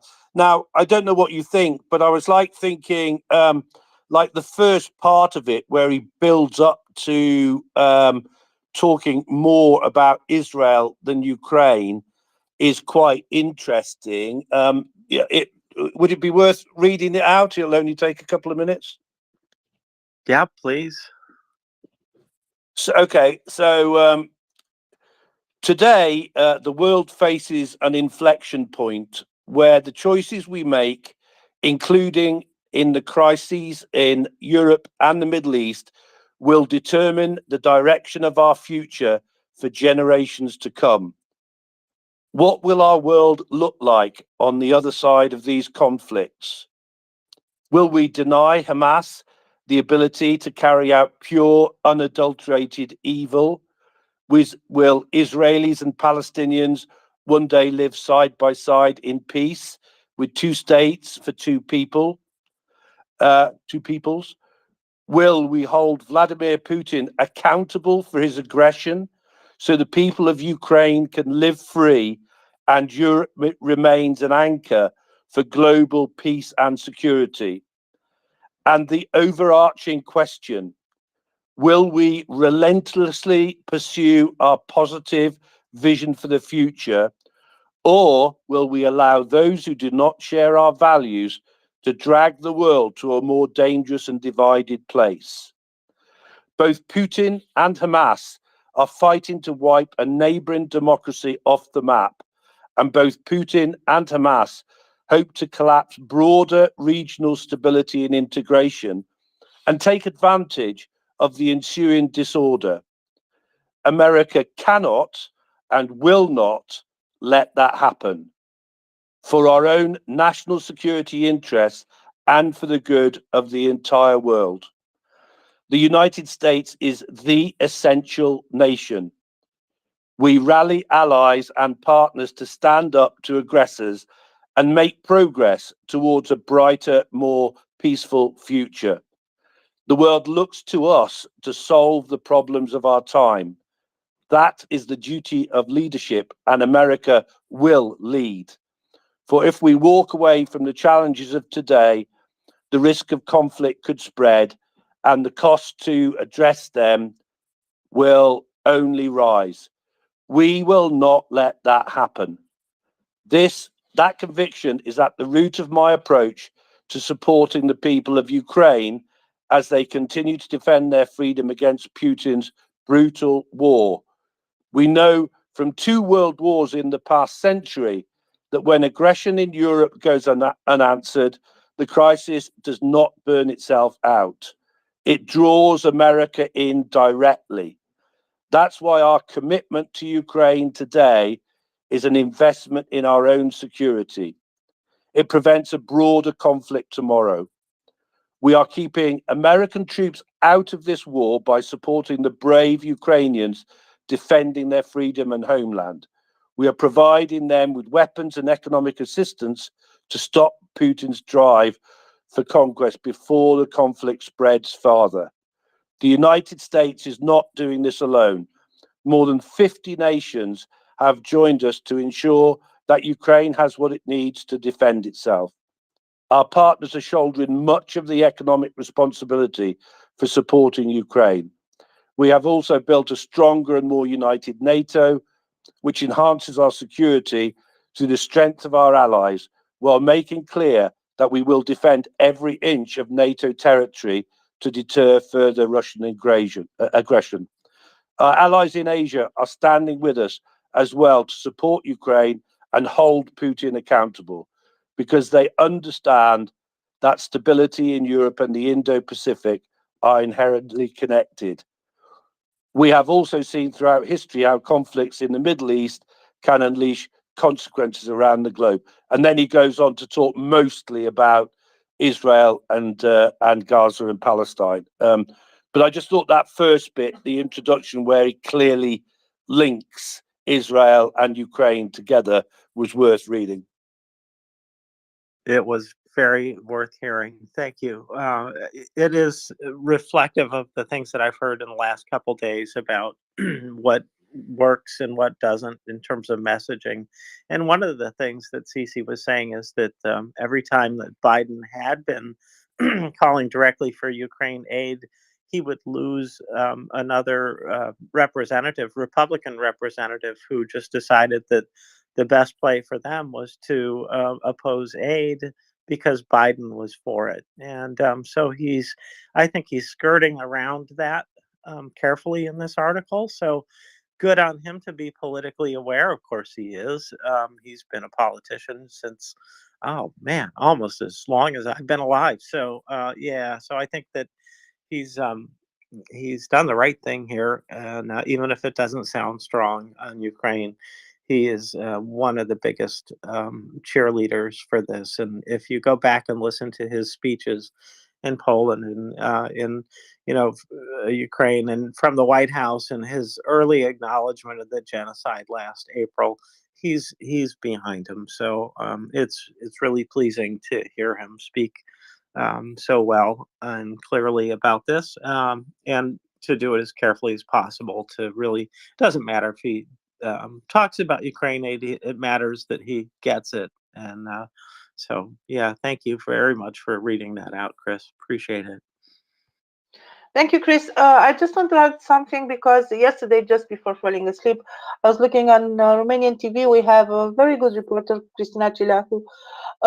She's kind of a Romanian Amampur or something like this. And she had an interview recently with Ben Hodges.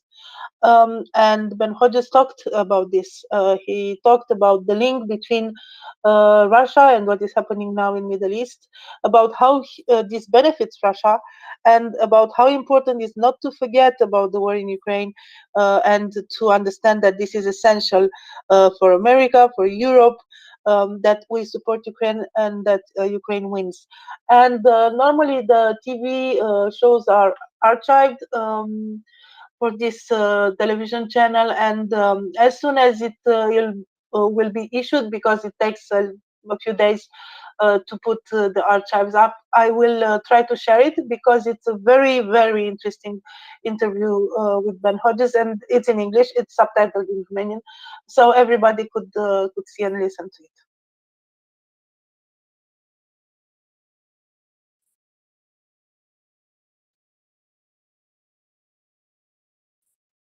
Should we go to G-Man, James?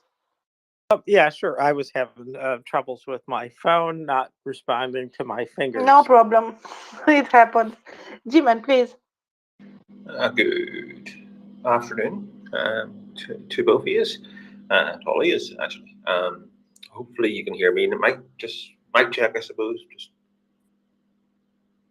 okay.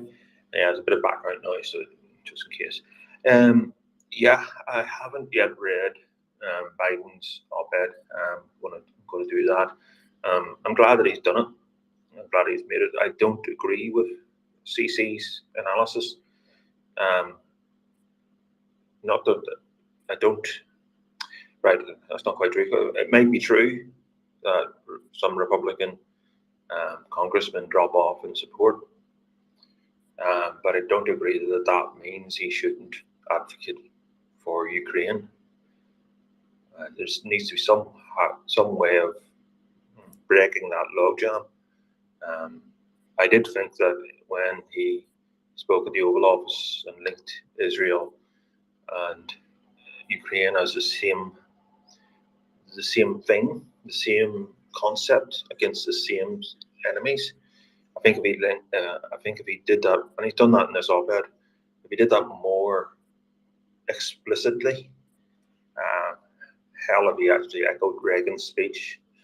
And I know, everybody agrees that with the politics there, but he needs to do this, and he needs to get people used to him doing it, so it's they should do it every week because it's true, and just because some bigots don't agree, well, I was talking about the film Lincoln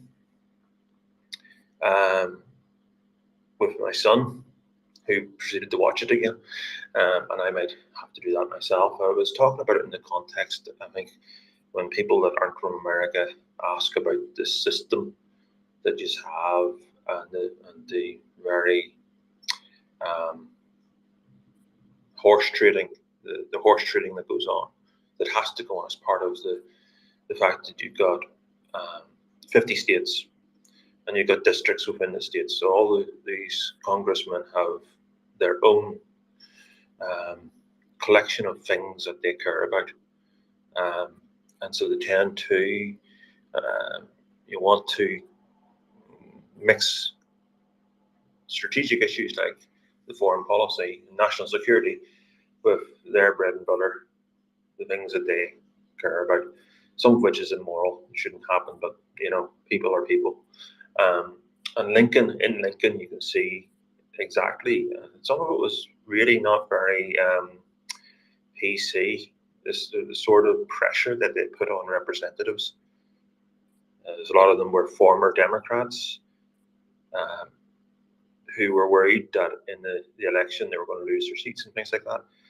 They had lost their seats in some cases, but they were still, the matter that they were voting on was, just for people listening who maybe don't know, was the emancipation of slavery, the abolition of slavery in the Constitution.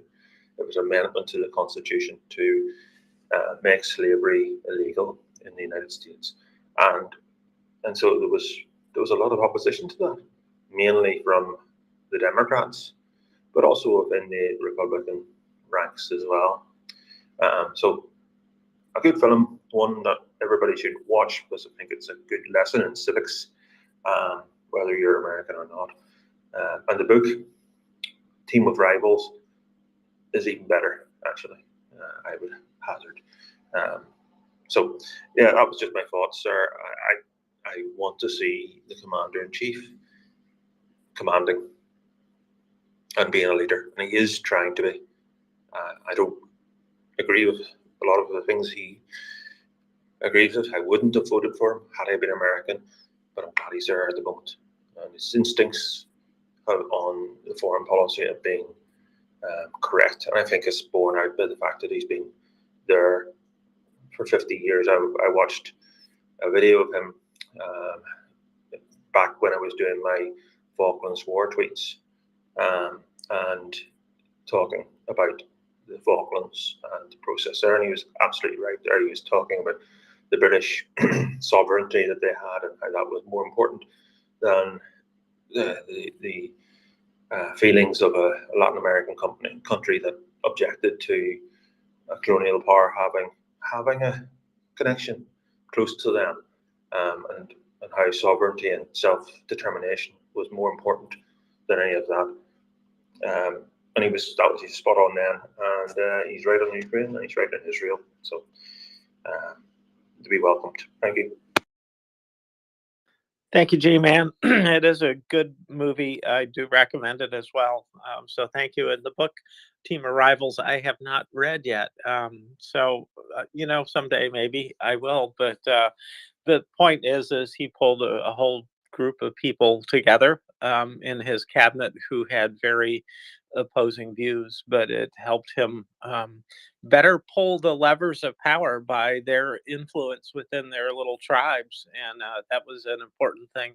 An important lesson to learn is to figure out how you influence the different groups of people. Segmentation is a good thing sometimes, but how you pierce the head, not literally, of someone like Mike Johnson, who's taken Russian money, who's kind of leans toward Christo-fascism. How you do that from where Biden sits, I don't know. I think the pressure's got to land where it needs to land, and hopefully sooner rather than later.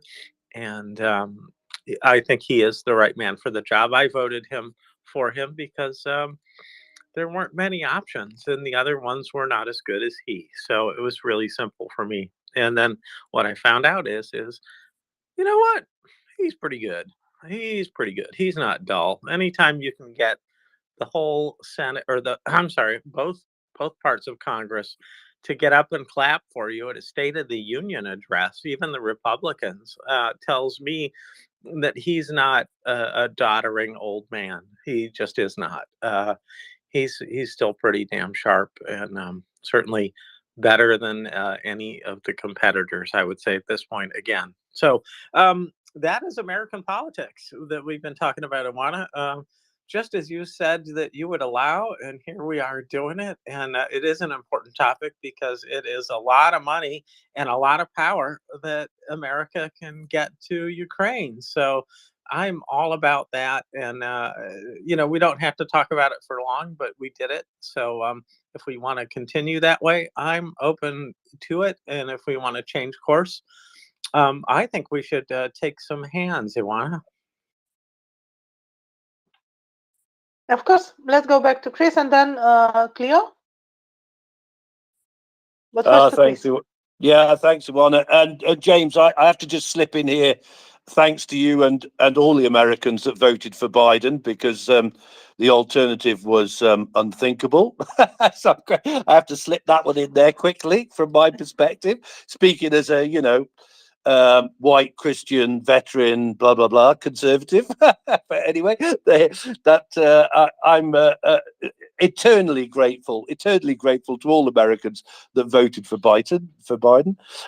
So I'm just going to say on the op-ed, I look forward to other opinions from other people and other Americans in particular, and that But I think it was politically, if you like, bang on, which I think is what you basically said, James. I think he probably had to frame it in the way that he framed it, and I think it worked really well. And I do agree he should be saying it more, but at least he said it on this occasion again. So yeah, I was very pleased with it, I have to say, and thanks to Chris for pointing it out.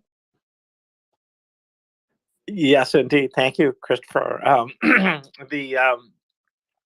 That news story is old enough. I should have seen it last night, but I didn't. It didn't appear in the Apple News top stories, and I couldn't even find it in the search engine within that aggregator. So I dropped it already this morning. That's one of the things I did to cut my budget, and I may increase my funding to a certain 501c3 to use that money a different way. But I'm thinking about that anyways. Anyway, it's a story that that every American should read, and so I'm going to have to tweet it. What am I saying? Message it out to some of my friends to make sure that they see it, because if the reach of that story is the same for Americans as it was for me. Not many people are going to get to read it. So it is very disturbing that this kind of stuff is going on to me. It's one of the great failures of the modern world, to say the least, that news can be used so one-sidedly like this. So, Cleo.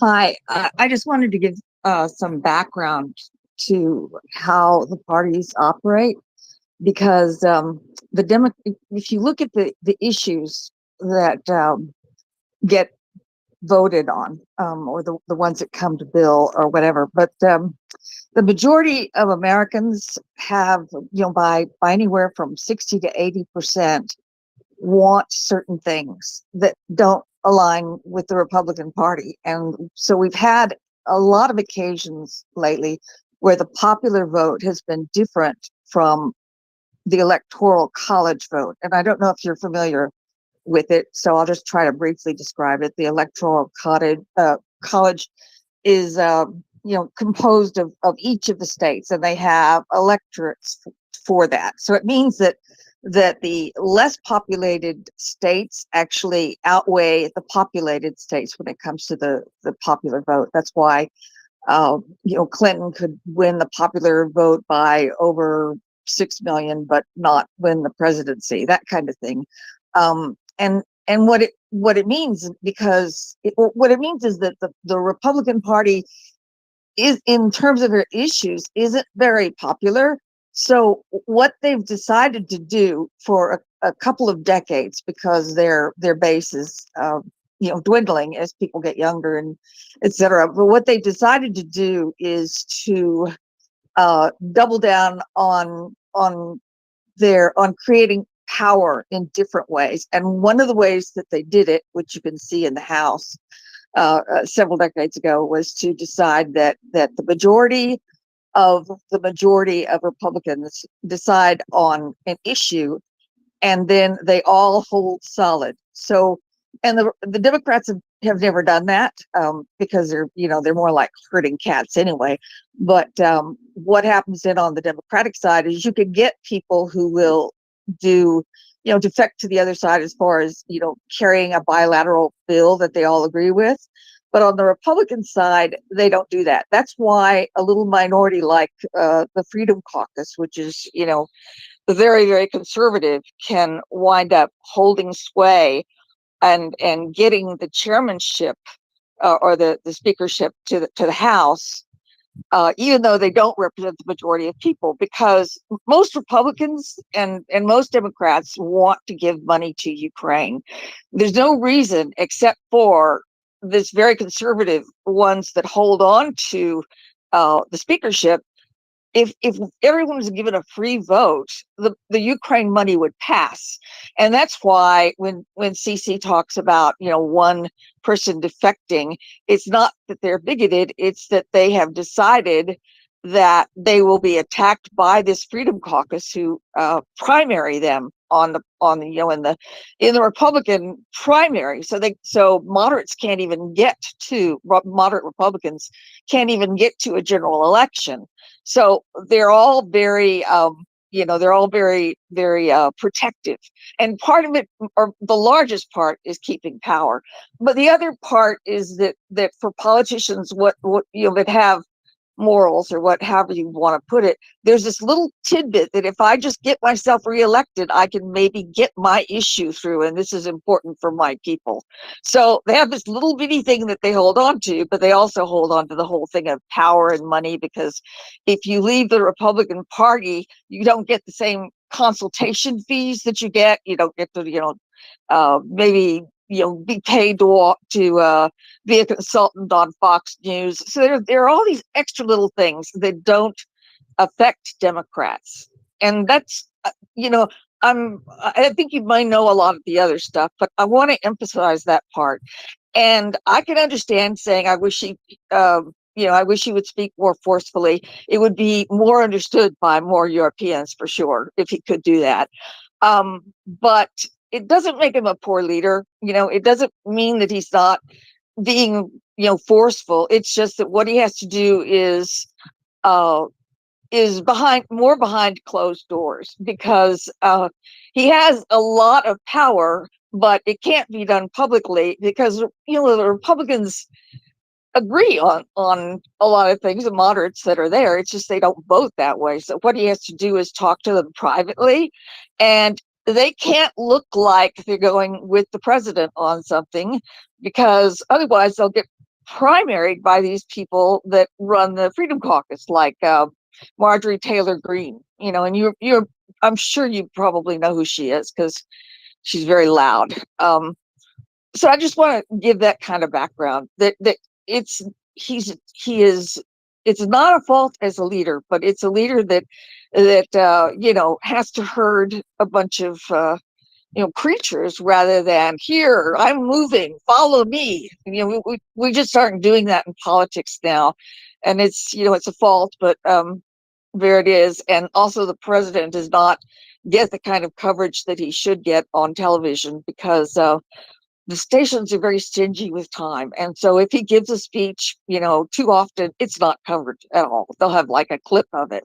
So that's just give, American politics perspective and background, because I've been, as a political science major, and I've studied and watched politics since I was a kid.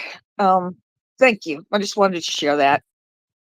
Cleo, that's an excellent summary of the state of American politics and the way it's been for a while. The minority rule, because they can capture more more seats by spending money on the ones that are the smaller states, and you don't have to capture that many to do the job. So very, very good summary. Citizens United is a decision that the Supreme Court made that lets dark money into American politics. So there's billions of dollars of untraceable money that, including from foreign countries, that influence our elections. And we have no way to look at who those people are. It was the beginning of the downfall. The Supreme Court fell first. And you can judge how much the Congress and the presidency have also fallen under the sway of foreign powers yourself by looking at it. Right now, the one branch of government that is pretty clearly pro-democracy is the presidency. So, G-Man. Right. Thanks for that from Cleo. So I'm going to give you a little bit of a snippet of my results of correspondence with your representatives, just to give you the idea of how it works. Now, bear in mind, I've been telling them that support for Israel and Ukraine, and before the attack on the Hamas attack on Israel, it was pretty much, I was telling them to support Ukraine.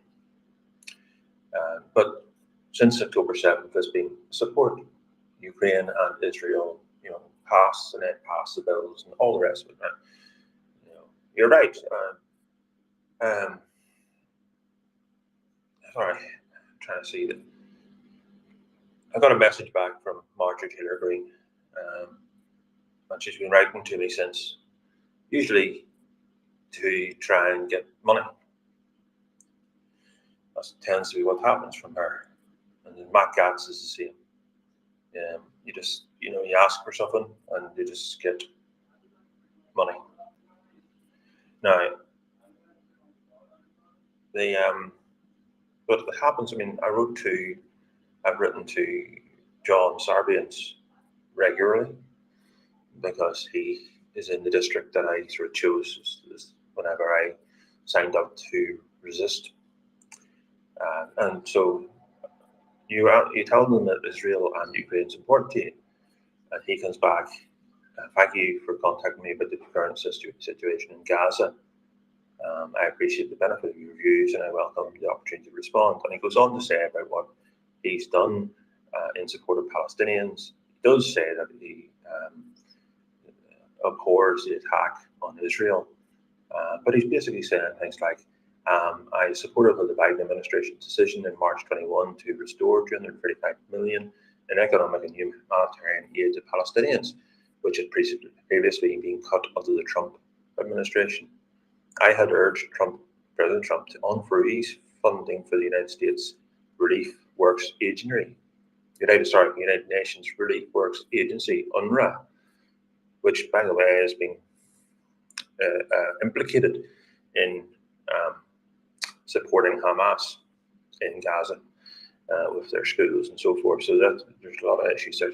That tends to be, so you write to them about your issue as a constituent, and then they write back with you with their issues, the things that are important to them. So similarly with some of the Republicans, and writing back. Sometimes they write back and they don't answer anything.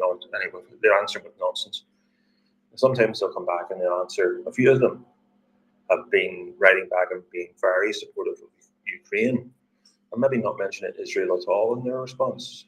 Some of them have written back, but a lot of them have written back and said, yes, we really, really want to support Israel, but they don't mention Ukraine. So this is sort of a straw poll. I haven't written to too many Democrats. I've written to probably about 40 Republicans so far, and I'm continuing to work down lists to do that.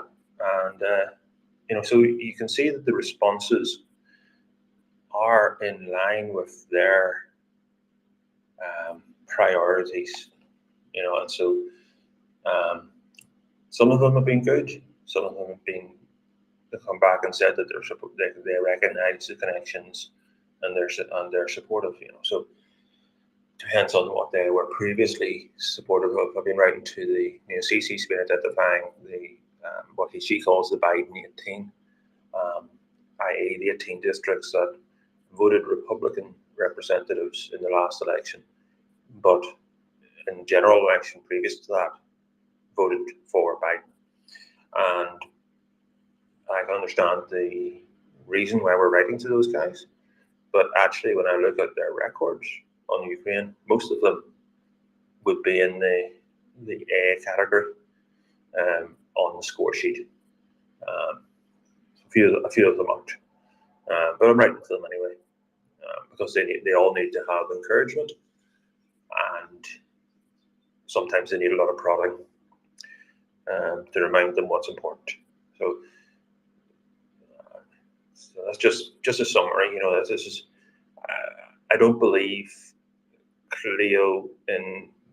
I know that the Democrats in Congress have a very solid whipping system in terms of getting their representatives in line. They do tend to vote en bloc.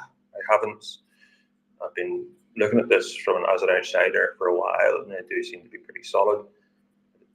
They do sometimes have some rebellions, but nothing like the Republicans. And yes, I agree, the Freedom Caucus probably need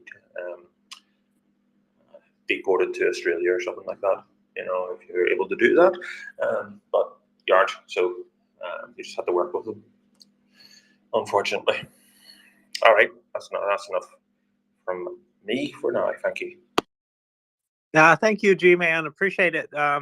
Yeah, I wonder sometimes when I'm calling these people that CC's picked, if they're the right ones. But I do trust her judgment on it. I do think that Marjorie Taylor Greene is not going to be swayed by me, no matter how much I contact her. But I do think that there are attacks to take on these people. And so I put something in the nest. It's a little 12 minute video from Timothy Snyder about the politics of eternity and the politics of inevitability. And that first topic is about the idea that when you're a tyrant, you don't talk about your plans. You don't say, here's what we're going to do next, and we're going to build on the country. We're going to do railroads, and then we're going to do climate change stuff. And then they just talk about how horrible things are now, and we need to change. And we need to address, the dangerous people in our society. And those are the kind of things that you hear from the Marjorie Taylor Greens of the world, is those kind of things. They don't have a plan for America to move forward, and they don't have a clue about how the country actually. I shouldn't generalize. She has no clue how the country works. It's really clear. Sometimes she's made brazen errors about the law, the system of government. It's amazingly incredible to me that she got elected, because she's she's not up to the task by a long shot. So the other part of that, the politics of inevitability, and you should hear it from him. So if you've not read his works or not heard Timothy Snyder speak about this, this is a nice encapsulation of two of the most important points he makes. But the politics of inevitability is kind of that idea that, things are going to happen. They're going to happen. Don't worry. Things will happen. And that is not the case. History is made by people who make decisions, and we all have agency here. And I think we know that. We know that we can do something, whether we do it or not, different question. But I think everybody's very aware of what we can do to change things for the better. But again, this is what we're hearing from Marjorie Taylor, is similar kind of things. Like, this is just, here's the way it is, and there's not much you can do to change it, and these kind of thoughts. So do not listen to her. I don't think anybody here who listens would listen to her. So speaking inside the bubble again, but thanks, G-Man, appreciate it.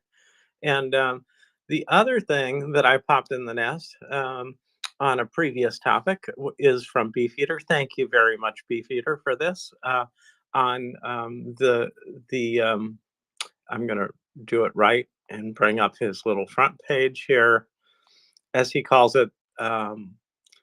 Please keep this topic alive: abducted Ukrainian children. So thank you, Beefeater, for this post. It's one of his long good posts. So there we have it. Iwana?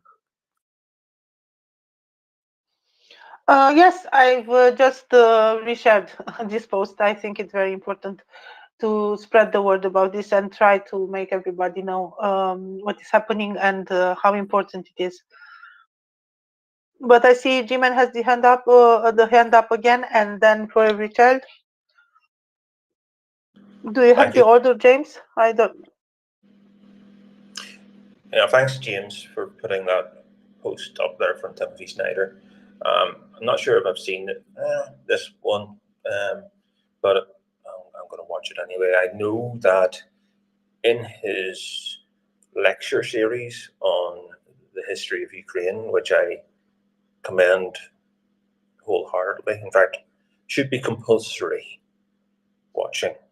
21 lectures from his Yale lecture on the history of modern Ukraine, which goes right back to the start of the Kievan Rus. But he talks on a number of occasions through that lecture series on what he calls the myth of nationhood creation. That's the creation myth of nations. And it goes a bit like this.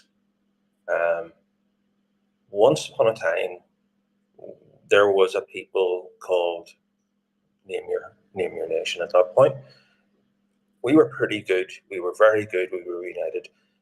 But then those came, whatever those are. Name your people, name your bogeyman. And they wrecked it. But now we can make it all good again if we get rid of the thousands, right? And that's how and you can look at that and you can see what Hitler did, you can see what Stalin did, and you can see the dangers of tyranny, and you can start to watch out for the DNA of that in your own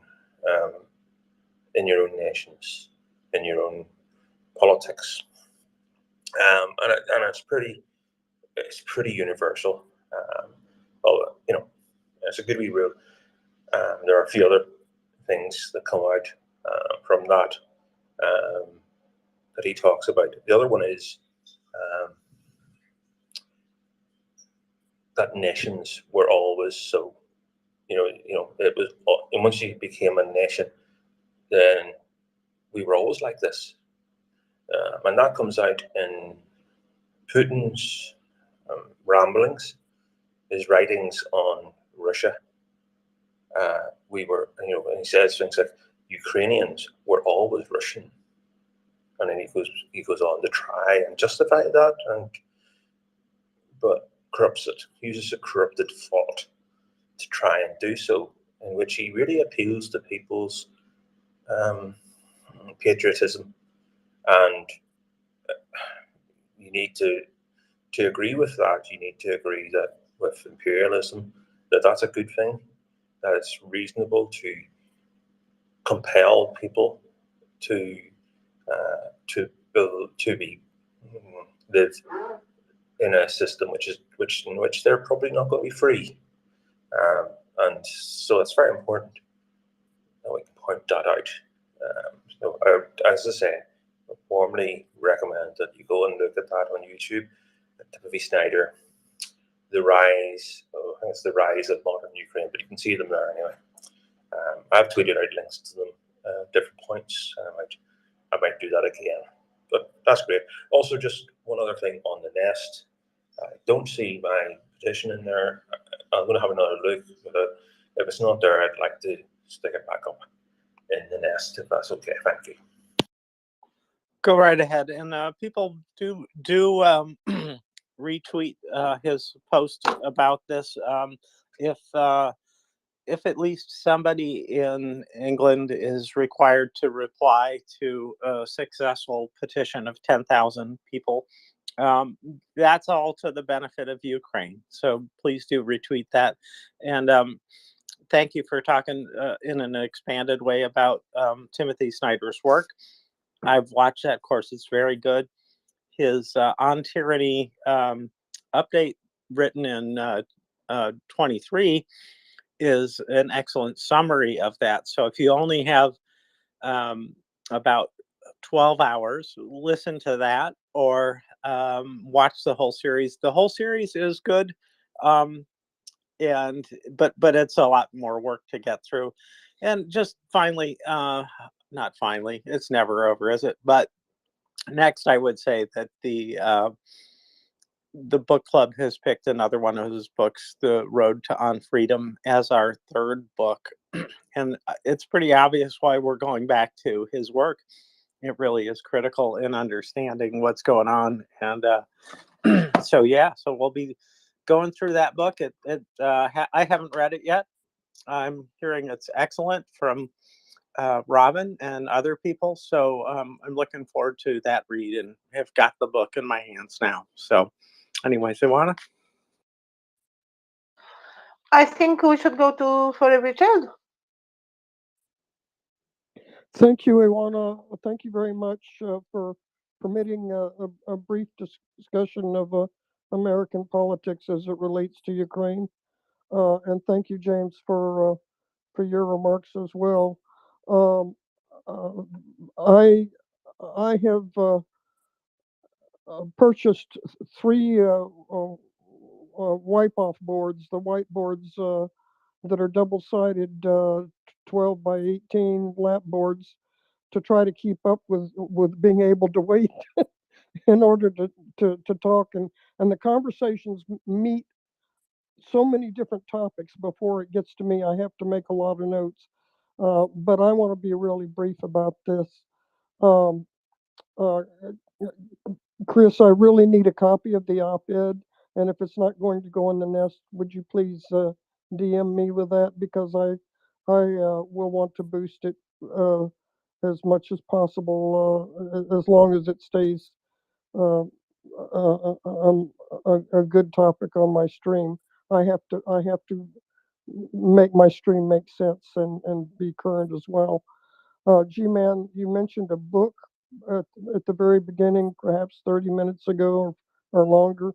I didn't get that. I have difficulty with hearing because in order to take notes, I miss things, and so I did miss that.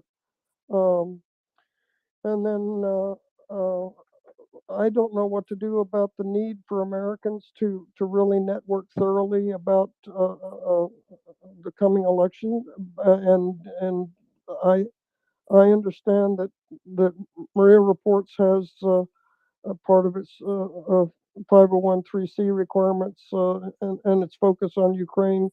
Um, I don't know where any of that fits.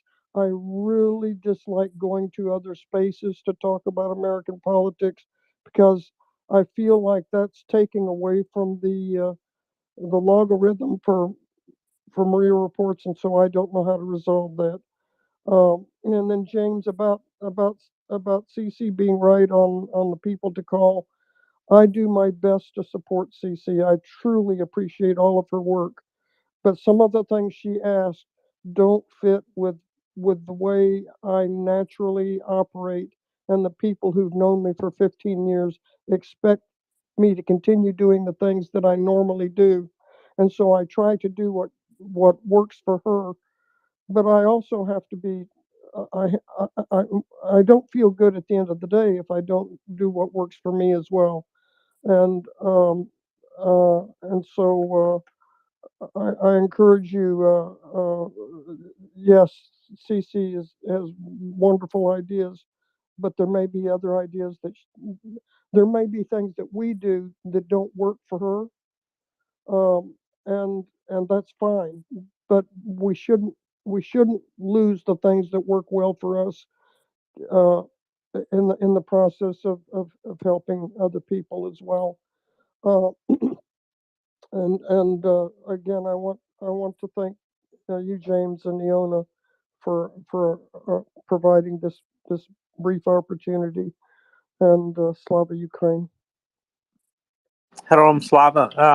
Team of Rivals was the book I believe that G-Man was talking about, and that is it's on my reading list somewhere way down at this point. But yes, and then do feel good about what you do. I think CC does have a lot of good points, and I think these are people that are in obvious situations where at least some pressure can be applied.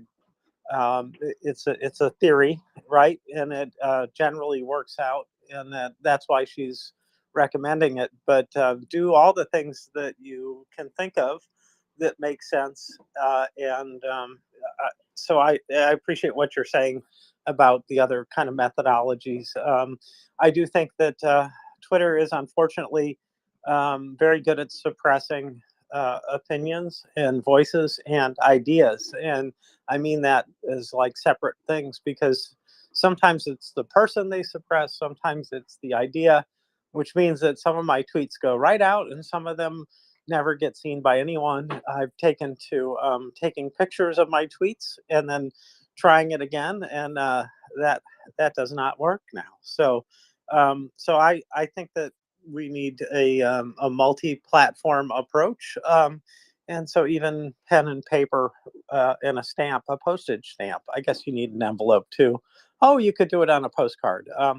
That would work as well. I think just the more often they hear from us, the more pressure there is for them to do the right thing.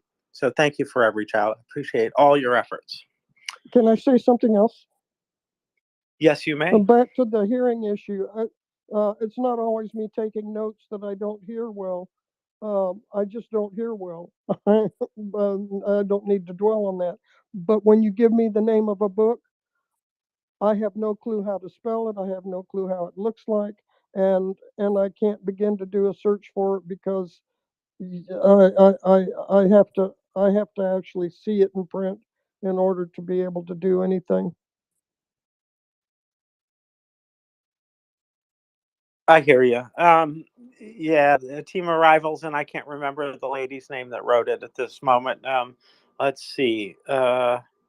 I don't see G-Man here either. So, anyways, we can get that info, who the author is, but Team of Rivals about Lincoln's cabinet is the book that he mentioned, I believe. So yeah, definitely do. And hearing what I didn't hear anything you said. No, it happens. It happens. Hearing gets worse. I fortunately didn't spend all my time in front of speakers at rock concerts, so I didn't completely abuse my ears. So I have some left, but it's not what it used to be. Not at all. Thank you very much.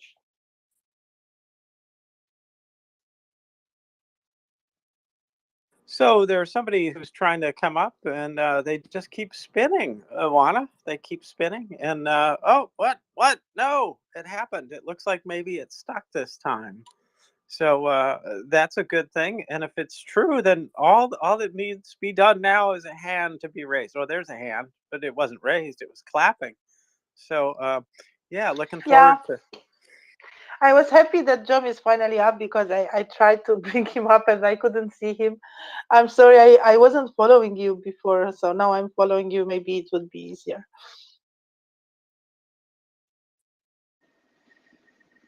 Yeah, that was quite an experience, wasn't it? It took a while. But hi, good evening to you all. How are you doing? Pretty well. And how are you this morning? Well, it's been a long day, but here we are, and I'm looking forward to taking over. I think James, you're taking a rest now. Is that right? I'll be reviewing some work that some words. I mean that I need to keep better in my head for tonight. Book club. So that's what I'll be doing. But rest, as they said in one of those alien movies, you can sleep when you die.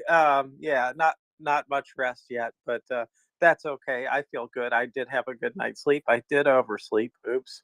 But thank you for asking. And so I'm glad you're here. With that, then I will say goodbye. Good morning, afternoon, night to everybody. And hopefully you're one of those 24-hour birds and you stay up all day and all night, and you'll be able to listen to this and book club later. But if not, you know that we'll get the word out about what we're reading about in various methods, because it's all about Ukraine. So thank you. Thank you, James. It was a pleasure to be here with you. And yes, by all means, please listen to the book club tonight. It would be very interesting. And I'm really very sorry that it's not in my time zone, but they will be on the podcast, and we can also listen to them on YouTube. So it's a good thing. We have options. And in the meantime, until John comes up as a co-host, I promised maritime update. And actually, there isn't one because there is no transit in the northwestern Black Sea. The problem is that there was a big storm yesterday during the night, and it continues today. All the region south of Odessa and all the Romanian coastal waters, even on land.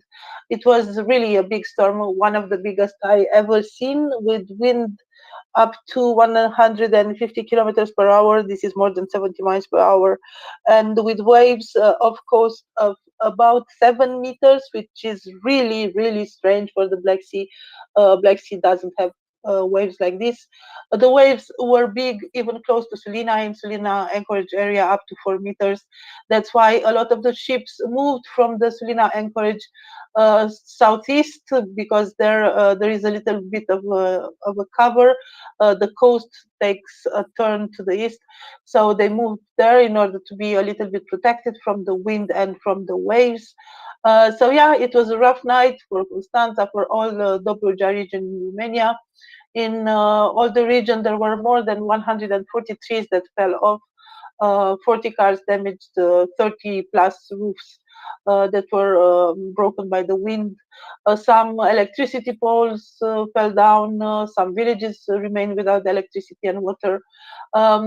Also, because of some electricity supply problems, the nuclear power plant of Chernobyl closed one reactor. It was an automatic closing procedure because of electricity being intermittently delivered through the supply line.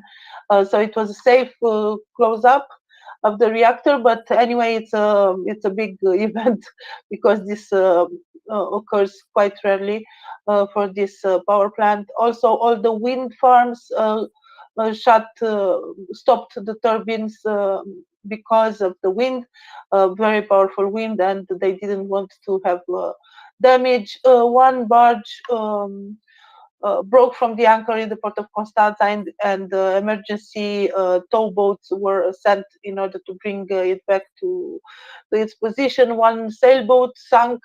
So it was really a big storm, and the consequences of it are still there now. There are floods. There is a red code for floods in the region. There is an orange code for the wind all this day. So this means that practically there will be no transit in the Western Black Sea today because of the weather. And I have two interesting news from yesterday. I don't know if you know them. I think it's important to bring them back up because maybe people are not aware of this. K-Max Ruler, the ship that was hit in the port of Yuzhny by Russian anti-radar missile a few, well, maybe 10 days ago, 8 or 9 November, if I'm remembering well. So it was damaged in its upper part, but it was still seaworthy, and it proceeded to loading and left the port of Yuzhny, and I don't know the exact position yet because it didn't put on, the transponder, the AIS system. But according to Ukrainian sources, is somewhere south in Romanian or Bulgarian waters. I cannot confirm this, but I do trust the Ukrainian sources, and this is a good thing that K-Max Ruler, a big ship, 75,000 tons, managed to sail, so the damage was not so important. But it's very sad that during the attack, because of the attack, one Ukrainian pilot died and 3 crew members were injured, as well as a port worker. So this is one news. And the other is that another ship that was passing through the corridor, Georgia S, she left on the 16th of November, loaded with wheat. Apparently, not apparently, it is reported that it hit a mine and there was some damage, but fortunately not very much damage. The ship stopped for a while. There were talks that maybe it will go to the port of Constanța, but finally they decided that the damage is not so important, and the ship proceeded south. Yesterday it was north of Bosphorus in the Black Sea, but according to the sources I have, it passed or already passed to the Bosphorus Strait and is now in Istanbul. So it is good that the damage was not big. Also about the weather, I'm looking at wave and wind maps, and close to the Bosphorus Strait there is really very intense wind and very big waves, about 7 meters. And if you are used to look at the position of the ships, you will see that north of Bosphorus, where usually there are a lot of ships waiting to pass through the strait, there are much fewer now. So I guess they just rushed to pass through the strait in order to get into the Sea of Marmara, where they are at cover. So sorry for speaking so long. This is all I have to share about the maritime news today. And I see for Michael, you have your hand up again. And hello, John. Hello. I think this is the first time we've co-hosted together, Juana. So kind of nice to meet you, I guess. I know you fairly well from listening to you a lot, but you've probably never spoken to me. But let's see how we get on for the next hour or so. Nice to be here. Nice to be here with you. Okay, so for every child, I think you have something to say. Yes, John, and welcome as a co-host. I will follow you as closely as possible. Liana, I try very much to follow you, but again, Twitter isn't operating as it did in years past. If you could tag me as often as you think about it, because I am deeply interested in everything that happens that you cover, and whether I retweet it or not, it's of interest to me. But I have people that also will find it of interest to them. So I'm so sorry that I don't. And everything you said, I would love anything that you tweet on that. Uh, I would love to see those tweets. I don't like to ask you to do any extra work, but I am not seeing very much of what you put out. And as a matter of fact, anyone here that wants me to see something, please tag me. I think I will see it if you tag me, unless the tweet is just denied going out, as many of mine are.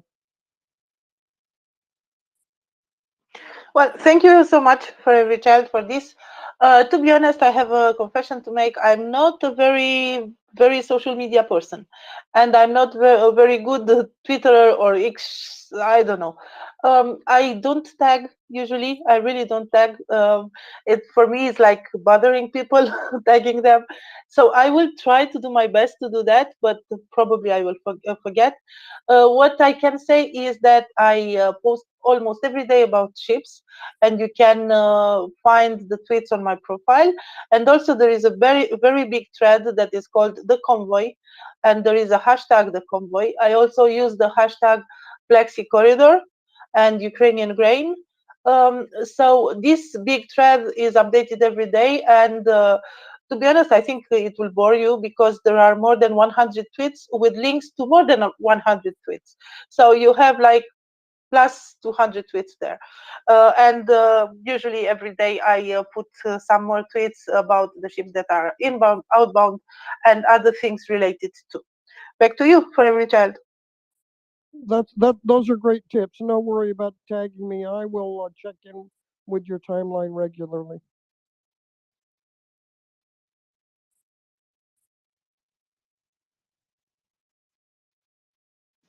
Okay, sorry, Yes, I was oh, busy. I was busy bringing Oyvind up, but I see Bulterian has the hand up. Okay, who is first? Yeah, hi everybody, and thanks to Ian and John for co-hosting. Always a pleasure to listen and support MriyaReport.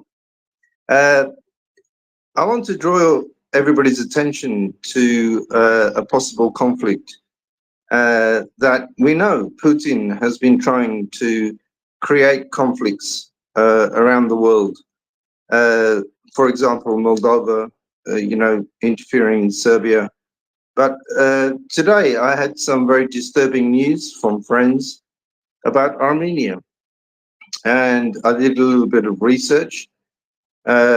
So first of all, that we know that there are more than 500,000 Azeris in Russia, as well as a notable diaspora of Russians in Azerbaijan, which is the largest Russian diaspora in the region. September the 29th, the US Senate passed a measure blocking US military aid to Azerbaijan. So the bill prohibits the president from waiving Section 907 of the Freedom Support Act for the next 2 years. Quote, the Azerbaijani government has made it clear it can and will use its military resources to impose violent attacks against the people of Armenia and Nagorno-Karabakh. Well, we know that Nagorno-Karabakh is lost now. However, in today's news, we have from Armenian news that Azerbaijan is sabotaging negotiations on a peace treaty with Armenia. The ambassador at large, Edmund Marukian, said in an interview with the public TV. He recalled that the Azerbaijani side recently refused to go to Brussels for a meeting with Armenia and then rejected a trip to Washington at the invitation of the United States. That is, Azerbaijan showed the international community and us that it does not negotiate. while simultaneously declaring that Armenia allegedly does not want peace. It means they constantly sabotage discussions of the peace treaty, then announce the intensification of negotiations and refuse to plan meetings. And here also we have as Pashinyan emphasizing that it is extremely suspicious that the Republic of Armenia has been referred to as Western Azerbaijan under the highest patronage and at the official level in Azerbaijan. So we have a situation where even today, Armenian friends of mine are extremely nervous and expressing their anxiety that Azerbaijan could invade Armenia. And this could be the latest move by Putin to create chaos in the Caucasus.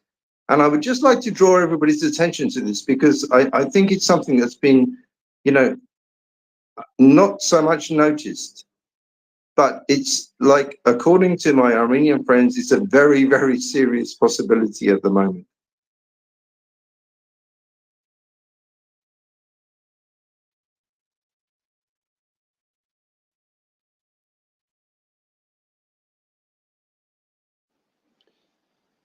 Right, thank you for that. I have to admit that I'm not tremendously familiar with that particular part of the world and what is going on there. Is it possible you could provide some kind of sort of summary of how it got to this stage for those of us who are perhaps not so familiar with the with this situation? Sorry to put that on you, but if you could do that, that would help a great deal. No, sure. I mean, Turkey is also involved in this. There are basically two bits of Azerbaijan. There's Azerbaijan and there's Nachivan, which is separated by a part of Armenia, and the border goes with Iran. Iran has said that they will not tolerate any changes to the border, but Azerbaijan wants a corridor, as in part of Armenian land, to connect Azerbaijan with Nachivan. And this, despite repeated political negotiations with the head, the president of Armenia, sorry, the head of the government of Armenia, Pashinyan. He's trying to use every forum, every possible way to sign a peace treaty with Azerbaijan. But at the moment, it seems like Azerbaijan is intent on, well, it just looks like invading Armenia. America has been very supportive in statements. France recently sent 20 armored vehicles to Armenia. Well, that's great. I mean, it's not a lot, but you know, it's some support. I mean, there is a huge Armenian diaspora in France, but things are not looking good. And I just think that we should be paying more attention to this situation, because it could turn into the next Putin-supported conflict that just distracts from the Ukrainian war.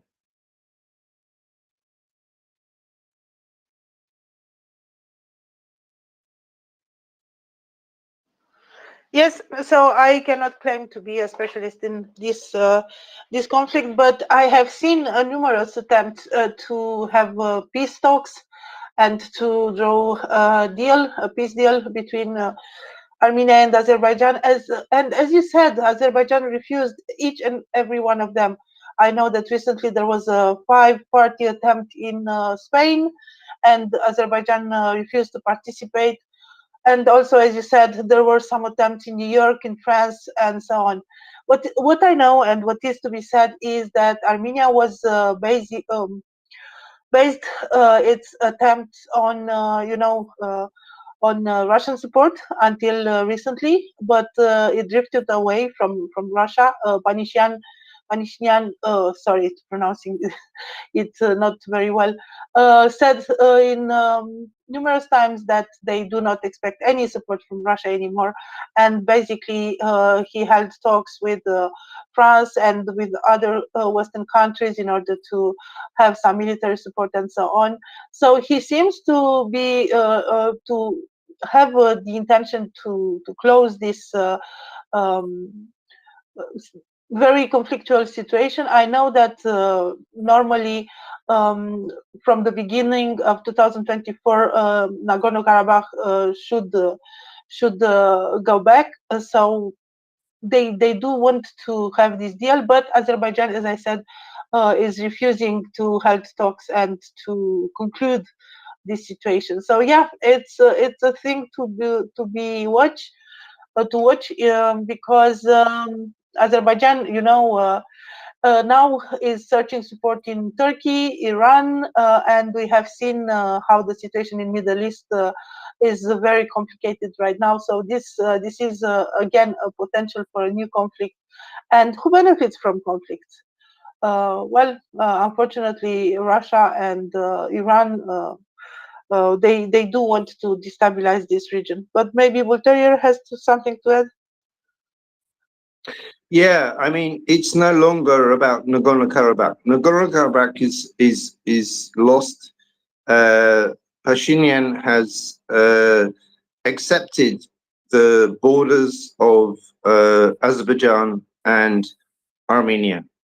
But what's happened at the moment is that Azerbaijan has invaded and occupied 200 square kilometers of Armenia proper. And they are now building up their forces on the border. And this is the problem. And this is what I'm alerting people to, is that this can be the next Putin-sponsored conflict that causes chaos in the Caucasus. I agree with you, and as I said, I'm not a specialist in this conflict, far from it. I just follow the news, from the Russian side and from the Western side, and I'm seeing this problem surfacing now and then. What I can advise you is to be here when Thomas Steiner will be here, because he has extensive knowledge on this conflict, and I think it would be very interesting to ask, to pose this question to him, because I trust I trust his judgment, and I have listened to him many times speaking about this, and I think it would be very interesting to address this when he will be here, and I trust that he will be here soon with us. Could I just ask you a question, Bull Terrier, about this? Azerbaijan, you said that they're supported more by Iran. Is that kind of the historical context, than Turkey? No, they've had an interesting, plethora of support, even the UK. Although in 2004, the UK, I believe, stopped sending arms to Azerbaijan. But no, Azerbaijan are more supported by Turkey. Iran's position is that they do not want any change to the border, because this is the thing. There is Azerbaijan and there is Nakhchivan, and the Nakhchivan is part of Azerbaijan, but they're separated by Armenia, and the border between them is the border between Armenia and Iran. So Iran is saying very clearly that they don't want any change to the border, because it would be a change to the border. In effect, instead of having a border between Iran and Armenia, they would have a border between Iran, Azerbaijan, and Armenia. So they're very against this. And what they have done is they have offered and even started, I think, building a communications link through the north of Iran between Azerbaijan, and Nakhchivan. So there's been some very, definite statements from Iran. There's been some action from Iran. There's been a lot of political negotiations coming from Pashinyan, from the government of Armenia.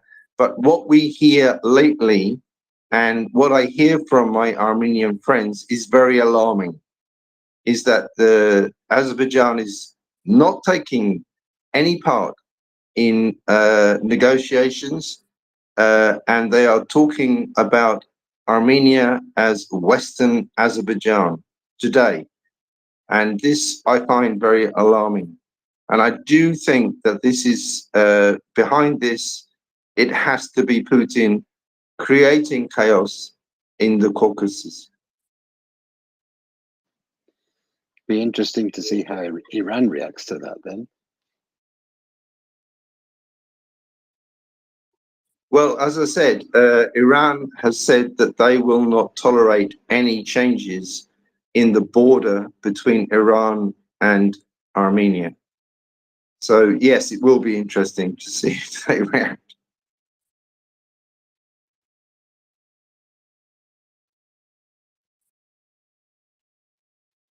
But yeah, I guess this this appears to be Putin's strategy. Well, I'm sure this is Putin's strategy to sort of, excuse my language, everybody to sort of shit stir as much as possible in as many places as possible, and try and get as many eyes off Ukraine as possible.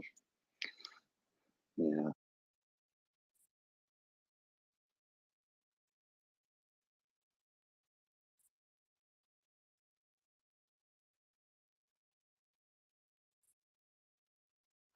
Crazy times, isn't it? Crazy times. I don't know. I think we, since the 89, 90, the end of history, Fukuyama, we were like sleeping, lulled by this songs about the end of history and about how everything will go well in the world, and it's only about cooperation and there were good times. The last 30 years or so were the best times in the history of humanity, at least for the Western democratic world. Prosperity, a long life expectancy, things like this. And you know that saying that hard times create strong men, and strong men create good times, and good times create weak men, and weak men create hard times. So I think for the last generation or so, we were weak and we were sleeping, and during these times monsters grew under our bed, and now we have to deal with them, and they are everywhere, unfortunately. I'm sorry to to getting like fairy tale mood right now, but it's true. Fairy tales have monsters in order to teach us how to deal with monsters, in order to prepare us for the evil that exists in the world. And I can't understand, I really can't understand people that promote hate. The love for hate, I really can't understand it. And actually, we have to acknowledge that there is, this is happening. Hate is promoted now in many ways, in many places. Hate for the Ukrainians, hate for the Jews, hate for the other. We are not seeing the other as being one of us. We are just making the other like being the other. Not we, but this is like a tendency in some places. Sorry, I will stop because I'm like going nowhere with this. No, it's dark, but it's true. I think there's a lot of kind of things that have been hiding under rocks for a long time that are kind of crawling out again, and we certainly need to make sure that we don't let it out any further than it already has. And Ukraine, I think, is the first stop on that, isn't it? Definitely. Yes, indeed. Maybe Cleo is more optimistic.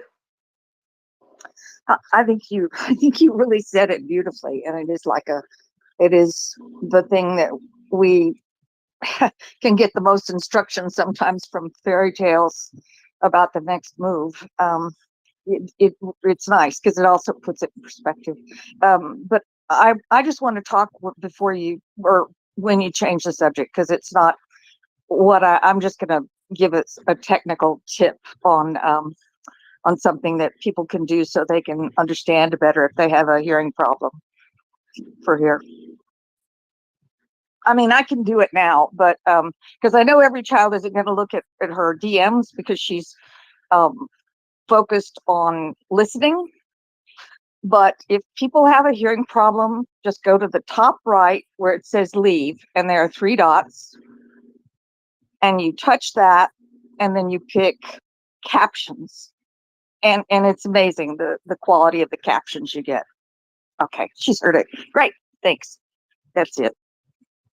I really keep going because I thought this was very inspiring. Thank you. It is to me, even when things are can be depressing. It's nice to know it's a collective experience, and that's what fairy tales are too. You know, it's our struggle and our you know, it's what we all have to cope with. Thank you.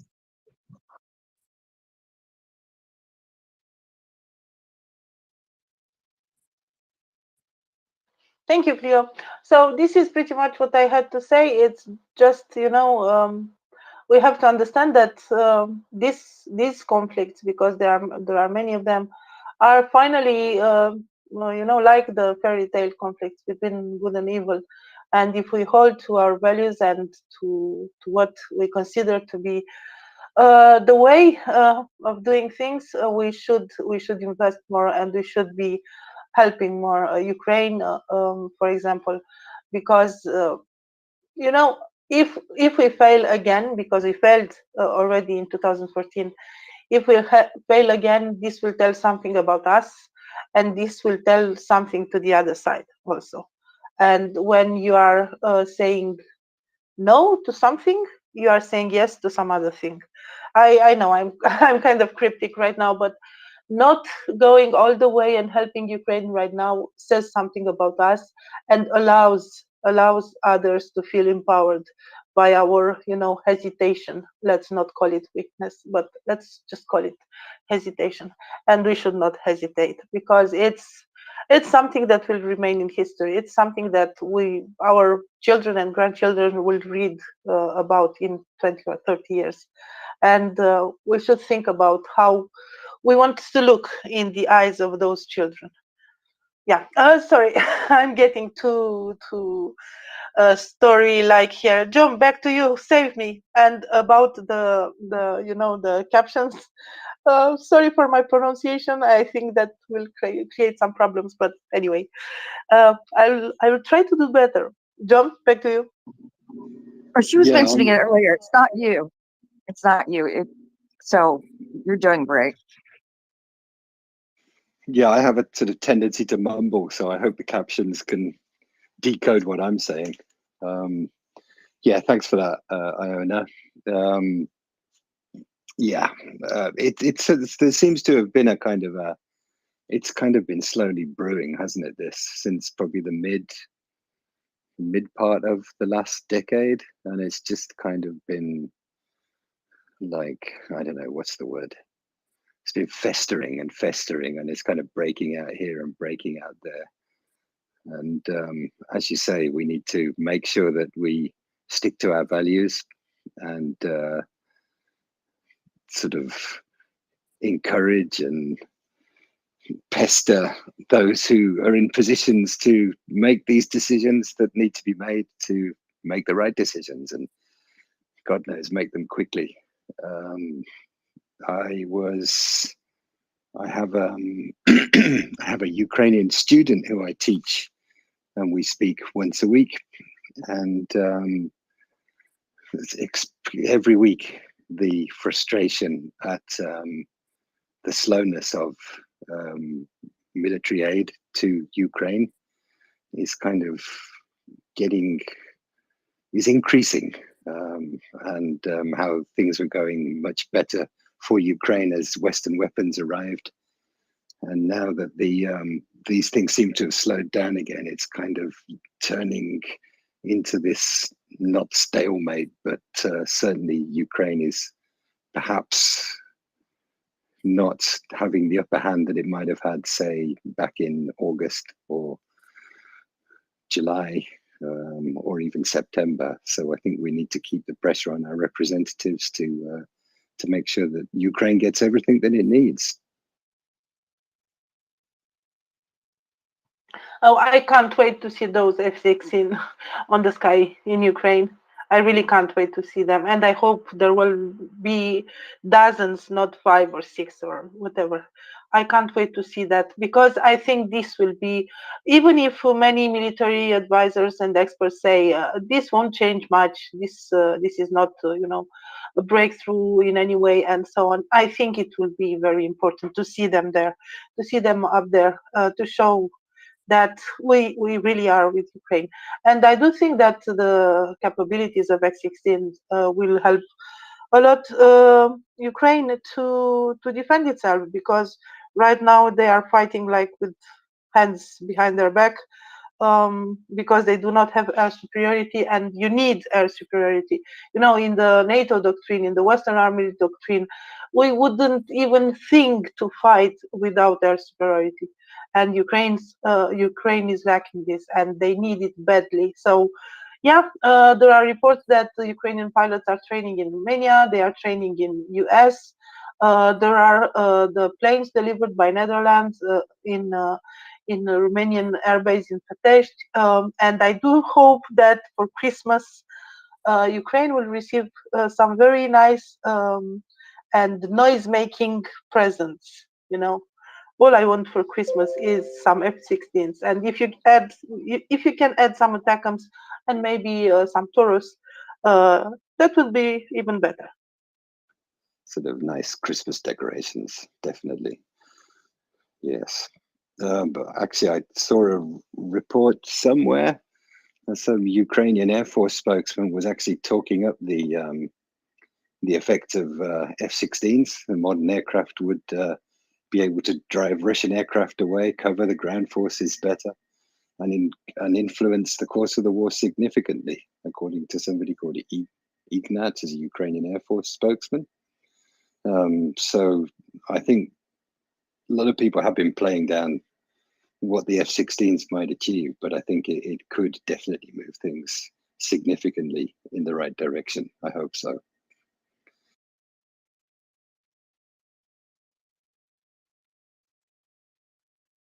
Speaking about planes, look who we have up, Peter S. Hi, both of you. And you're one of my favorite speakers on this channel. But yeah, I loved what you said.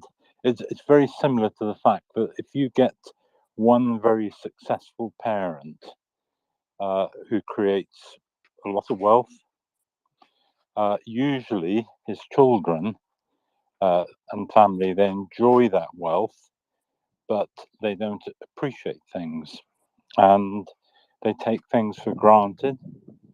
And it's usually the following generation who come back to being successful, while the children of very successful people don't.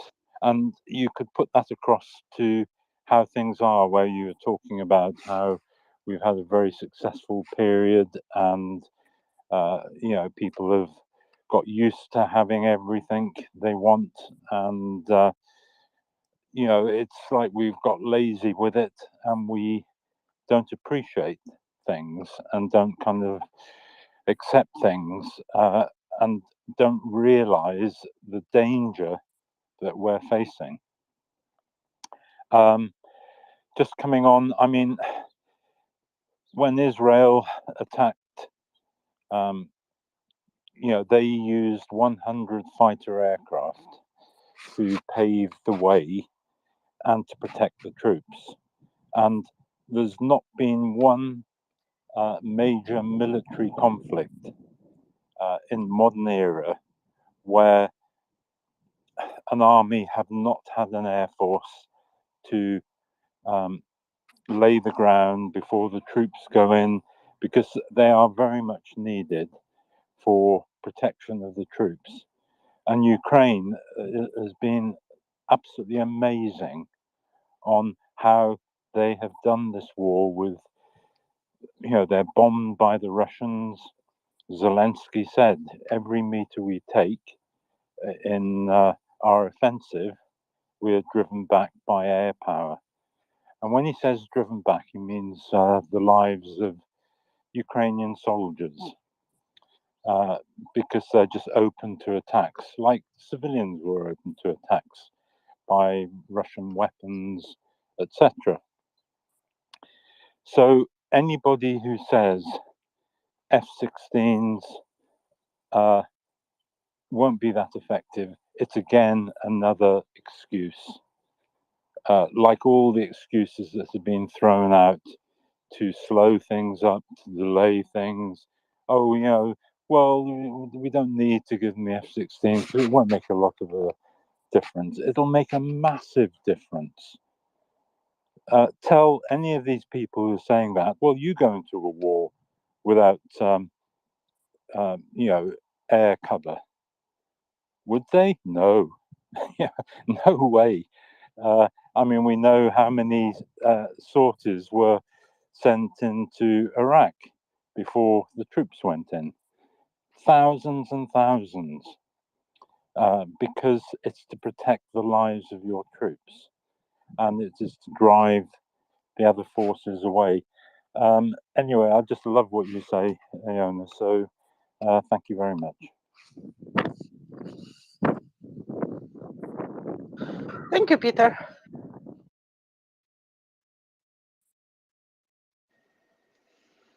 Yeah, I guess it kind of is what it is.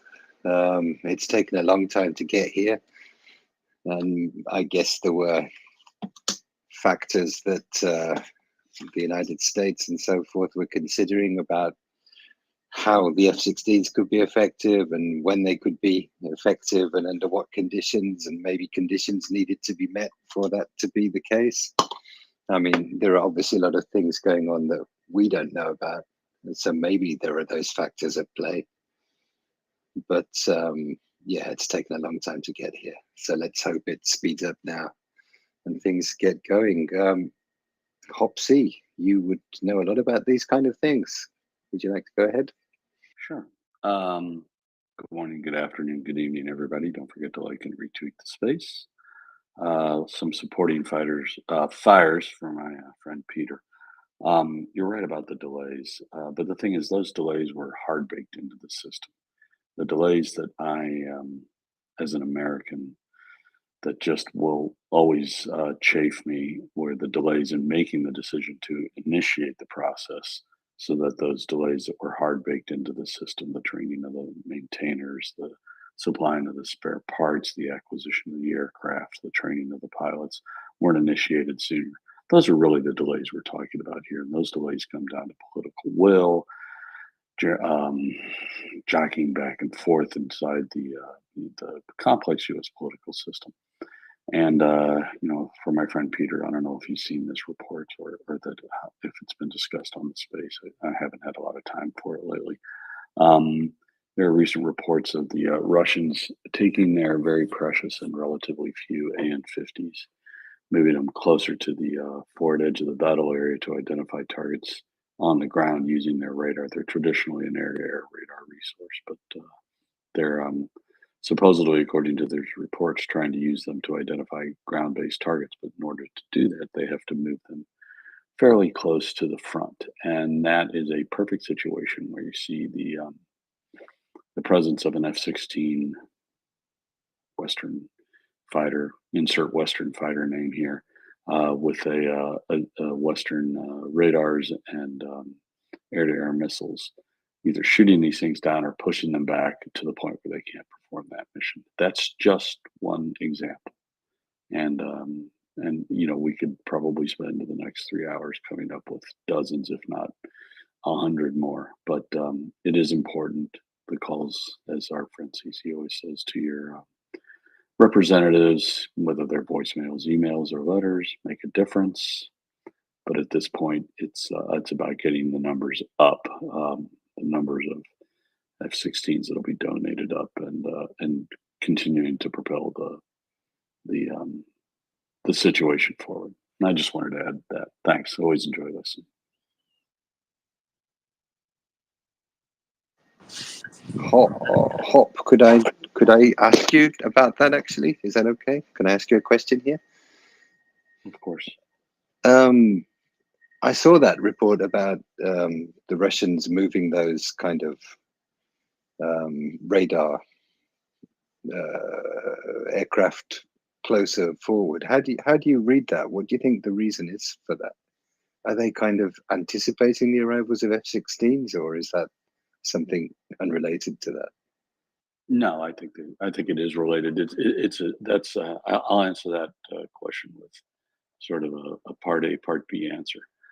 It's a desperation move because they've lost the ground-based radars that would normally perform this job, because the Ukrainians have become incredibly effective at focusing on EW equipment and special equipment. Not to Iona there. We know how you love to see special equipment get blown up.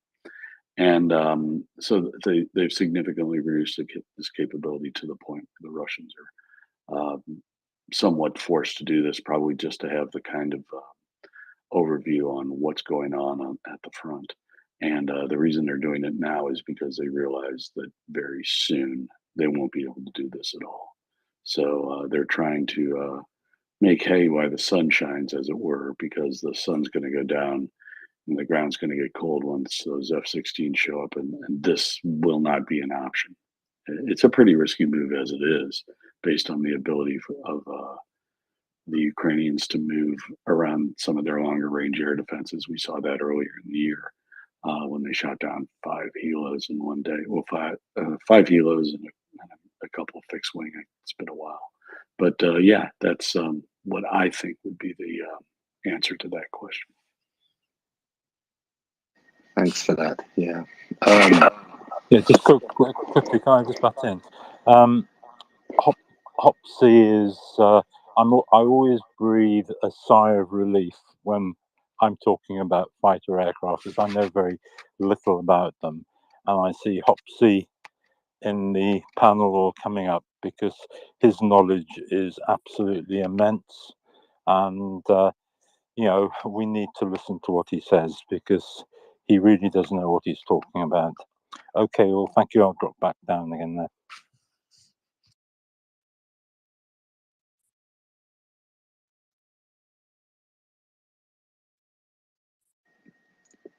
So I guess we kind of see that as a sort of semi-panic move then. That's kind of reassuring. And hopefully things will improve on the battlefield when those damned F-16s arrive. Let's hope so. I certainly do hope so, and always glad to listen to Hopsy. And yes, according to the Ukrainians, the F-16s will be here this winter. So winter starts in a few days from now, in 12 days.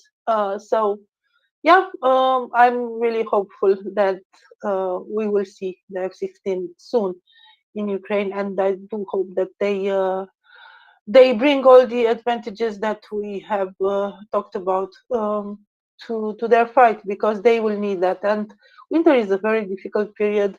We were talking about how innovative the Ukrainians are with the use of drones and things like this. In winter is difficult because there is no foliage, no leaves on the trees, and movements can be seen easier, even with the thermal imaging. It's very obvious when it's cold outside, less obvious when it's hot, like in the summer. So, well, it depends, of course, on the equipment they have, because there are different kinds of night vision and thermal vision equipment. But anyway, winter is a very difficult period, and we were hoping for Ukraine to have everything for the spring offensive, for the summer offensive, for the autumn offensive. Well, let's hope that they finally have everything they need for the winter offensive. Let's hope so. And I don't know whether it's still the case, but cold weather's not good for batteries either, is it? So that might limit the range of drones. That might be another consideration as well. So aeroplanes in there would kind of make a difference, I think. Hop, you have something on that? I just wanted to sort of throw a rumination out there I've been having lately. I think we need to maybe stop thinking in terms of summer offensive, winter offensive, and just go offensive. Because the weather conditions are always going to be changing, and the Ukrainian lines of communication supply situation seems to be slightly better at adapting to this than the Russians, if not for no other reason than they're still connected to the Western world robustly and hopefully in an increasing way. But I think drawing the line between the summer offensive and the winter offensive is, for me, becoming more and more blurred. Obviously, during the mud seasons, on either end of the summer and either end of the winter, it's pretty hard to move. Mobility gets severely affected. And, I've heard reports that we're looking at a slightly colder winter, which makes a better situation for moving across fields and things like that once they've been demined. And it also supposedly makes it a little bit easier to demine them because of the thermal signatures left by some mines, and that they can be negatively affected by the cold, a severe cold. If for no other reason, if they have a battery component to them. But I'm starting to just think in terms of the offensive. I'm just the thinking of it in terms of summer and winter. Now that the Russians have had so much time to prepare their lines, it's more of just the offensive in my mind. That's just my opinion.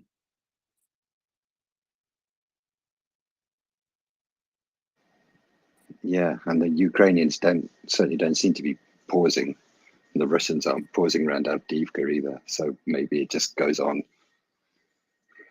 and goes on, as you say. Yes.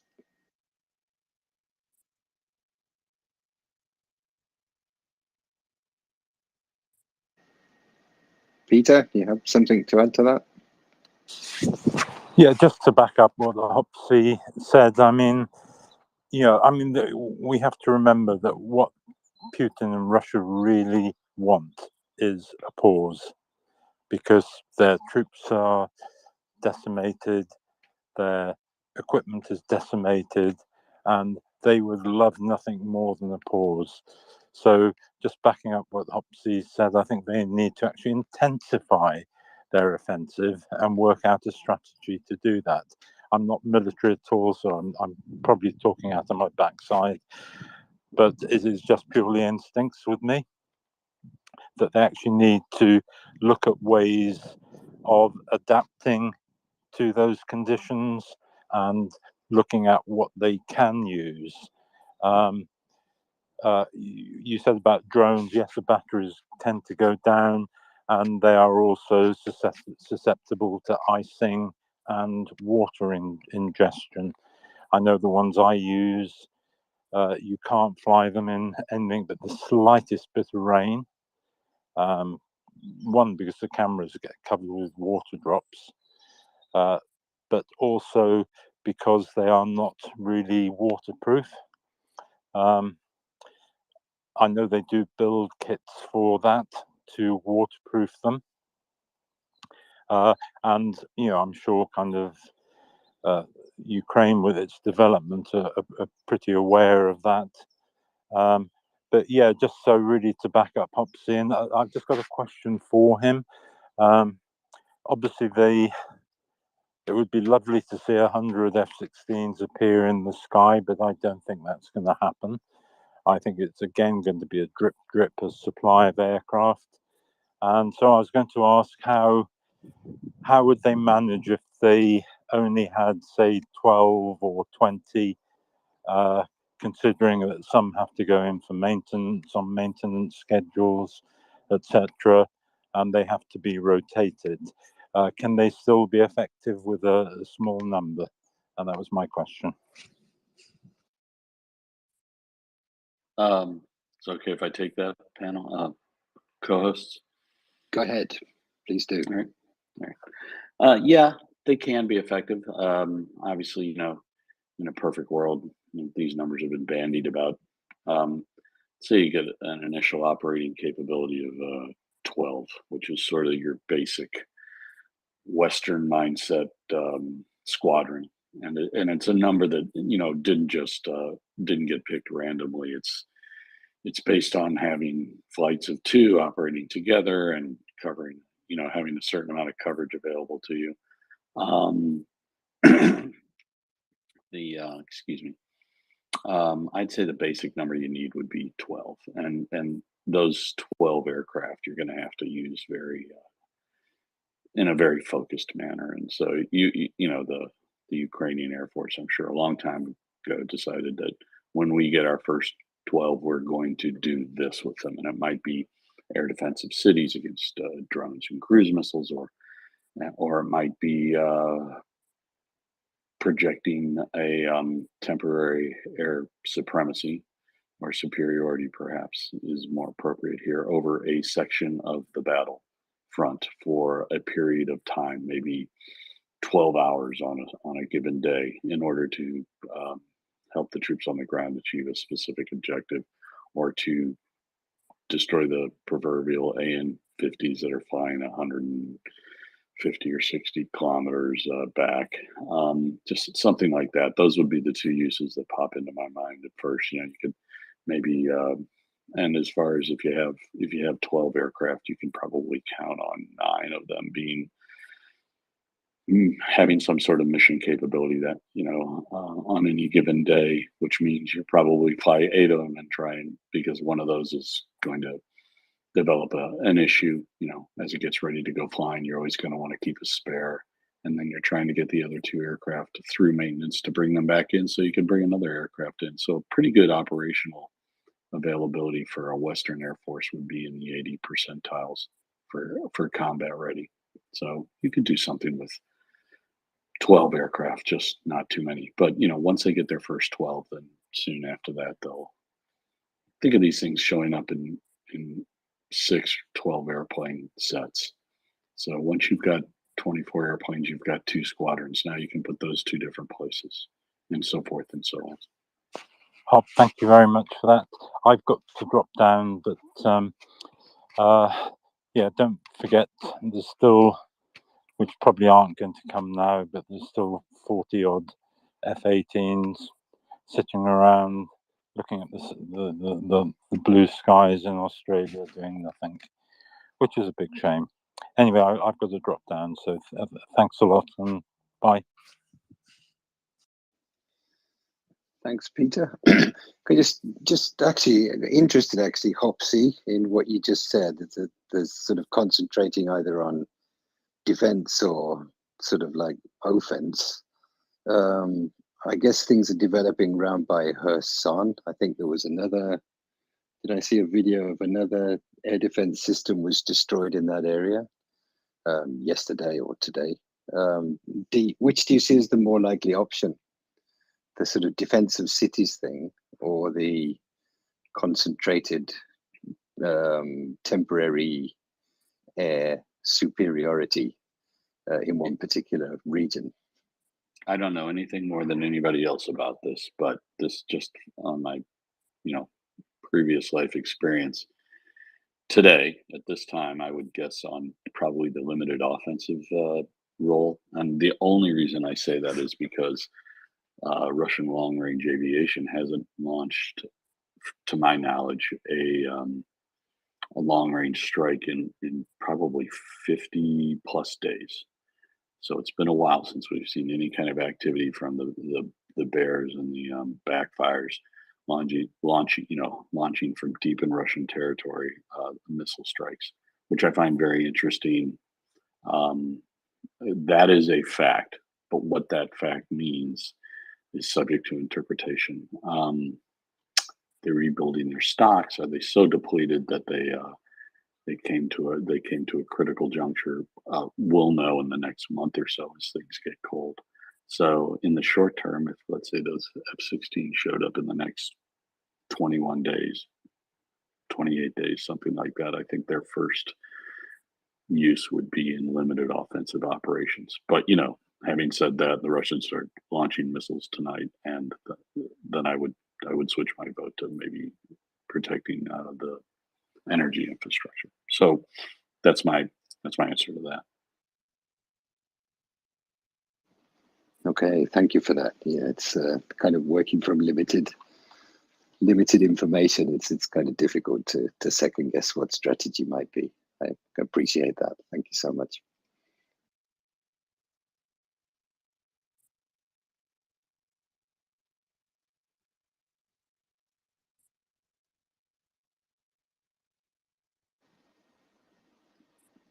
Joanna, do you have anything related to this?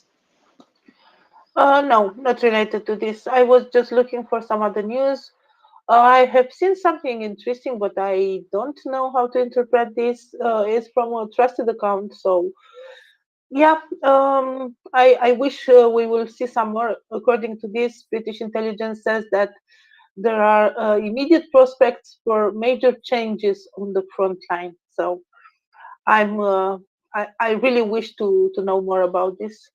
And I was looking, because we have talked the last few days about the left side of the Dnipro and the advances that Ukrainian made there, and I think they are significant. And I've seen in the Kyiv Independent an article which says that apparently Russia has suffered close to 3.5 thousand casualties in these battles there, and I guess it's possible because we have seen the numbers going up for the last since the beginning of the month of November.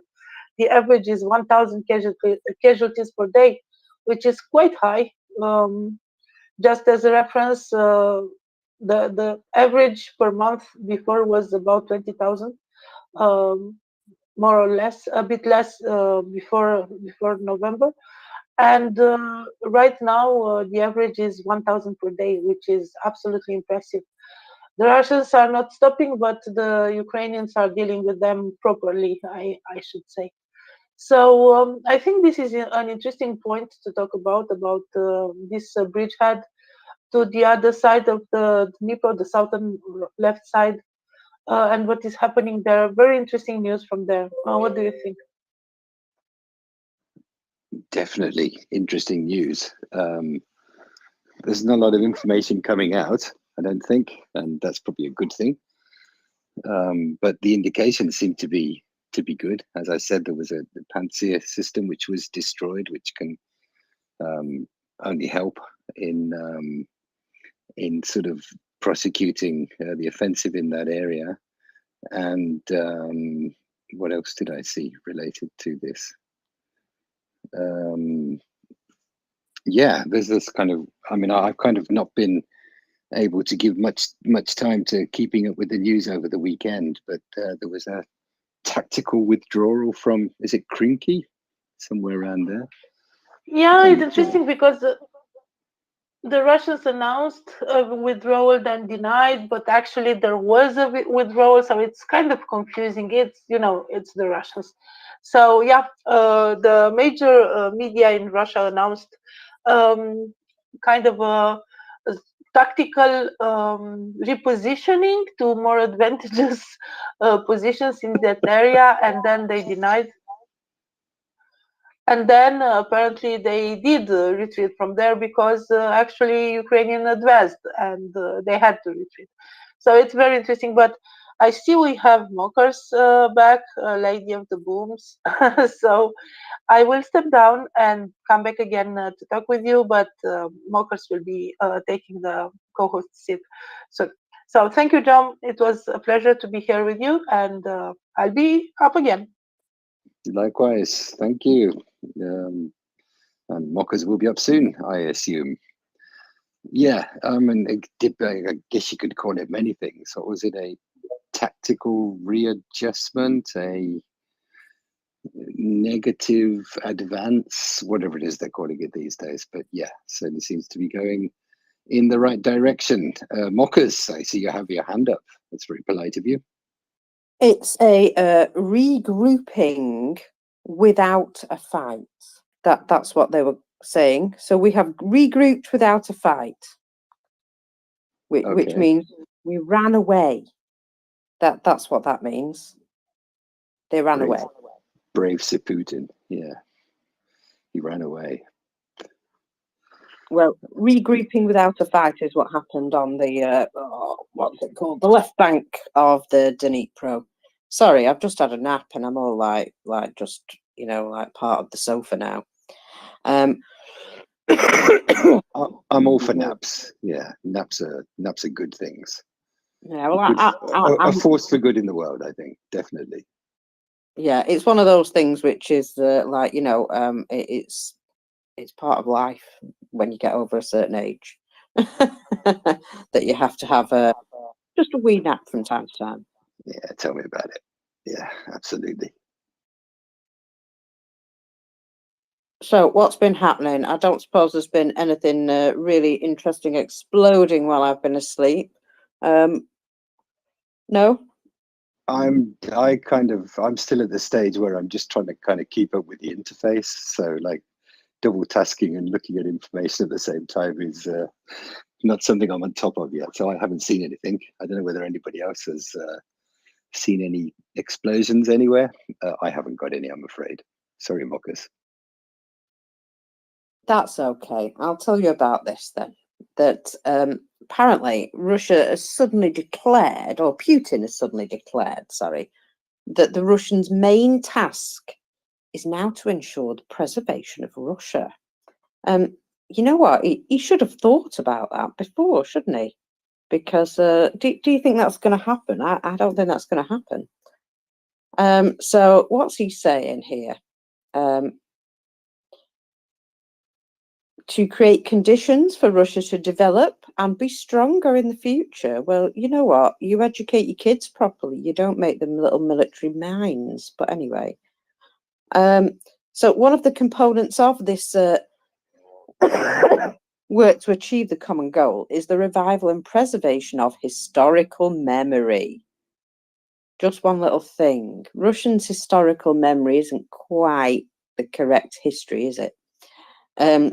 So Historical amnesia, probably. yeah, something like that. Something like that. So he continues to claim that everything is going according to plan. Of course, they've gotten over calling it a war now, and covert mobilization does seem to continue. And the Russian army, of course, is not announcing their losses, but I mean, we can see what's going on, can't we? We can see that it's a big old, just waste of life and stuff in order to, oh no, sorry, my timeline's gone mental. In order to try and take over a peaceful neighbor who, well, I think because they were a peaceful neighbor, Russians thought that they were easy pickings, and I think they've got a bit of an education in that. Now, I'm being told that there is a tale of woe, and there is. Oh my goodness! Right. However, I'd love to know how long this is. Right. Okay. Whew, it's not as long as I expected. Right.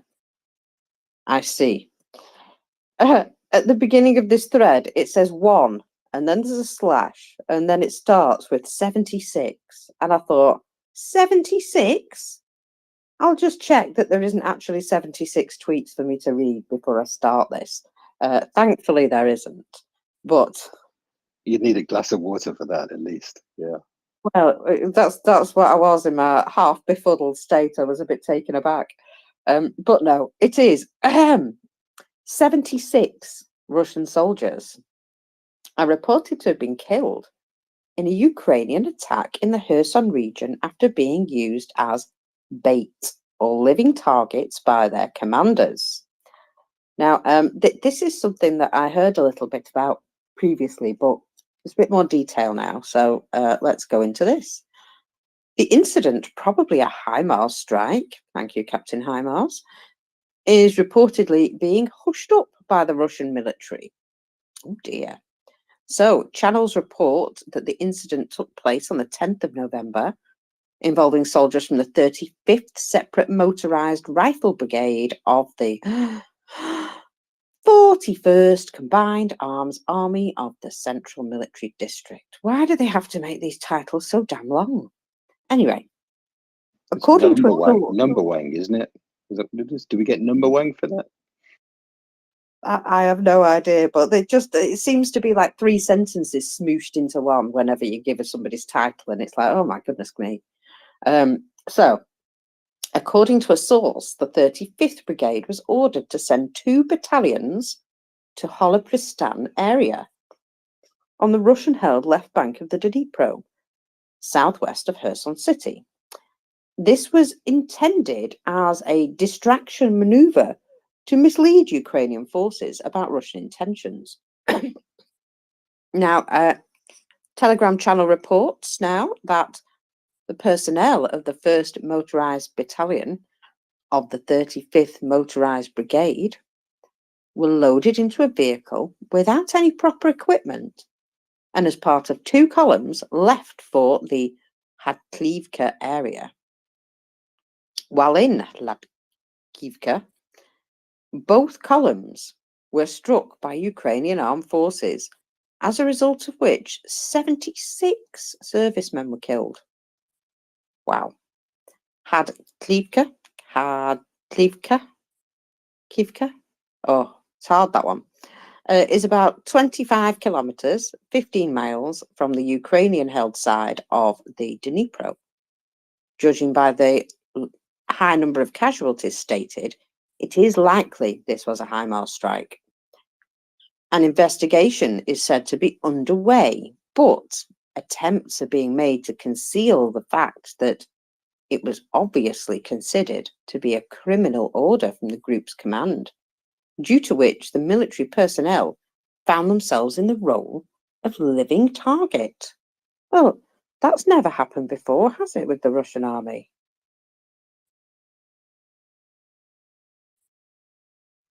They've never sent people just to soak up ammunition. Yeah.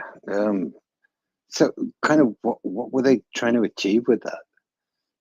Are they trying to like find some information on where the HIMARS are coming from or something? Is that what it was all about? Or is there any kind of strategy with that? Yeah, possibly trying to mask other movement, maybe mask the movement of a gun into the area or something like that, give the Ukrainians something to look at. But I have a funny feeling, especially with all the drones that they've got, that it's very unlikely Russia would have, managed to stop them from watching what was going on, really. And it didn't seem to achieve much, did it? Except wiping out 76 soldiers in the whatever it was group of the brigade of 42 the or longest whatever it was. Yeah, these groups with the longest names ever. It's a bit ridiculous. I realise that it's all the different tiers of whatever they're in. It's the what's it battalion of the what's it unit of the what's it battalion of the what's it whatever bigger thing of the what's it army. And sometimes, like, there's like 5 of them, and you're just like, why? Just tell us which unit he's in. Goodness me. So yeah, they seem to have the whole thing. So a whole new meaning to Vatnitiers. Indeed, but just a whole new meaning indeed. I think.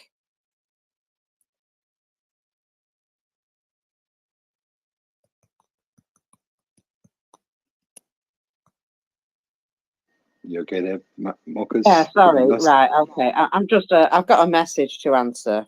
So. Okay. All right. No problem. Yeah, that was an odd one. Okay, I'm good now. Okay. It was a short one. Go on. Do you have something for me, my dear? Go ahead. Well, I was just going to kind of comment on that that whole thing. It did come up a few days ago, didn't it? It was kind of leaking out about that sort of, in quotation marks, criminal order.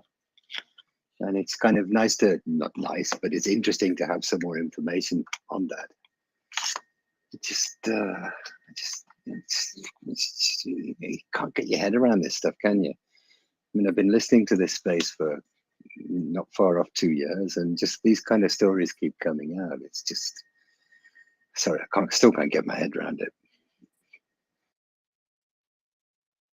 You're not the only one. They absolutely just amaze me every day with the crazy stuff that they do. I mean, especially with regards to the people on the ground, you know. I mean, for starters, we've seen them motivating people in the morning by, you know, giving them a morning beating. I'm sure that gets you really motivated for the day, doesn't it? Line up here while we beat the crap out of you. Yeah, sounds like it's motivation 101, isn't it? Absolutely. Yeah. So they're also terribly motivated by the fact that they're missing, you know, food. I'm sure that's going to get better over the winter as well. Yeah, and warm clothes and all those kind of things. Not necessary at all. They don't even have proper, you know, like actual clothes. When I say that, I mean, you know, uniforms. Right. Don't even have proper uniforms. Yeah, you remember that guy in the red loafers as well? That's a blast from the past, isn't it? But that guy who was on the front line in red loafers or something. God. That was a particularly natty warfare choice. Yes, I did feel as though it probably wasn't going to do him a lot of good. But, you know, at least he got picked up before he ruined his feet trying to run in them. Absolutely, yes. Just but one of those very strange things that we have consistently found going on. That that they're in a position where they just, you know, they don't have anything that they should, so they're just sort of taking what they need from wherever they can find it. And red loafers. I guess he was late to the party, and that's all that was left. A real statement item, that, wasn't it? You want to go ahead? You know, poor man. I don't sympathize with the ones that are coming to Ukraine, but yeah, I think he got his son shoes or something like this because they were the best shoes available. Because I can't think of any other reason to take red shoes to the battle. It's kind of creepy. I don't know. I've sent you a tale of woe, Mockers. If you remember, we had some other bar fight story a few, maybe 2 weeks ago, when Russian officials, well, military, managed to kill a girl because, that's what's happening when they go drinking. Apparently now there was an incident because they weren't allowed to get into the bar because, of course, I think the bar owners knew something about the Russian military coming to celebrate yet another medal, because the first incident that I was talking about was after one of them receiving a medal for, you know, good deeds in the special military operation. And now there is another tale of woe, and it's kind of the translation is really interesting. That was the one where they went to the park to fire the gun or something. Is that the one? The original story, the first story. Yeah, something like this. They wanted to fire a gun, and yeah, they misfired. Hey ho. And this one, I don't know if you want to read it, but it's funny. Actually, so they were going there to celebrate, and the bar owners or who was there didn't allow them to get in, and they insisted, and practically the bar people shoot with a gas pistol or something like this, and also they spray them with the pepper spray. But according to the Russians, those military men suffered the retinal burns. So I don't know if they know about anatomy, but retina is inside, quite inside the eye, so it's kind of difficult to suffer retinal burns from pepper spray. And also, one of them had a broken nose. So I don't know exactly how the the pepper spray is I don't know, it can break a nose, but I think that there was more than pepper spray there. Maybe he sneezed too hard. Yeah, that's a way to put it.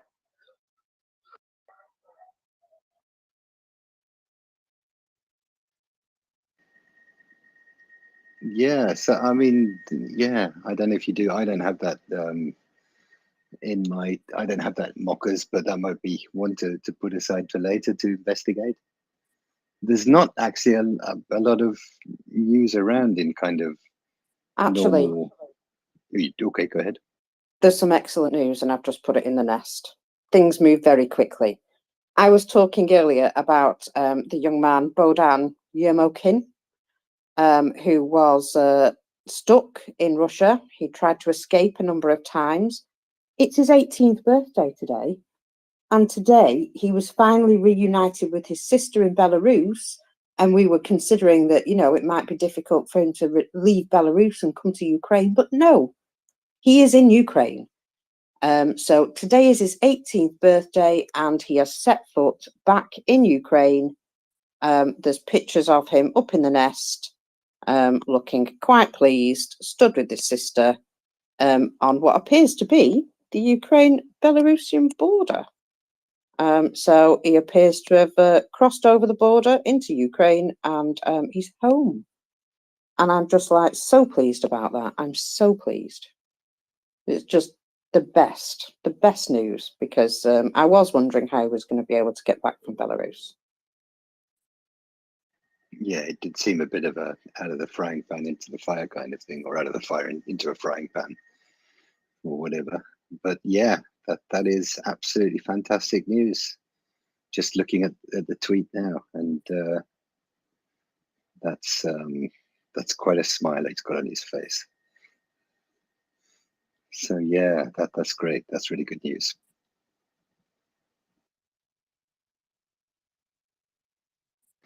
And let's hope it's the first of many more to come.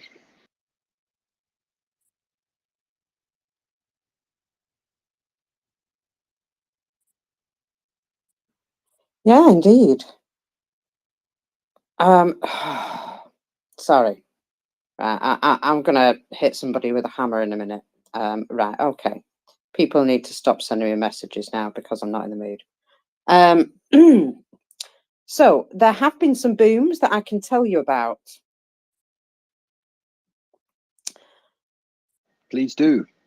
Yeah, there are reports of 2 strikes in Tokmak again, one inside the town and one just outside the town. And there is information that this is the result of HIMARS. So, Captain HIMARS, thank you very much again.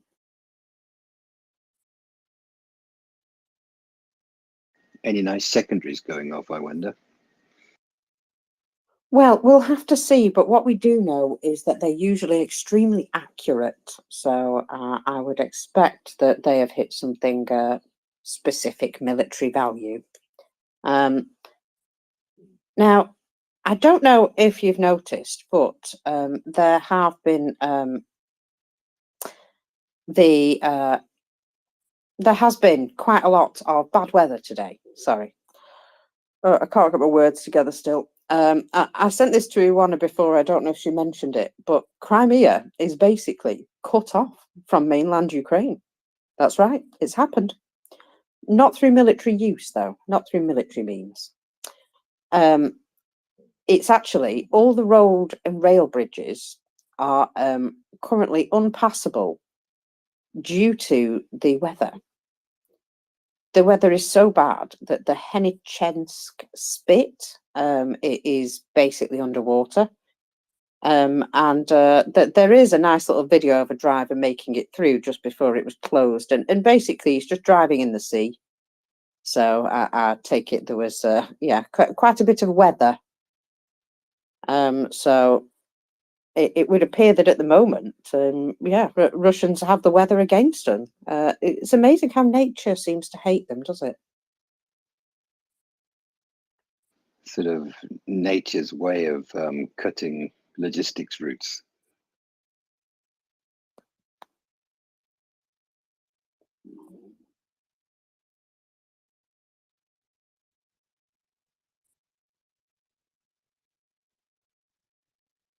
Yeah, actually, Ioana was mentioning how that's been kind of also interrupting the shipping out of Ukrainian ports as well. So her update was that there's no movement because the weather's really crap.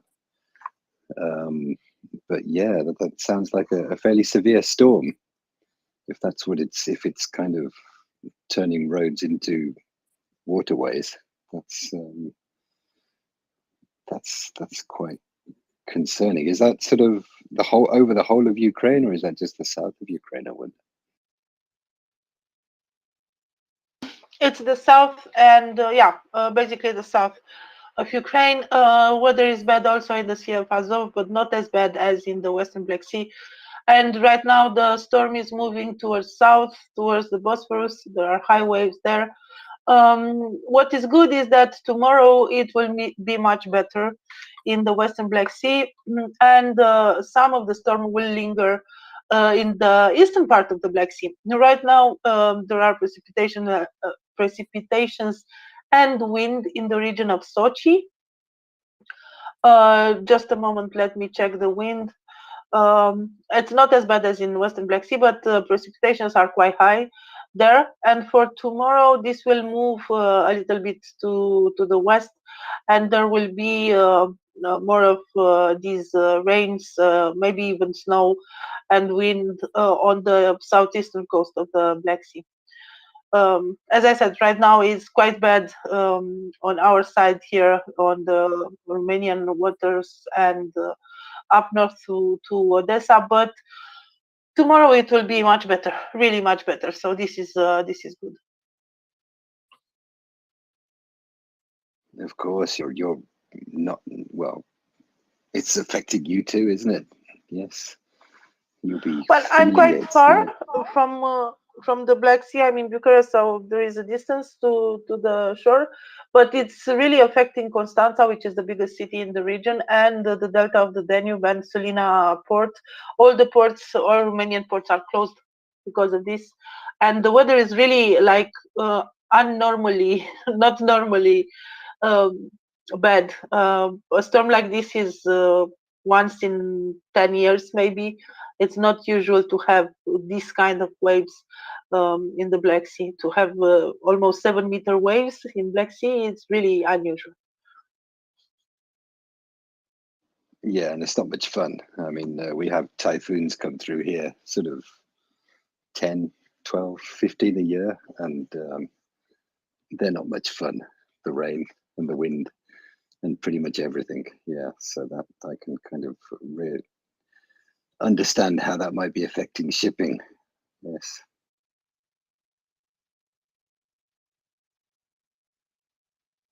So watch out for your roof as well. See if that gets taken away. Yeah, there's a number of roofs blown away in Russia's Siberia at the moment, and well, that appears to not be a problem for the Russian government. Obviously, I would imagine those poor people will now have to manage without roofs or fix it themselves. Ooh. Sorry, I'm just. A roof is a luxury, isn't it? Really. In Russia, it really can be. Yeah, you never know. It really does seem to be one of those things which might be, not necessarily easily obtained or kept. I'm sorry, I'm still chuckling. So Igor Girkin, the well-known war criminal, convicted war criminal, even him, the guy who's in prison. Yeah, yeah. I think Yeah. I think I know where you're going with this. This is Well, good. of course, this is now a bit more message from his telegram. So, all in capitals, I'm going to the elections. I wonder if he's facilitated a jailbreak for that. Okay, anyway. So, right, you know how like normally politicians, they will do sort of quite a flamboyant and fancy manifesto, and they will lay out who they are and what's going on and all of this. You know, it's usually quite like, here's me, I want to impress the people. And yeah, well, how am I better than the incumbent president, dated August the 30th of this year, was really dictated to me by me in order to attract public attention before the beginning of the real work on my nomination as a candidate for the presidency of the Russian Federation. So this was when he slagged off Putin and got himself locked in jail. So he says he understands perfectly well that in the current situation in the Russian Federation, to participate in a presidential campaign is sitting down at the table to play with cheaters. Well, yes, that's true. But I am not a naive person, if you say so. Hang I am sure. on. What? Sitting down at the table to play with cheaters. Yes, as kind in of- people who what- cheat at cards. What kind of a metaphor is that, or simile, or whatever it is? Okay, I'm just trying to process that. You carry on. Go ahead. Yeah, he's basically saying the game is rigged. He's just picked the wrong game.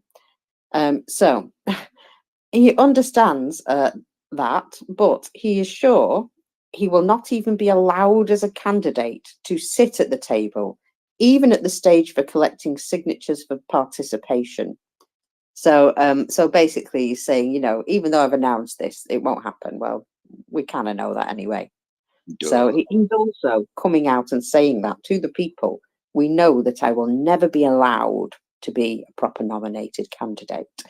Now, I think this is quite clever because he's saying this election system is completely rigged, which of course it is, but he's saying it out loud, which is something that people tend not to do. And he's saying it out loud in order to say, prove to me it's not completely rigged and put me on the ballot. You know, he's actually, this is his, what do you call it when you say the opposite of what you mean to get people to do that? Well, anyway, he's calling them out. Reverse psychology or something. Is that what it is? Reverse psychology, that's it. He's saying, you won't dare to put me on the ballot.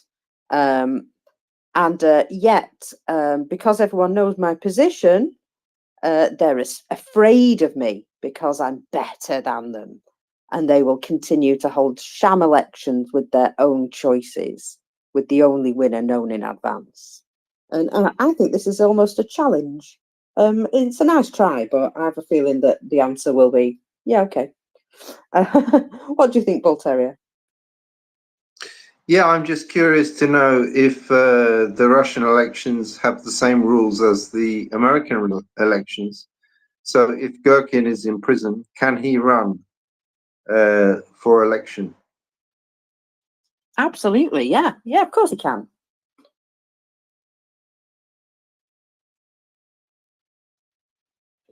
But, you know, it's just a little bit difficult to meet your communities and your people from a cell, especially when every time you might get slightly higher in the polls, somebody will come and duff your head in. Yeah, I mean, I don't want him to win. I don't want him to win. I'm just curious to know if he can run. He thinks he can. He really thinks he can. But I have a feeling he won't get as far as the ballot either. But he's trying to push this situation. You know, he's trying to sort of push his luck, I think, and say, you'll never do this, you know, in a way of reverse psychologically getting them to go, oh, won't we? Well, of course, our you know, our system is very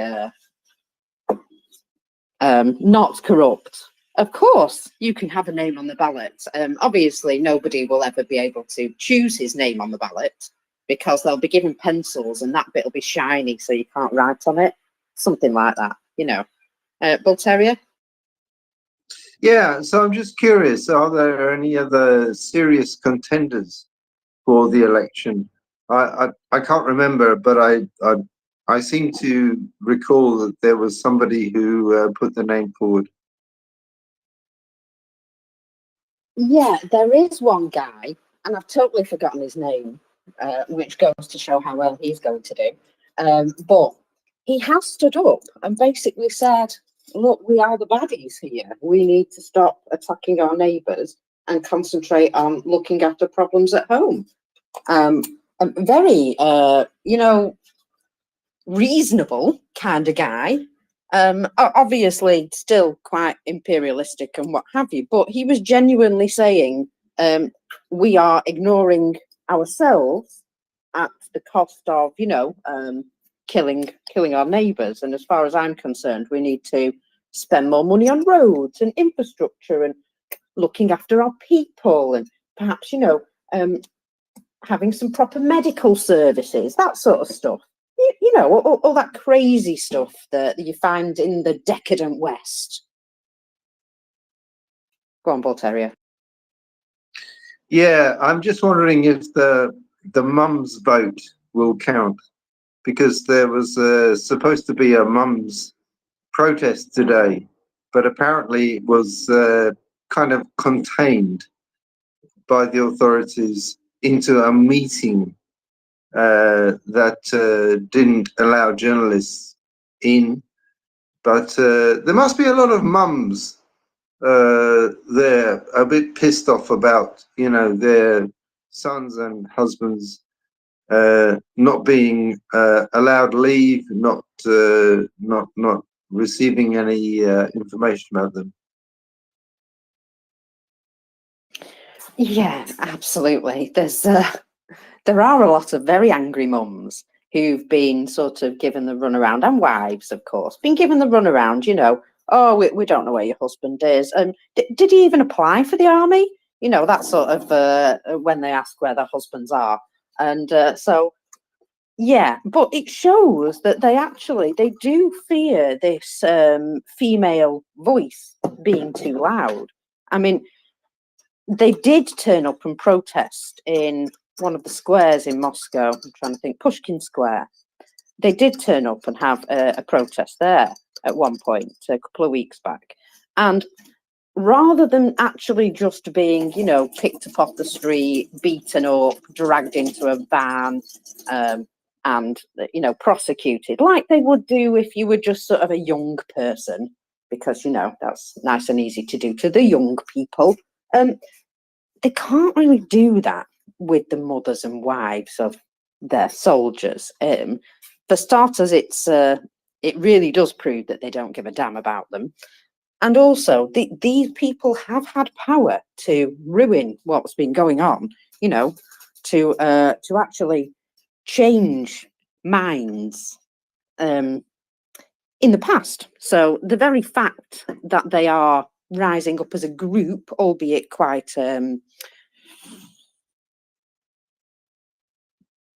oh, what's it called? Well, anyway, balls. Sorry. This is what happens when I get messages. My brain just switches off because I read a message. Apologies. I don't mind DMs, by the way. DMs are fine because I can read them at my leisure. But it's just when I get something that like pops up in the middle of my screen, it just wrecks my concentration. Oh, and considering I've just woken up for a nap, I'm not good. So, where was I? I was talking about, yeah, mothers. So, what they've done is, in deference to the fact that these people are actually quite powerful, albeit very small amount of power, but it has worked in the past. So the fact that these women do wield some power means that they can't really just beat them up in the street. That's not going to work. And they have to sort of head them off at the pass, which they've done here. They've said, okay, ladies, we understand you're very upset. Why don't you, right? If you can prove that your husband is on the battlefield, which is another way of whittling them down, because some of them have no idea where their husbands are. But if you can prove your husband has gone to the special military operation and you haven't heard and you need to talk to us about that person, then by all means, come along and we'll talk to you. So what they'll have done is they'll have allowed these ladies to have a rant, get it off their chest, and they'll say, oh, yes, we're listening, see. What we'll do is, because we're so serious about sorting this out for you ladies, we're going to take all your details of who you're missing personally and we'll track them all down. We'll make sure they've got everything they need. And if possible, if they're in an area where we can, we'll see if we can bring a few of them home for their, their rest and recuperation. But if we can't bring them home, we'll rotate them so that they get their rest and recuperation in the field. Yeah. So you might see one or two of them come home injured, right? The rest of them will be told, oh, don't worry, your husband is on vacation in the field. We've put him in a back area. He's just looking after a storage depot. Meanwhile, that guy will have had his phone taken off him and sent directly to the front line. What do you reckon? Well, I think we should get behind Mums for Russia. I mean, is there any way we can infiltrate and support this group?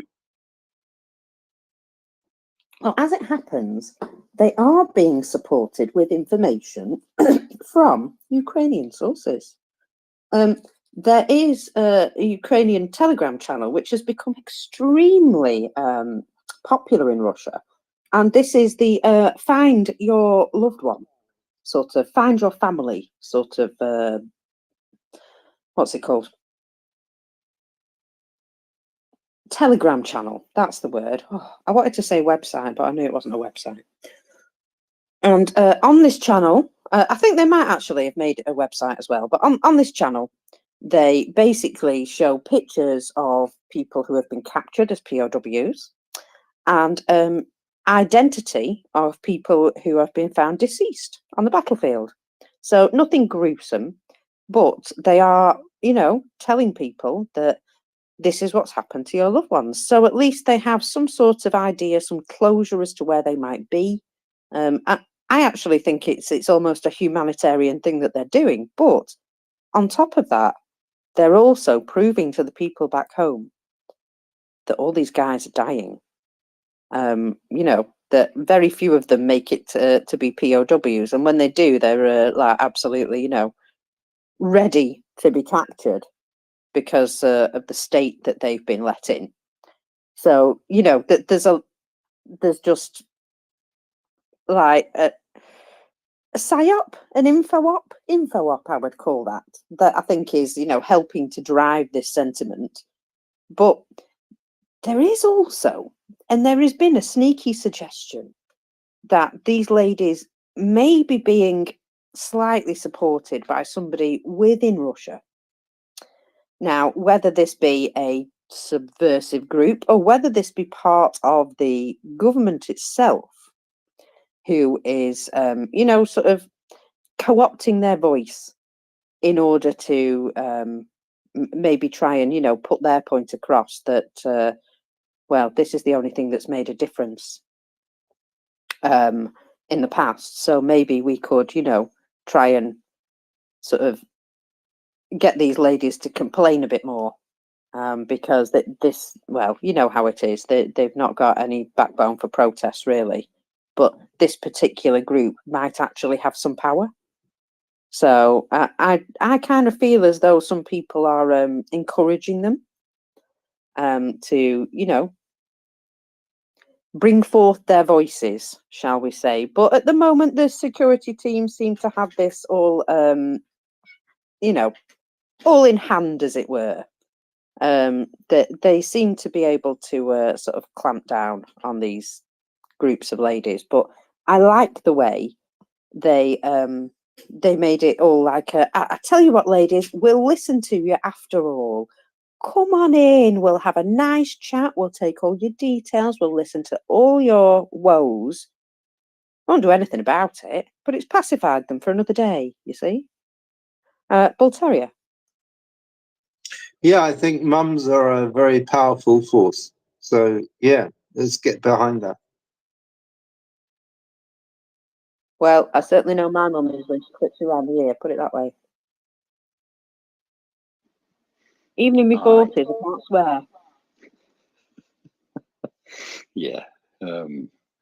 Yeah, in the past, and wasn't it like that submarine that sank, and the mothers got pretty upset about that, of course, about the Russian Navy doing nothing about it.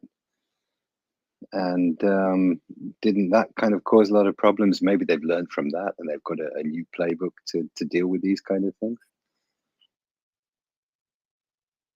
Well, yeah, you see, what they did the last time this happened was they put somebody, I think basically they bought off the head of the this group, and they basically said, take this money and go away, otherwise you and your family will die. And so she left. And they put somebody of their own ilk into her position. Oh, look, we've just brought this lady here. And that lady, of course, every time they go to her with problems, she says, ladies, we must remember we are supporting the war effort and you're doing the most with your flesh and blood. Congratulations to all of you for being such fabulous patriots. And basically just talks them down. So that was how they dealt with it in the past. But I have a feeling now that these ladies are a bit more savvy about, you know, the fact that their cooperative group got co-opted, basically.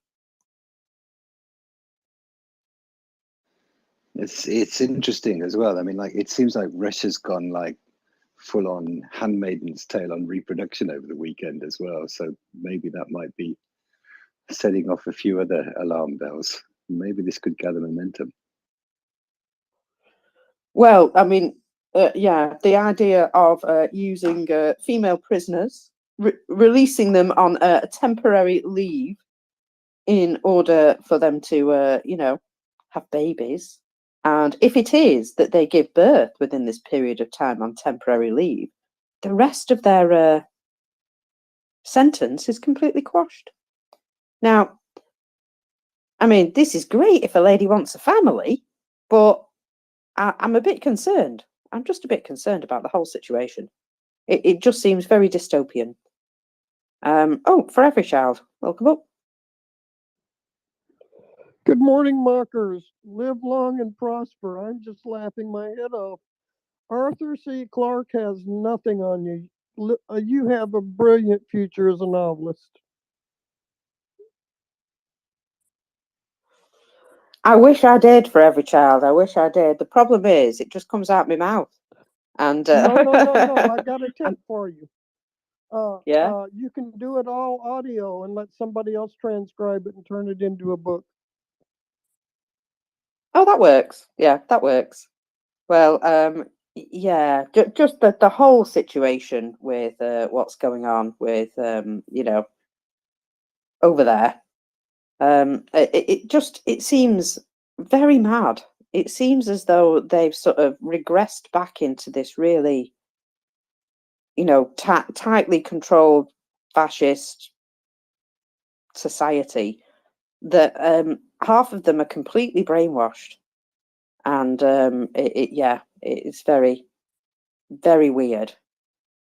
And I honestly never thought in this day and age that people could be like that. I really didn't. But it just goes to show that what a government can do if they're really, you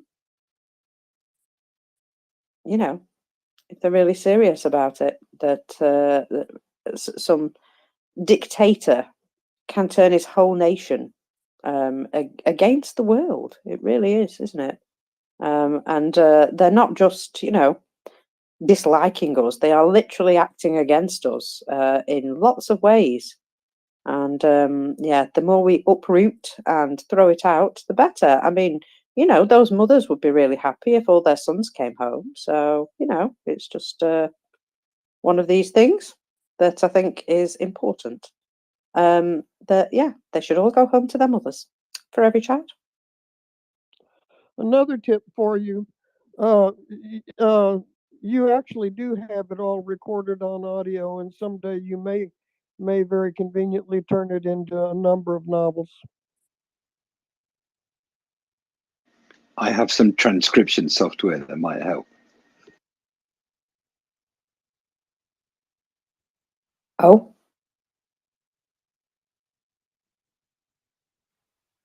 was that a joke? Sorry, I Kind didn't of, catch it. you know, never mind. It's all right. It's not important. Yeah, and it's, I mean, that's kind of been my reaction from the start, actually. It's like, what century are these people living in? And it just seems to be kind of seeping out into all kinds of different areas of life in Russia. It's extraordinary. You know, I keep saying this, I just can't get my head around all this. I'm just kind of shocked on a daily basis in so many ways, by so many things. Yeah, I'm also shocked by our response to it. You know, there was me. I was very naive at the beginning of this. I thought that we would never let something like this happen again, but apparently that happens. Oh, now then, another attempt to set a military reinforcement command. This time in the Königsberg region, and you know. Just notice these things keep happening all the time. I'm so happy about this boy being returned to Ukraine, you know. Sorry, I just keep seeing pictures of his little smiley face. And it's cheered me right up, actually, to see him home. That is amazing, but it's one of many, one of very many. Yeah, so anyway, the flammable conscription offices, flammable command center, and well, those things that keep blowing up all the time that probably shouldn't. Oh yeah, signal boxes, all like causing railway disruption. It's incredible what just happens in Russia, hey? Now then, we were speaking a little bit about Russian elections, and I knew I had something here tucked away here about it. But head of RT, Margarita Simeonian, her, claimed that the US keeps interfering in Russian elections. But I've got to laugh because one of the guys on her panel ruined her spectacle by asking why bother? The outcome of any election here is predetermined. Ooh, ooh, ooh, ooh. Sorry, I'm just like, oh, shade. We're quite capable of stuffing the ballot boxes ourselves, thank you very much. Yeah, exactly. I mean, that's just so funny that they're interfering in our elections.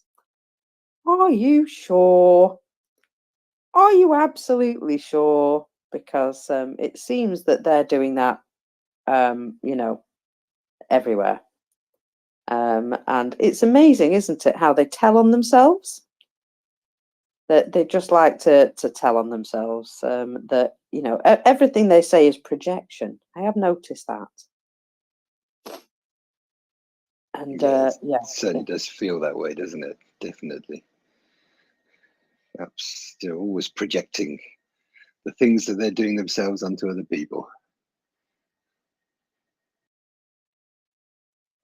well, interfering in elections, as if we even could, as if we'd even want to. You know, I think we'd rather somebody put him out of his misery, or put the rest of us out of our misery, perhaps.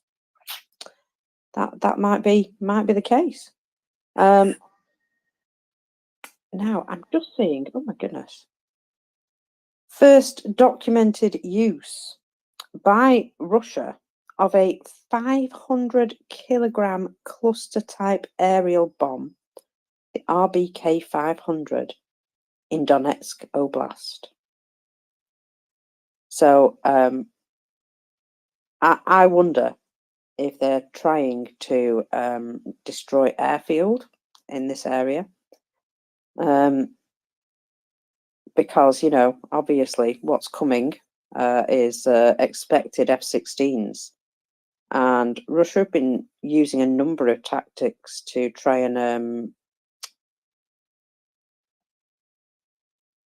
you know, prepare for this eventuality.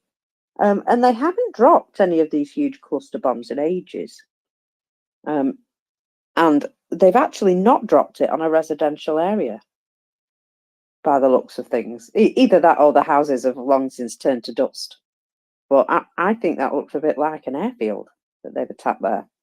And, well, you know exactly why, don't you? Because of what's coming. Because they're expecting F-16s coming.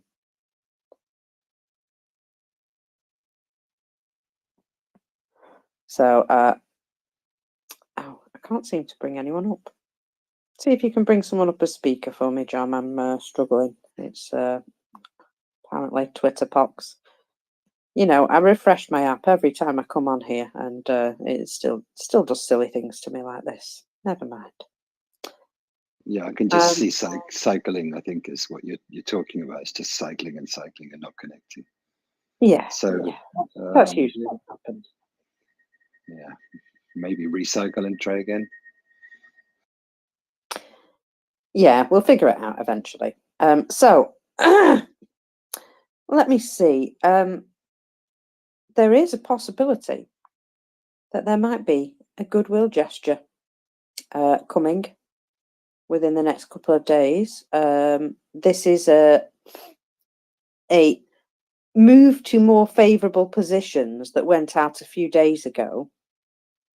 And there are a couple of areas on the left bank here which seem to have been identified as having less Russians in them.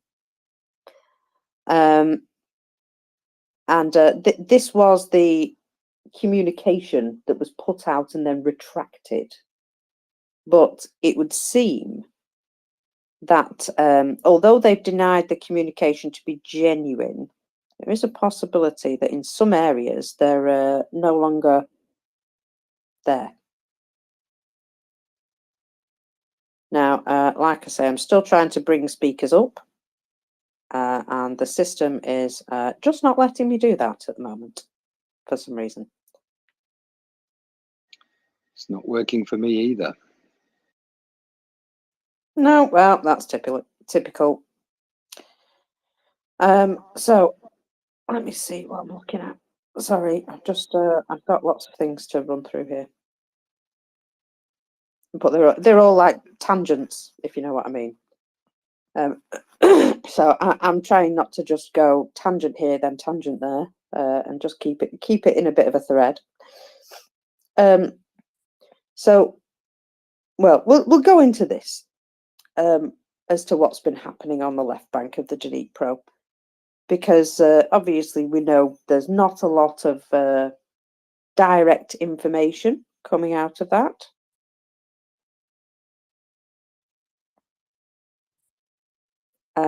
Yeah, we might be having an invasion in a moment. Hello, Yehuda.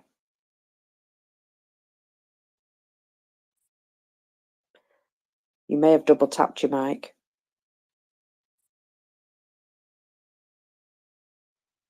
Oh, maybe he just doesn't want to talk to me right now. Okay, fair enough. So, Defense forces of Ukraine are obviously continuing their attacks on the left side of the left bank of the Dnipro.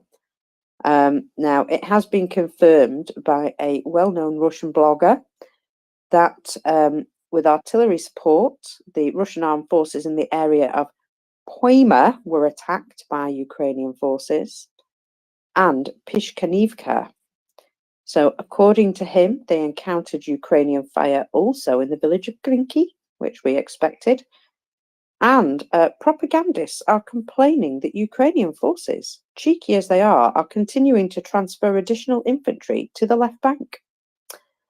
Yeah, so it would appear that they're actually giving out a lot more information than Ukraine are at the moment. So yeah, I'm looking forward to seeing what's going to be announced from there soon.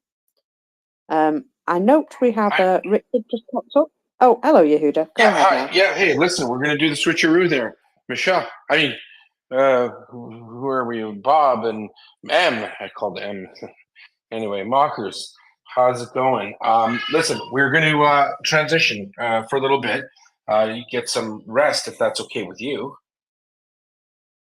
It's always okay with me. All Yes, right, I'm head for thoroughly the overworked. hills. Head for the hills. Get us up to co-host. We're gonna do some stuff, and we've got a lot of new listeners who wanted to do that. If that's okay, you can wait for the booms a little later. How's that? It works for me. All right. Okay, I'm out of here. Em and John, stick around, please. And we're gonna get Em and myself into the cockpit. Okay. Thank you. All right. If you could stick around though with me, and I'll tell you why later. Let's go ahead.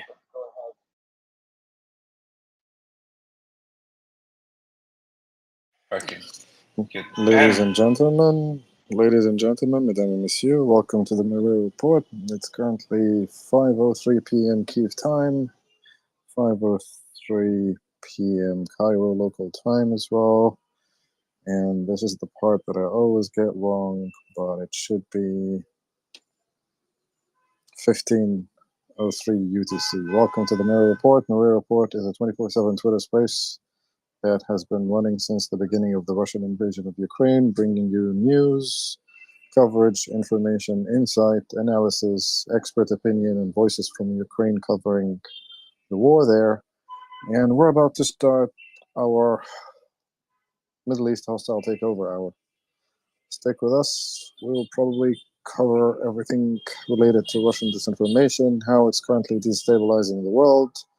We'll go through what it did to Ukraine. We'll go through what it aims to achieve against liberal democracies and the collective West, and we'll go through its latest shenanigans in the Middle East.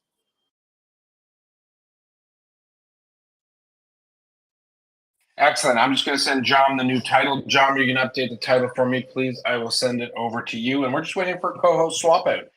And there we are. I'll do it myself. Thank you so much. John, ride shotgun for a bit, please. I'll have to drop off for a little bit while Em and you run it, and then I will be back. All right. Okay. Thank you. Sorry about that. We're just gonna give me a second here. All right, Em. Do you want to lead off? We got some more people coming. Your friend Suleiman's up. I have no idea. Texas Longtail. Okay. Give me a second. If we can get Em and the co-host for a second too. Okay, I'll drop down so that M can clamber up. Thank you, John. I believe this is the second time we do this while you're co-hosting. Apologies for that. John's going to replace me, though, in about 10 minutes for a while. Is that okay, John? That's fine, yeah. Okay, so I'll drop down to listener and get M up. Thank you, sir.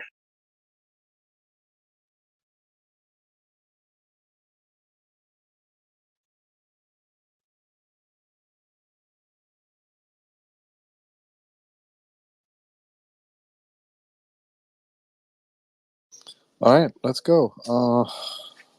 The long, tall Texan. Good morning. Thank you for the switch, and thank you for everyone at MriyaReport's flexibility. And I hope y'all can hear me. Loud and clear. Thank you. This may be a big question, but bear with me. So after the 67 war, right? So Nasser became more religious, and so I was rereading. There was he wrote a letter that I think in like I guess 1970 that still seems to be something that's very alive today, as far as just thinking about the psychological response to the 67 war. A lot of people in the Twitter sphere discuss the impact of occupation, but I don't think enough is talked about about the psychological impact of the '67 war, and its impact on Arab socialism and nationalism, and I'm wondering how much of that is still at play. I suspect the answer is a shitload, but I'm wondering if October 7th is, and and perhaps the normalization movement is having another seismic psychological effect, and how what that has on on jurists and Islamic thinkers, and how that is, what your thoughts or observations are on this huge question, which I know could probably take up a whole hour. So sorry about that. No worries. It's actually a very good question. So Nasser didn't become more religious after 1967. What happened is that he doubled down on his brand of politics, Nasserism. He doubled down on his nationalist, pan-Arab speech and those talking points. When he died and President Sadat rose to power, he decided to go after what he considered political power centers within the Egyptian political sphere. Those were basically the statemen that Nasser created, or Nasser allowed to grow. They were considered power centers because they had access to resources, had large networks of patronage, and they could challenge any politician or any official the same way Putin runs Russia today. So the constitution, rule of law, they were there, they existed on paper, but they were defunct. What Sadat did is that he tried to first eliminate those power centers and then bring in a political power that he thought could equalize and offset the pressure of the Nasserists, the socialists, the communists, and the leftists. And that's why he engineered a peace deal with the Egyptian Muslim Brotherhood that was expelled out of Egypt towards the end of the 60s. I think it was the king of Saudi Arabia back then that helped him broker this deal. The deal was for them to return to Egypt and to engage in the political life and to pursue their economic activities in order to reclaim control over the cultural sphere and the universities.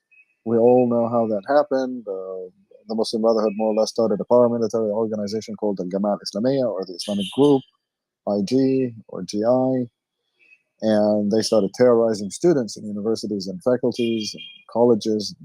Central security forces were more or less called upon to. Central security forces are the Egyptian equivalent of the French gendarmerie or the Italian carabinieri. It's a paramilitary police force that conducts anti-rioting and counterterrorism operations. So they would be called upon to quell the unrest in universities, and then 1973 happened, and Sadat emerged victorious domestically. He said that he's about to start a state based on science and faith. So he changed the constitution to include the second article, which states that Islamic Sharia is the main source of legislation. Nasser, on the other hand, before his death, if I recall correctly, he made a couple of remarks related to Islam. Why? Because when 1967 happened, the leaders of the Muslim Brotherhood actually prayed to God, like they literally dropped down to their knees and they did the whole floor kneeling to thank God for the defeat, because they thought that Nasser needed something to humiliate him and humble him a little bit.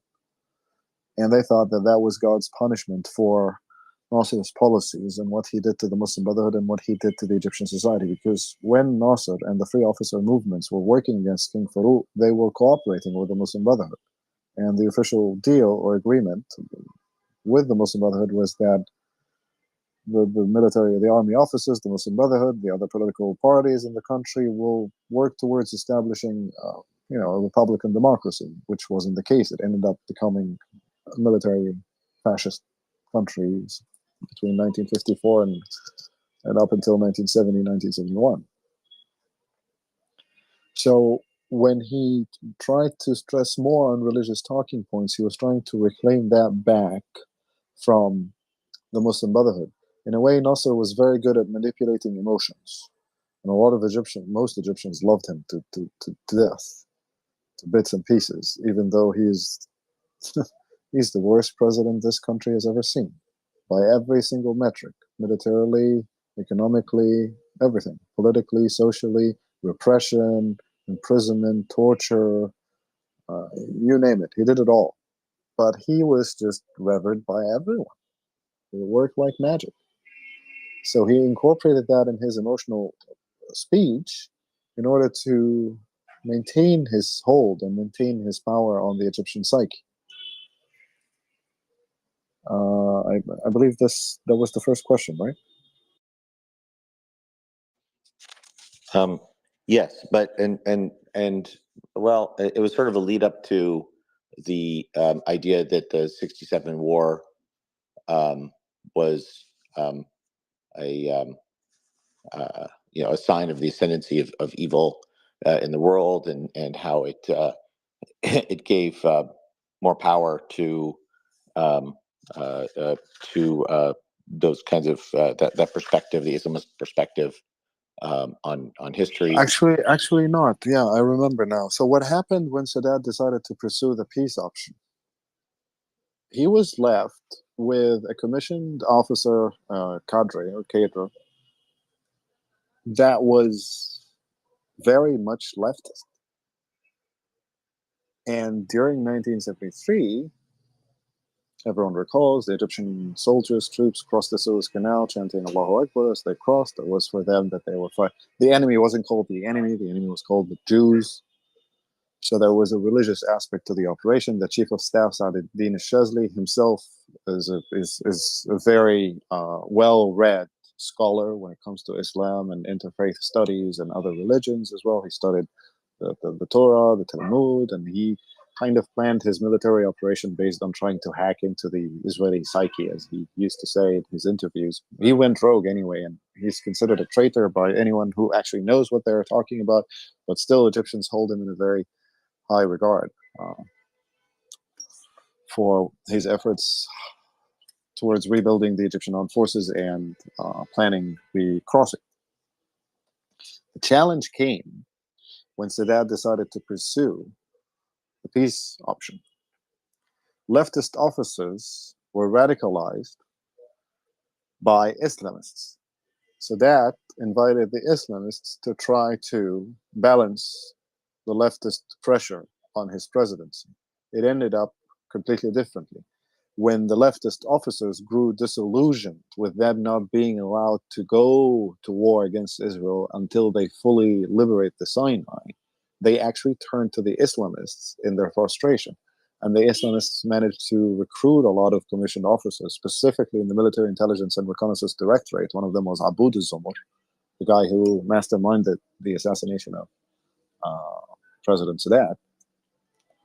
And one infamous book came to exist. It was born. That book was called in Arabic Al-Farid al-Ghaiba, and in English The Missing Obligation. It was written by someone named Abdus Salam Farag. In his book, Abdus Salam Farag argues that the obligations in Islam are to bear witness to God and declare God as the only God and Muhammad as his prophet, to pray 5 times a day, to spend money on charity or give out zakat money, to fast during the month of Ramadan, and to visit Mecca for pilgrimage at least once in your lifetime if you can. And the ability here is that you cannot take out a loan or borrow money to go. If you can afford to go, you should go. If you can't, it's fine. You're relieved from that obligation. But his thesis was that there's a missing obligation in Islam, and that missing obligation is waging jihad.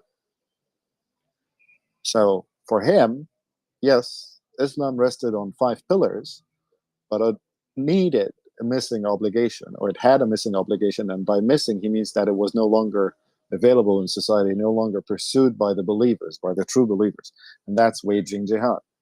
In his thesis, waging jihad was supposed to be against the infidels, and they said that where the infidels exist should be called Dar al-Harb, or the place where you should wage war. And he said the house of Islam, or the place, the country, the nation, the geographical location where the Islamic laws are upheld and observed, is Dar al-Salam, or the peace house, or the house of peace. The contrast between Dar al-Harb and Dar al-Salam, in his mind, the house of war and the house of peace, or the locus of war and locus of peace, dictated what should be done. Sorry, my phone's gonna die, so we're gonna switch with Joan. I'm gonna charge it, and I'll be back shortly. Okay? Sorry to interrupt you, Em. No worries, copy that. I'll be back. So the contrast between both loci in his thesis paved way to defining the missing obligation and how to pursue it.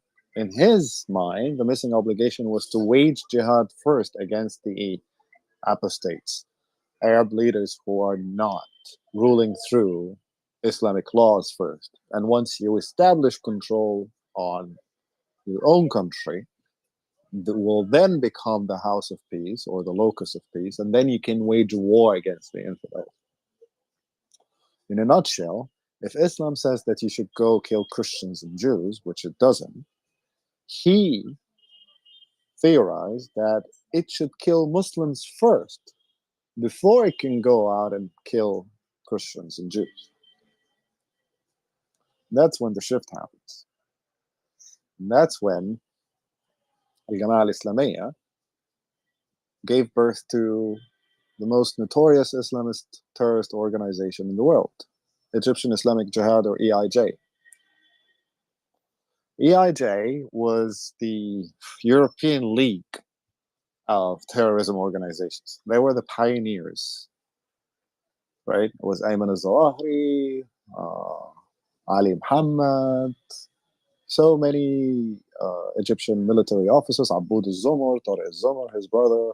The history is out there. If anyone is interested, the legal case is called Qadiyat al-Jihad al-Kubra, or the Great Jihad Case.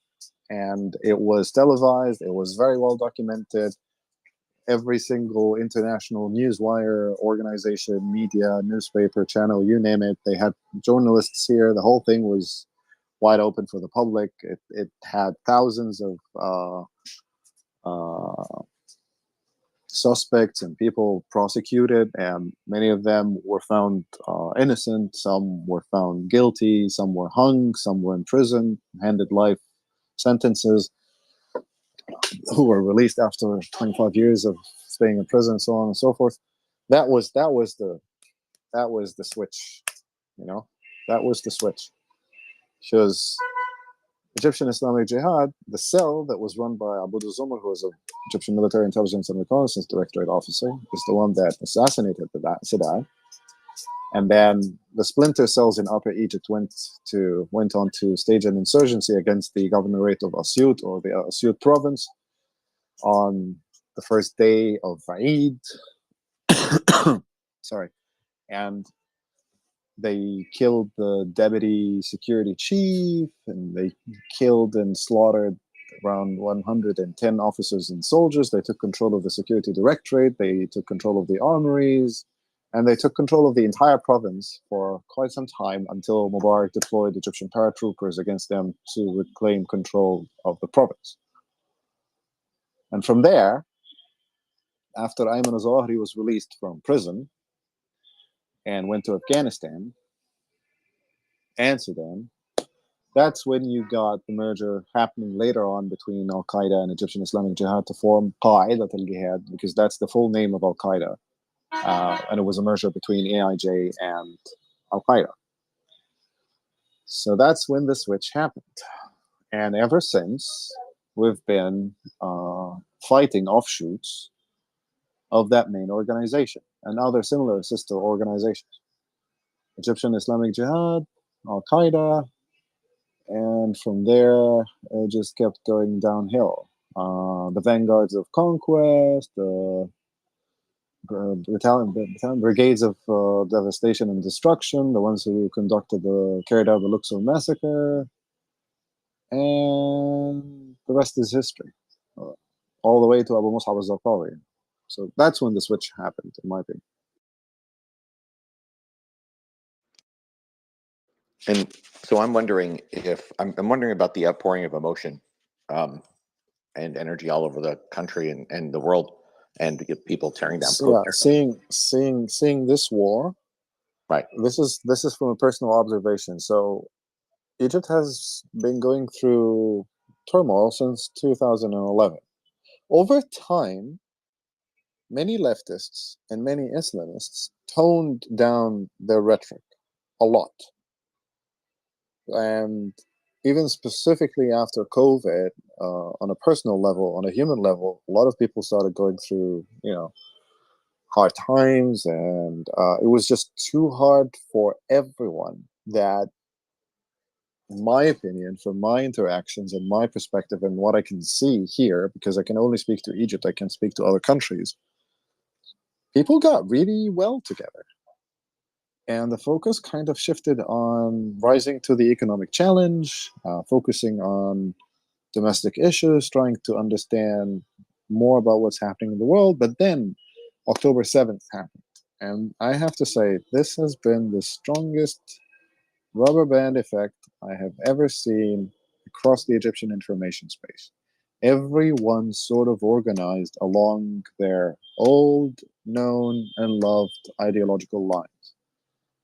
If you were a Salafi back in 2010 and 2011, you became a Salafi again in 2023 after you had almost de-radicalized and moderated yourself. If you were a leftist in 2011 who started feeling that, no, given the economy and everything, yeah, I see, I should focus more on understanding this. I see the argument there. Maybe capitalism is not that bad. What can I do to improve my conditions and my situations? Boom. Back, full-blown leftist, hardcore, settler, colonialism, all the beautiful arguments that had disappeared, at least since 2019, have fully reemerged.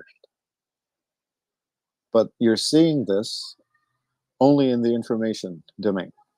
On the streets, it's a completely different story. You're not going to sit at a local cafe, for instance, here and listen to people talking about the war. Sure, if the television is switched on, you'll hear a couple of blah, blah, blah, a cuss here, a cuss word there, and that's about it. It's just like smoking shisha and drinking tea and enjoying being an armchair general or enjoying being an armchair commentator, much like watching a European League soccer match, right?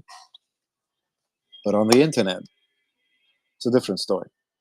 On the internet, influencers are supporting what happened because they don't want to lose their audience. Because that's the trend right now. If you don't support Palestine, you're not chic enough.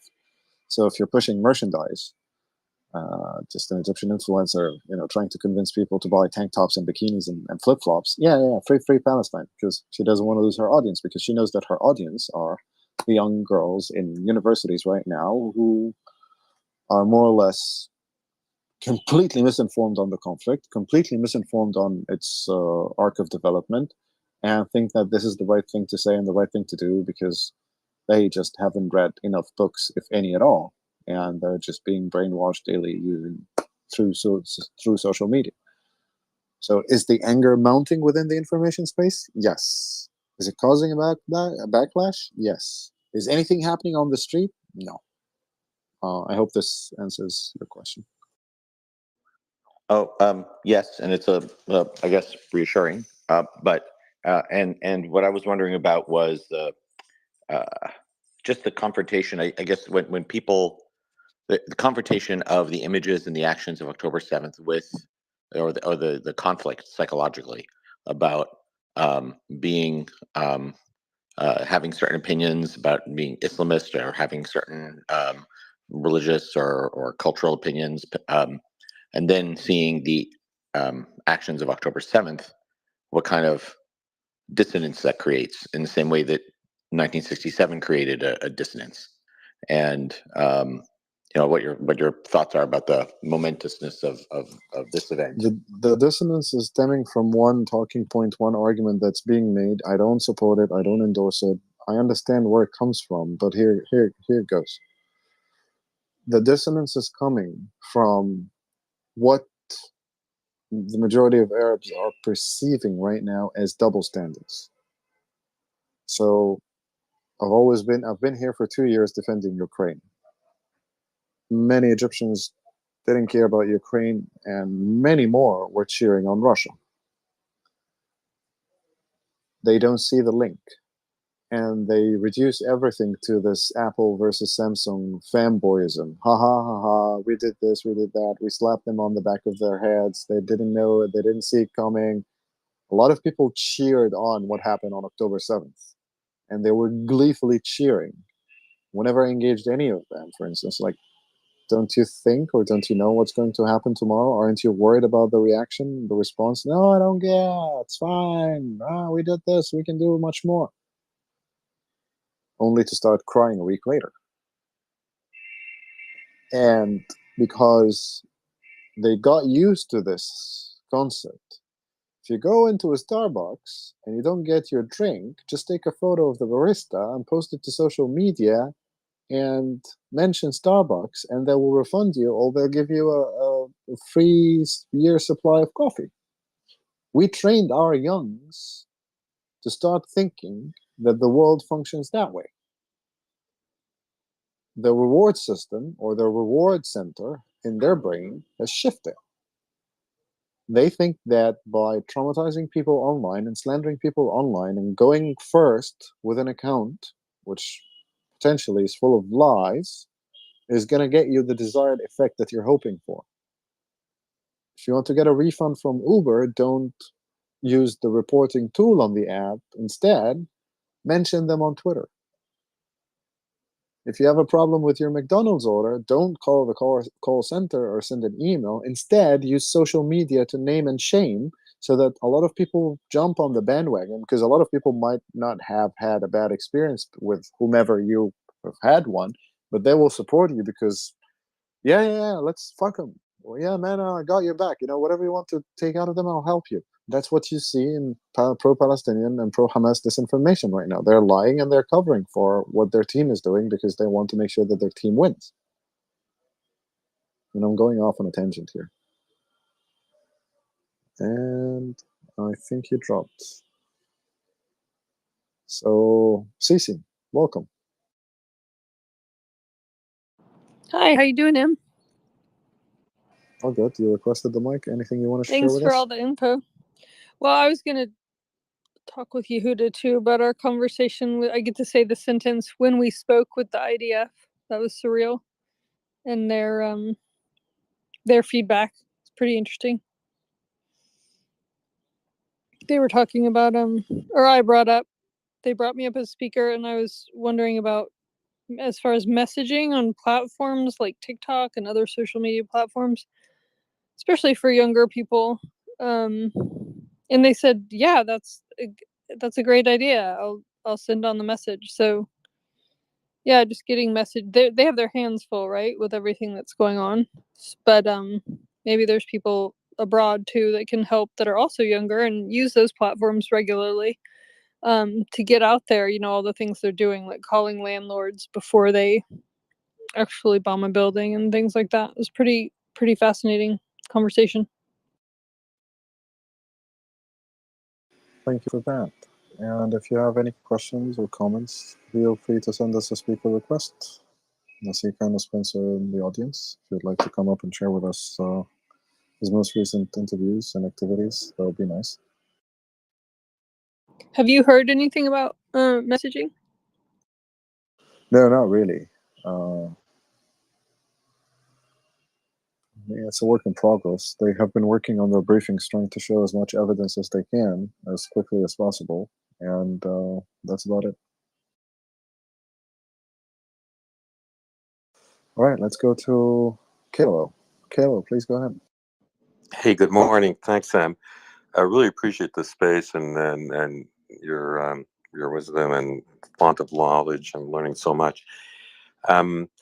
just a question, and maybe that's for later on, but there was a discussion yesterday and last few days about some of the history that you alluded to, and I think I just feel very ashamed because how little I know the history of Israel and the whole, what happened after the war, and I think, and I think it'd be nice to have perhaps at some point, and history experts to talk about the, everything that happened from the 1940s on, and just so we can understand, because it's pretty complicated, so for example, I think one thing I don't hear very much is that from 1948 to 1967, Palestine was occupied by Jordan, by an Arab state. Why wasn't Palestine created then by the Arabs? I mean, and nobody talks about that.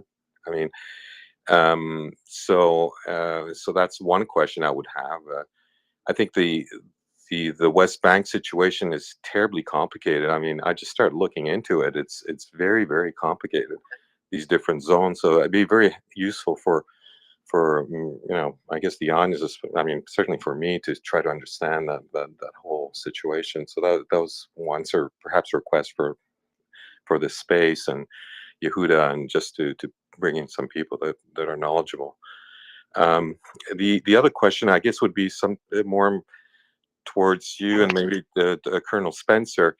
There's been a lot of talk about, and that's also a very difficult question that I don't know the answers, obviously, because I'm not a military person, is actually, it's both from a military point of view, like a necessity of war, also from a counterinsurgency point of view, winning hearts and minds, counterinsurgency point of view, and finally from a humanitarian point of view.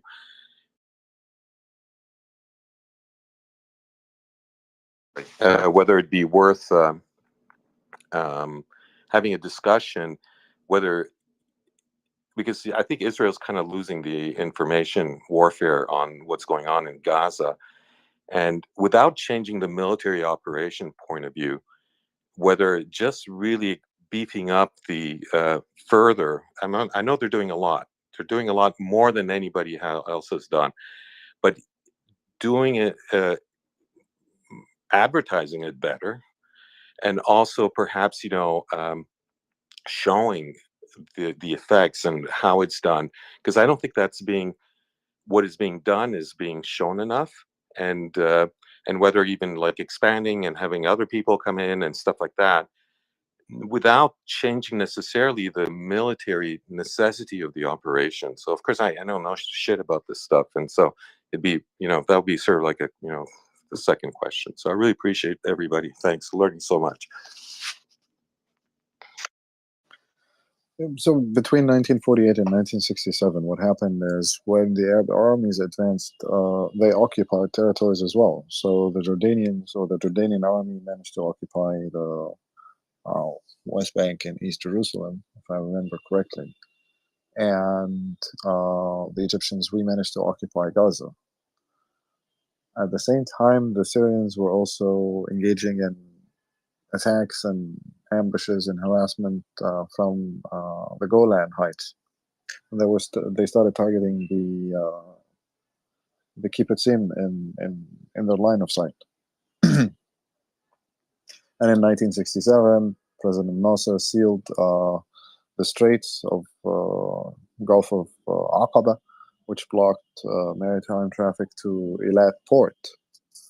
So the Israelis saw that they should wage a preemptive strike against Arab armies that were threatening to march against Tel Aviv, because they didn't declare a state of Palestine because they wanted to seize the entire land. They wanted to establish the state of Palestine on the borders of the British Mandate of Palestine in full, because the Arab countries rejected the partition plan.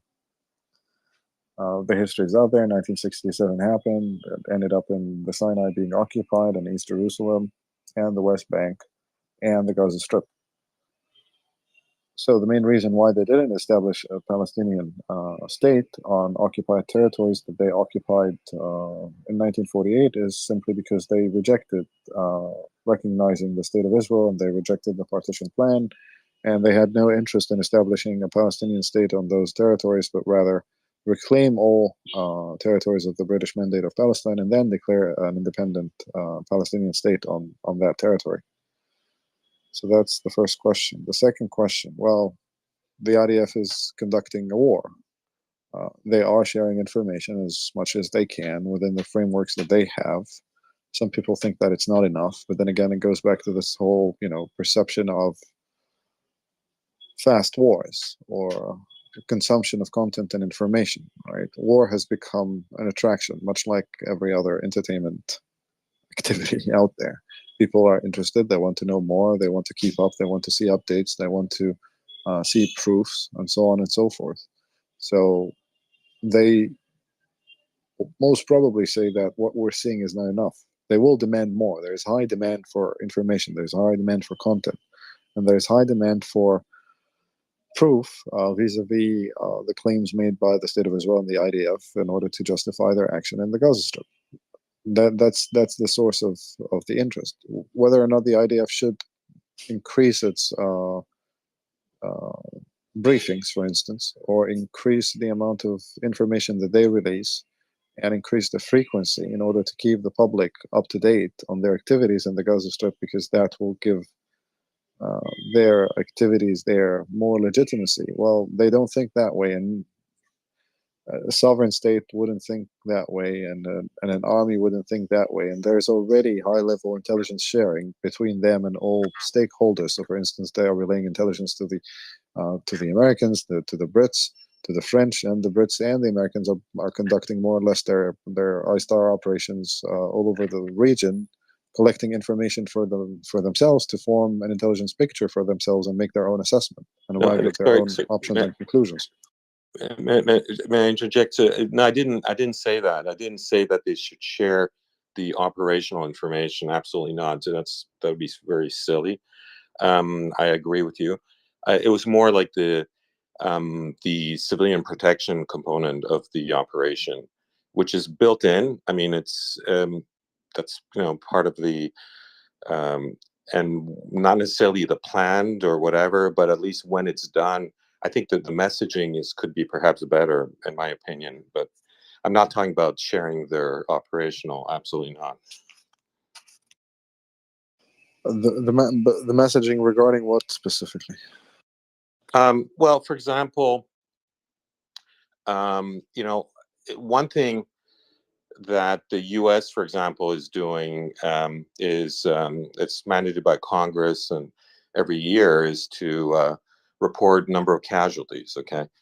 The other thing that's being done, for example, also I know they've done a lot in terms of trying to, establish the corridors, and people were saying like, oh, we need to have corridors and all that, but the IDF was already doing these. I mean, doing these operational pauses of 4 hours or whatever it was, and they were broken by the other side. But I don't think that message didn't come across. I mean, I follow maybe this space a little bit more, but it wasn't in the media. It wasn't at all picked up. And I think there is this type of messaging that I think would, even just from a military point of view, because it's information warfare, and would be, I think, more helpful, and also for information and from a humanitarian point of view also. So that's my question, whether this space, which is this kind of additional space, like I guess Colonel Spencer is trying to educate us,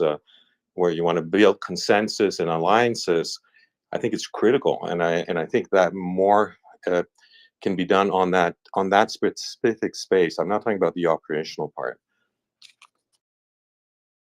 Right. So regarding the messaging, for instance, I'll reference the examples that you've just mentioned, the casualties. The IDF has been releasing its casualties consistently. Whenever they suffer casualties in the Gaza Strip, they release the numbers and the names and the ranks and the photos after informing the families. No, I'm talking about civilian casualty numbers. I agree with that. I'm talking about because what's happening right now, the only casualty figures coming out is from Hamas. Okay, they're probably quite significantly overinflated. They combine civilian and combatants together, which is, you know, that's just that, it inflates the numbers a lot, and that's what the media picks up. And there's no media that says when, you know, these casualties numbers are posted that they're conflated. They're casualty. I mean, it's the combatants with civilians are combined. Not only that, when the children's numbers are posted by Hamas, it goes up to the age of 18. Now we know that by the Geneva Convention, anybody above 15 can be a combatant. So a lot of these children could be actually combatants, like a 17-year-old or 16-year-old. That's not being dissociated. And that's another part of the information warfare that could be improved, in my opinion. And it's critical. It's really important because that's because of that building of alliances. Yeah, you're right. So again, how can you verify the number of casualties without having control on the ground? Hamas is still in control of the Gaza Strip. Hamas is still in control of the Ministry of Health there. They issue figures and statements, and sometimes some international organizations concur or say that those numbers are accurate, or we're going to report this and we report that. In my opinion, I could be mistaken, but I don't think that anyone has the capability right now to verify exactly the number of casualties and what conditions they died in. Yeah, so no, they I- can't really message on that because No, they haven't established control of the ground, and therefore they cannot establish facts. There are no independent parties on the ground to establish facts to provide everyone with a better informed picture. I agree with that, but there are indirect ways of doing it. I mean, there are indirect ways. Without going into details, there are indirect ways of doing it, and I think that it'd be perhaps helpful to try to build up this way to report casualties, because there's historical data that can be used and stuff like that, and modeling and stuff like that that could be used to give an approximate number. And because otherwise, you know, it's kind of like you know. So, anyways, I just was you know, and I really appreciate the space and everybody that's on this space, and you know, I've been listening to you and everybody for months and years, over a year now. So appreciate it. Thank you. All right, thank you for that, Caleb. Let's go to Joanna quickly. Thank you. So, yeah, I just wanted to comment a little bit on that because of this disinformation and how the things are presented. Disinformation plays always on basic emotions, and usually negative emotions like fear or hate, and also on negative messages. And they like to emphasize everything that they are showing. So, for example, it's very easy to show killed civilians or children, even if some of this is fake, even if some of this is AI generated, and we have seen examples, even if it's not from this conflict, but from Syria or from other conflicts. And we have seen this happening too in this for weeks or even more. It's very hard to show civilians not killed and children not killed. It's very hard to show that you took precautions to precisely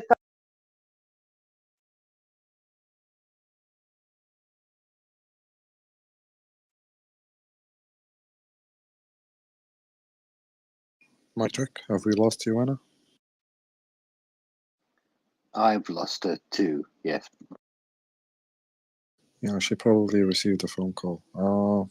Let's go to Cece first, and then Cynthia. Well, this may be a naive question, but I was listening to John talk the other night, Colonel John Spencer talk the other night, and he was saying that the methodologies of going through buildings with the IDF. I was just wondering, maybe this is a John question, but is it possible to, you know, as the IDF is moving through these buildings, to get kids, get all of their contact information, you know, with their parents as they're finding these kids in these buildings and hospitals, and somehow, so you're not separating them from parents where they'll never see them again. You have their contact information and just put them at like a camp for a month, like a safe camp where they're doing art projects and stuff until they're not being killed. Is there anything where they can like get the kids out? Does that make sense at all? No, it doesn't, because they actually asked civilians to evacuate those areas, and they provided safe corridors for them to evacuate. If the families are choosing to evacuate, they can go with peace. There is no mechanism for a military force to go into a civilian population center and separate children from their families, citing their protection, and then put them up in camps or safe zones, because that makes the children more vulnerable than staying with their Well, parents I in a guess war I zone. meant they would Basically. come through the path that the IDF just came, or with their moms, to bring them out, with their moms in from the path that the IDF just took, because so many times Hamas shoots them if they, when they're trying to evacuate to the south. No, I have no answer to this. I don't think it's doable at all. I mean, I understand where your question is coming from. It's coming from a good place. You want to spare the women and children the horrors of war, but it's not how it's done, Cece. But Joanna's back. Joanna, please go ahead. Yeah, I'm really sorry. I don't know where I was cut off, or my app kicked me out. So my point is that it's very easy to show destruction and damage and kill civilians and children. It's very hard to show that you are taking measures not to kill civilians and not to kill children. It's very difficult to prove. And I wanted to give the example of Romania. I'm from Romania. Romania is kind of, well, a very pro-Israel country, especially in this conflict. And Romanian Prime Minister was in Israel, I think, among the first. We had very large pro-Israel demonstrations. In media, they are talking about this. They are very cautious. For example, they were very cautious with the strike at the hospital. They didn't present the facts at first as being, blaming Israel, but said that we should wait to see some more. But the problem is, while the message is very moderate and pro-Israeli, the images that come from the channels, all the images that are flooding the media, are from Gaza Strip and are showing the devastation that is happening there. And it's very, very hard even to have a positive message with all these negative images. So what I want to point out is that big TV channels and big media outlets should be very careful in balancing the information and checking the information and presenting it after it's verified. But we also have to apply critical thinking and logic and think about it, and basically go to find the facts actually about what is happening. So it's up to us. Unfortunately, it's up to us, because in media and on social media platforms and everywhere, there are a lot of bad faith actors that are promoting things that are false, but they don't care. It's like bullshit, but with videos and images. And yes, I'm very sorry for the loss of life, whatever life it is. So it's very important to state this out. It is a tragedy what is happening in Gaza, but whose fault it is? Whose fault it is? It's of course Hamas' fault. So basically that's what I wanted to say. Thank you. Thank you, Joanna. Cynthia, please go ahead. Hi, Em. Thanks for letting me up.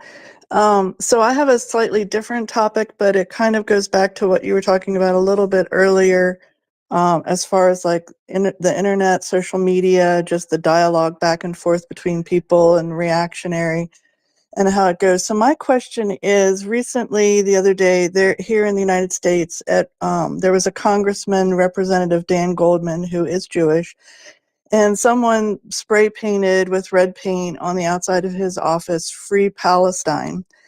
And the of course it was posted on Twitter, and the some of the reaction was that it was that obviously this was not nice, this was not good, right? And that it was anti-Semitic.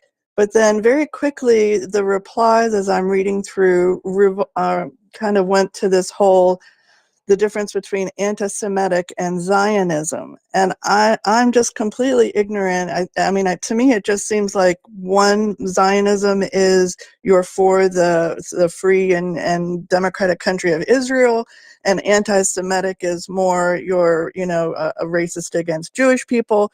But is there something more to it? Because it just seems like people very quickly go into this circular logic back and forth between Zionism and anti-Semitic, and I'm not sure I completely get it, but it seems there's something more to it. And I just didn't know if you had anything that you could share on that. Thank you, and I'll drop down. So your question, the differentiation between people who say that they are anti-Zionists versus people who are just saying we hate Jews, anti-Semitism. So the difference between anti-Zionism and anti-Semitism, correct? That's right. That's right. Right. So the whole argument of I have nothing against the Jews, but I'm against Zionism or Zionists is actually anti-Semitism, because anti-Semitism as a term means hatred of Jews. When someone says I'm not against the Jews, but I'm against Zionism, they're basically saying I'm against Jews having a homeland. So that's anti-Semitism, because Jews are one of the minorities that have been prosecuted over millennia and subjected to unfair treatment, pogroms, and other tragic events and treatment that eventually led them to consider establishing a homeland so that they don't get persecuted again. The construct of saying I'm anti-Zionist, I'm not anti-Jewish, is just a political trick to avoid being labeled as anti-Semitic, because Jews do pray, like Yehuda always says, a number of times every day about Zion or the land of Israel, and that by saying so, you're basically calling for them not having a homeland, for them to just roam the earth again, so that they become fragmented and weaker and can be subjected to the same unfair treatment that they have been subjected to. So it is just a political trick to hide truly anti-Semitic sentiment towards Jews. Okay, thank you for that. Thank you very much.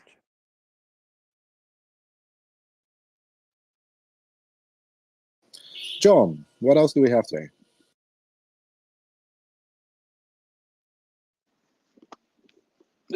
Related to the Gaza-Israel situation. Or Ukraine. Or Ukraine.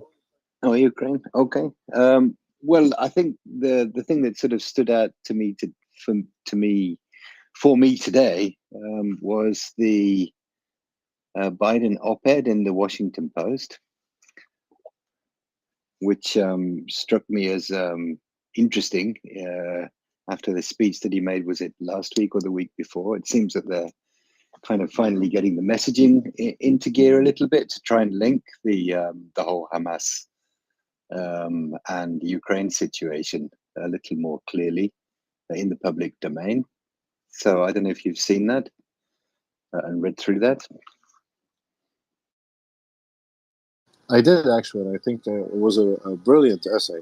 He's making the case for both supporting Ukraine and supporting Israel against Russian aggression in Europe and Islamist terrorism in the Middle East, and saying that it's in the best interest of the American people to fight this fight, and that out of all the suffering and out of all this destruction, a better future can be built and shaped. So I think the messaging was quite on.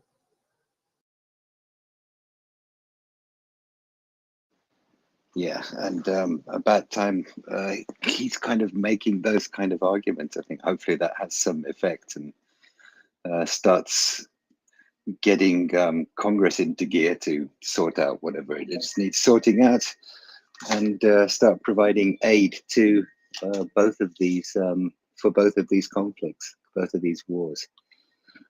We have a hand up. Bull Terrier, you have a comment to make, a question for M, perhaps? Yeah, and I want to preface this by saying that I am completely in support of the Israeli government and what they're doing with getting rid of Hamas in the Gaza Strip. Like, absolutely, totally. But I have a question about Israeli settlers in the West Bank. I can remember being at college in the 1980s and, you know, friends of mine being like pro PLO, and this has gone on for a long time. And recently we've seen these huge demonstrations in support of Palestinians. And I think that this issue of Israeli settlers building houses in the West Bank has been like a touch point for pro-PLO people in the West over the last 30 or 40 years. It seems to me that it seems to be the issue that people have coalesced around. And I just don't understand why the Israeli government has allowed this to happen. I don't know, Em. What do you think about this? It seems to be the one thing that has facilitated the anti-Israeli protests. Well, over decades, Islamist organizations in Europe and in the Western world build relationships with leftist organizations and activist groups. And over time as well, leftist-leaning academics and other nation states that poured resources into funding certain academic projects and certain institutes and certain organizations kind of shaped that environment, the educational environment, where students can be completely misinformed on the history of the conflict, or at least subscribe to one specific view of it, using one specific political ideology and one specific lexicon of terms. It was very expected to see increased activities along those groups aligned with the messaging of pan-Islamist organizations or pro-Hamas affiliates, or call them whatever you want to call them. And it was also expected that whatever demonstrations they organize would take a violent shape of its own, because that's more or less what the left has been engaging in, sadly, unfortunately. Again, this is my opinion, doesn't reflect the position of MriyaReport or anyone here. But over decades now, we have seen their tactics become more radical and become more violent, because they are designed to attract everyone's attention to whatever cause they are trying to raise awareness about. Eventually, they have to converge, and it's actually quite interesting to watch political ideology, which is supposed to be all about progressiveness and moving forward and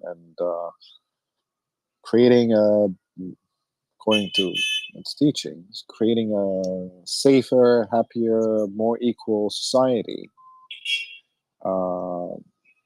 providing a political cover for another political ideology that's on the extreme right end of the spectrum, and justifying its actions and defending them and providing a political cover for them and their actions based on a certain narrative of standing up to the organizations, or standing up to nations, or standing up to countries or governments, or settler colonialism this, oppressors that, and so on and so forth, and throwing in some really cool buzzwords and some really deep philosophical concepts. It's an explosive mixture, and it was bound to happen at some point. I see Colonel Spencer has joined us. Welcome, sir. Good morning. This I actually had a question from an earlier conversation, but I wanted to say hello first and about to sit down to coffee. I hear the Egypt traffic in the background. I had one question about who the IDF that was mentioned. As CC mentioned that you guys had talked to. Like who are we talking about? Was it the spokesman or who was it? Cece, I believe she spoke to the spokesperson on one of his Twitter spaces. Right, Cece? That is correct. Which one? Was it Conricus? It was. It was. I forget. Is Conricus's title? I'm blanking on his title. He's the IDF spokesman for the international branch, basically the Night Watch, the one who interacts with Western media. Great guy. I had him on my podcast. Imagine you find it interesting that that would be the answer to that. The engaging the younger to, basically do what Ukraine has done, which is build multiple media brands. I mean, I know the international media desk that he runs is very large. We discussed it, but that there wouldn't be. I mean, I know the IDF has massive social media units, basically that are meant to help with messaging, help with putting out facts and stuff like that. So it's just an interesting comment. Yeah, I was in awe that he was not only entertaining my idea, but was like, "Yeah, I'll pass it on." So that to me, when someone is that open to be that entertaining to an idea of a random person on Twitter, I mean, hopefully he does pass it on. I don't know. Maybe he was just complimenting, but he sounded sincere. Yeah. So for me, it's almost perplexing because it's, of course, yes, I'll pass that on that we need to focus on it more, but to package it, to do it rather than emphasize it, it could just be his messaging. He's very skilled communicator. Thank you, sir. Let's go to Kaz, Aria. Good morning, everybody, or good evening, wherever you are. I have a question for you, M, and then I'd like to add something to what was just said. My question is: you live in Egypt. I follow a little bit of Egyptian media, both in English and Arabic, and I was wondering. Do you think what percentage that isn't government-controlled media is empathetic or not hostile towards Israel in the conflict? And what portion of the population do you think is empathetic or non-hostile in the conflict? And if you're not comfortable answering either of those, feel free to just ignore. Thank you. And then I have something to add. No, sure, no worries. There's only one channel, and it's being broadcast out of London. One channel that is showing messaging that is sympathetic with or empathetic with what happened, and condemning in clear words two different presenters of two different shows on that channel. So only one channel out of every single private media channels condemned the attack. As for percentage of the population that I wouldn't know. I wouldn't know, but I can tell you this just on Twitter, for instance, within the Egyptian Twitter sphere is more or less 25,000 users, maybe 35 active, 35 out of what, 104 million? There's 3 of us, more or less. Thank you. I appreciate that. As always, I appreciate the honesty and you trying to answer questions to the best of your ability. I just wanted to add something to the social media and the settlement growth. Israel has, and this is my opinions, Israel has very good big speakers for public engagement things and putting out videos and stuff. They don't deal on the ground, though, with reporting of user content or dealing with responding to smaller or medium or even most of the time larger accounts.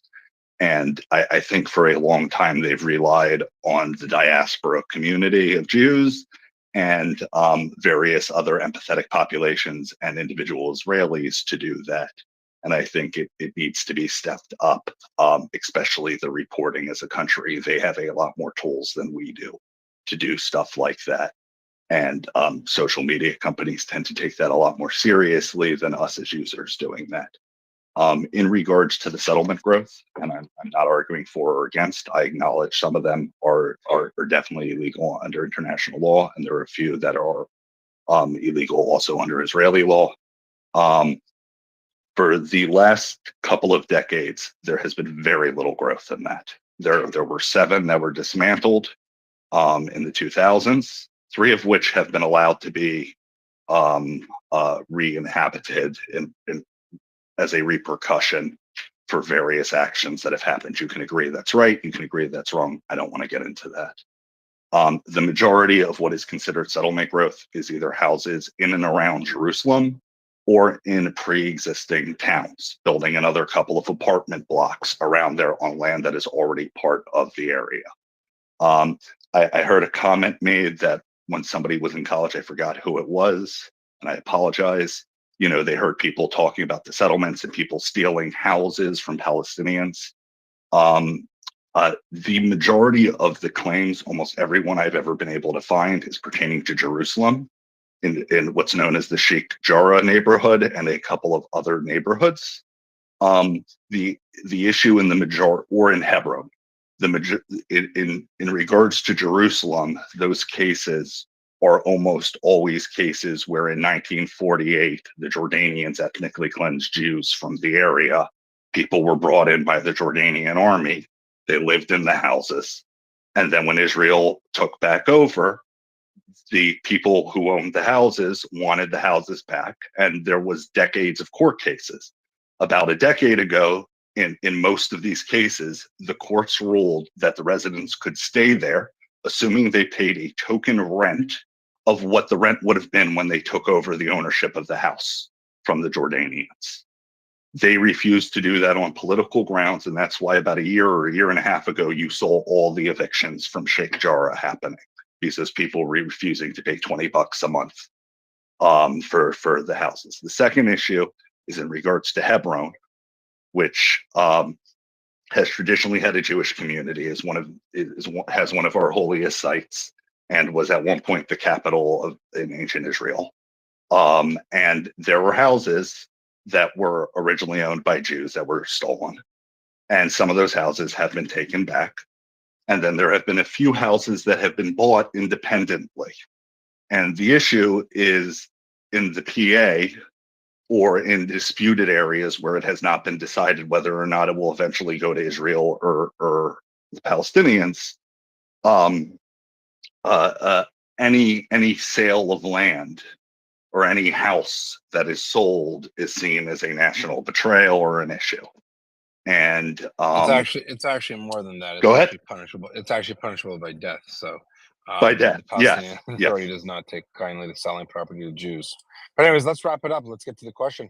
Okay, so in any case, I just wanted to say there definitely is an issue with that, but I don't think it's nearly as big of an issue as people tend to, focus on it. And again, as I've said before on this space, there are many issues with Israel. I'm not saying there aren't. Thank you for letting me add that. I really appreciate you answering my question on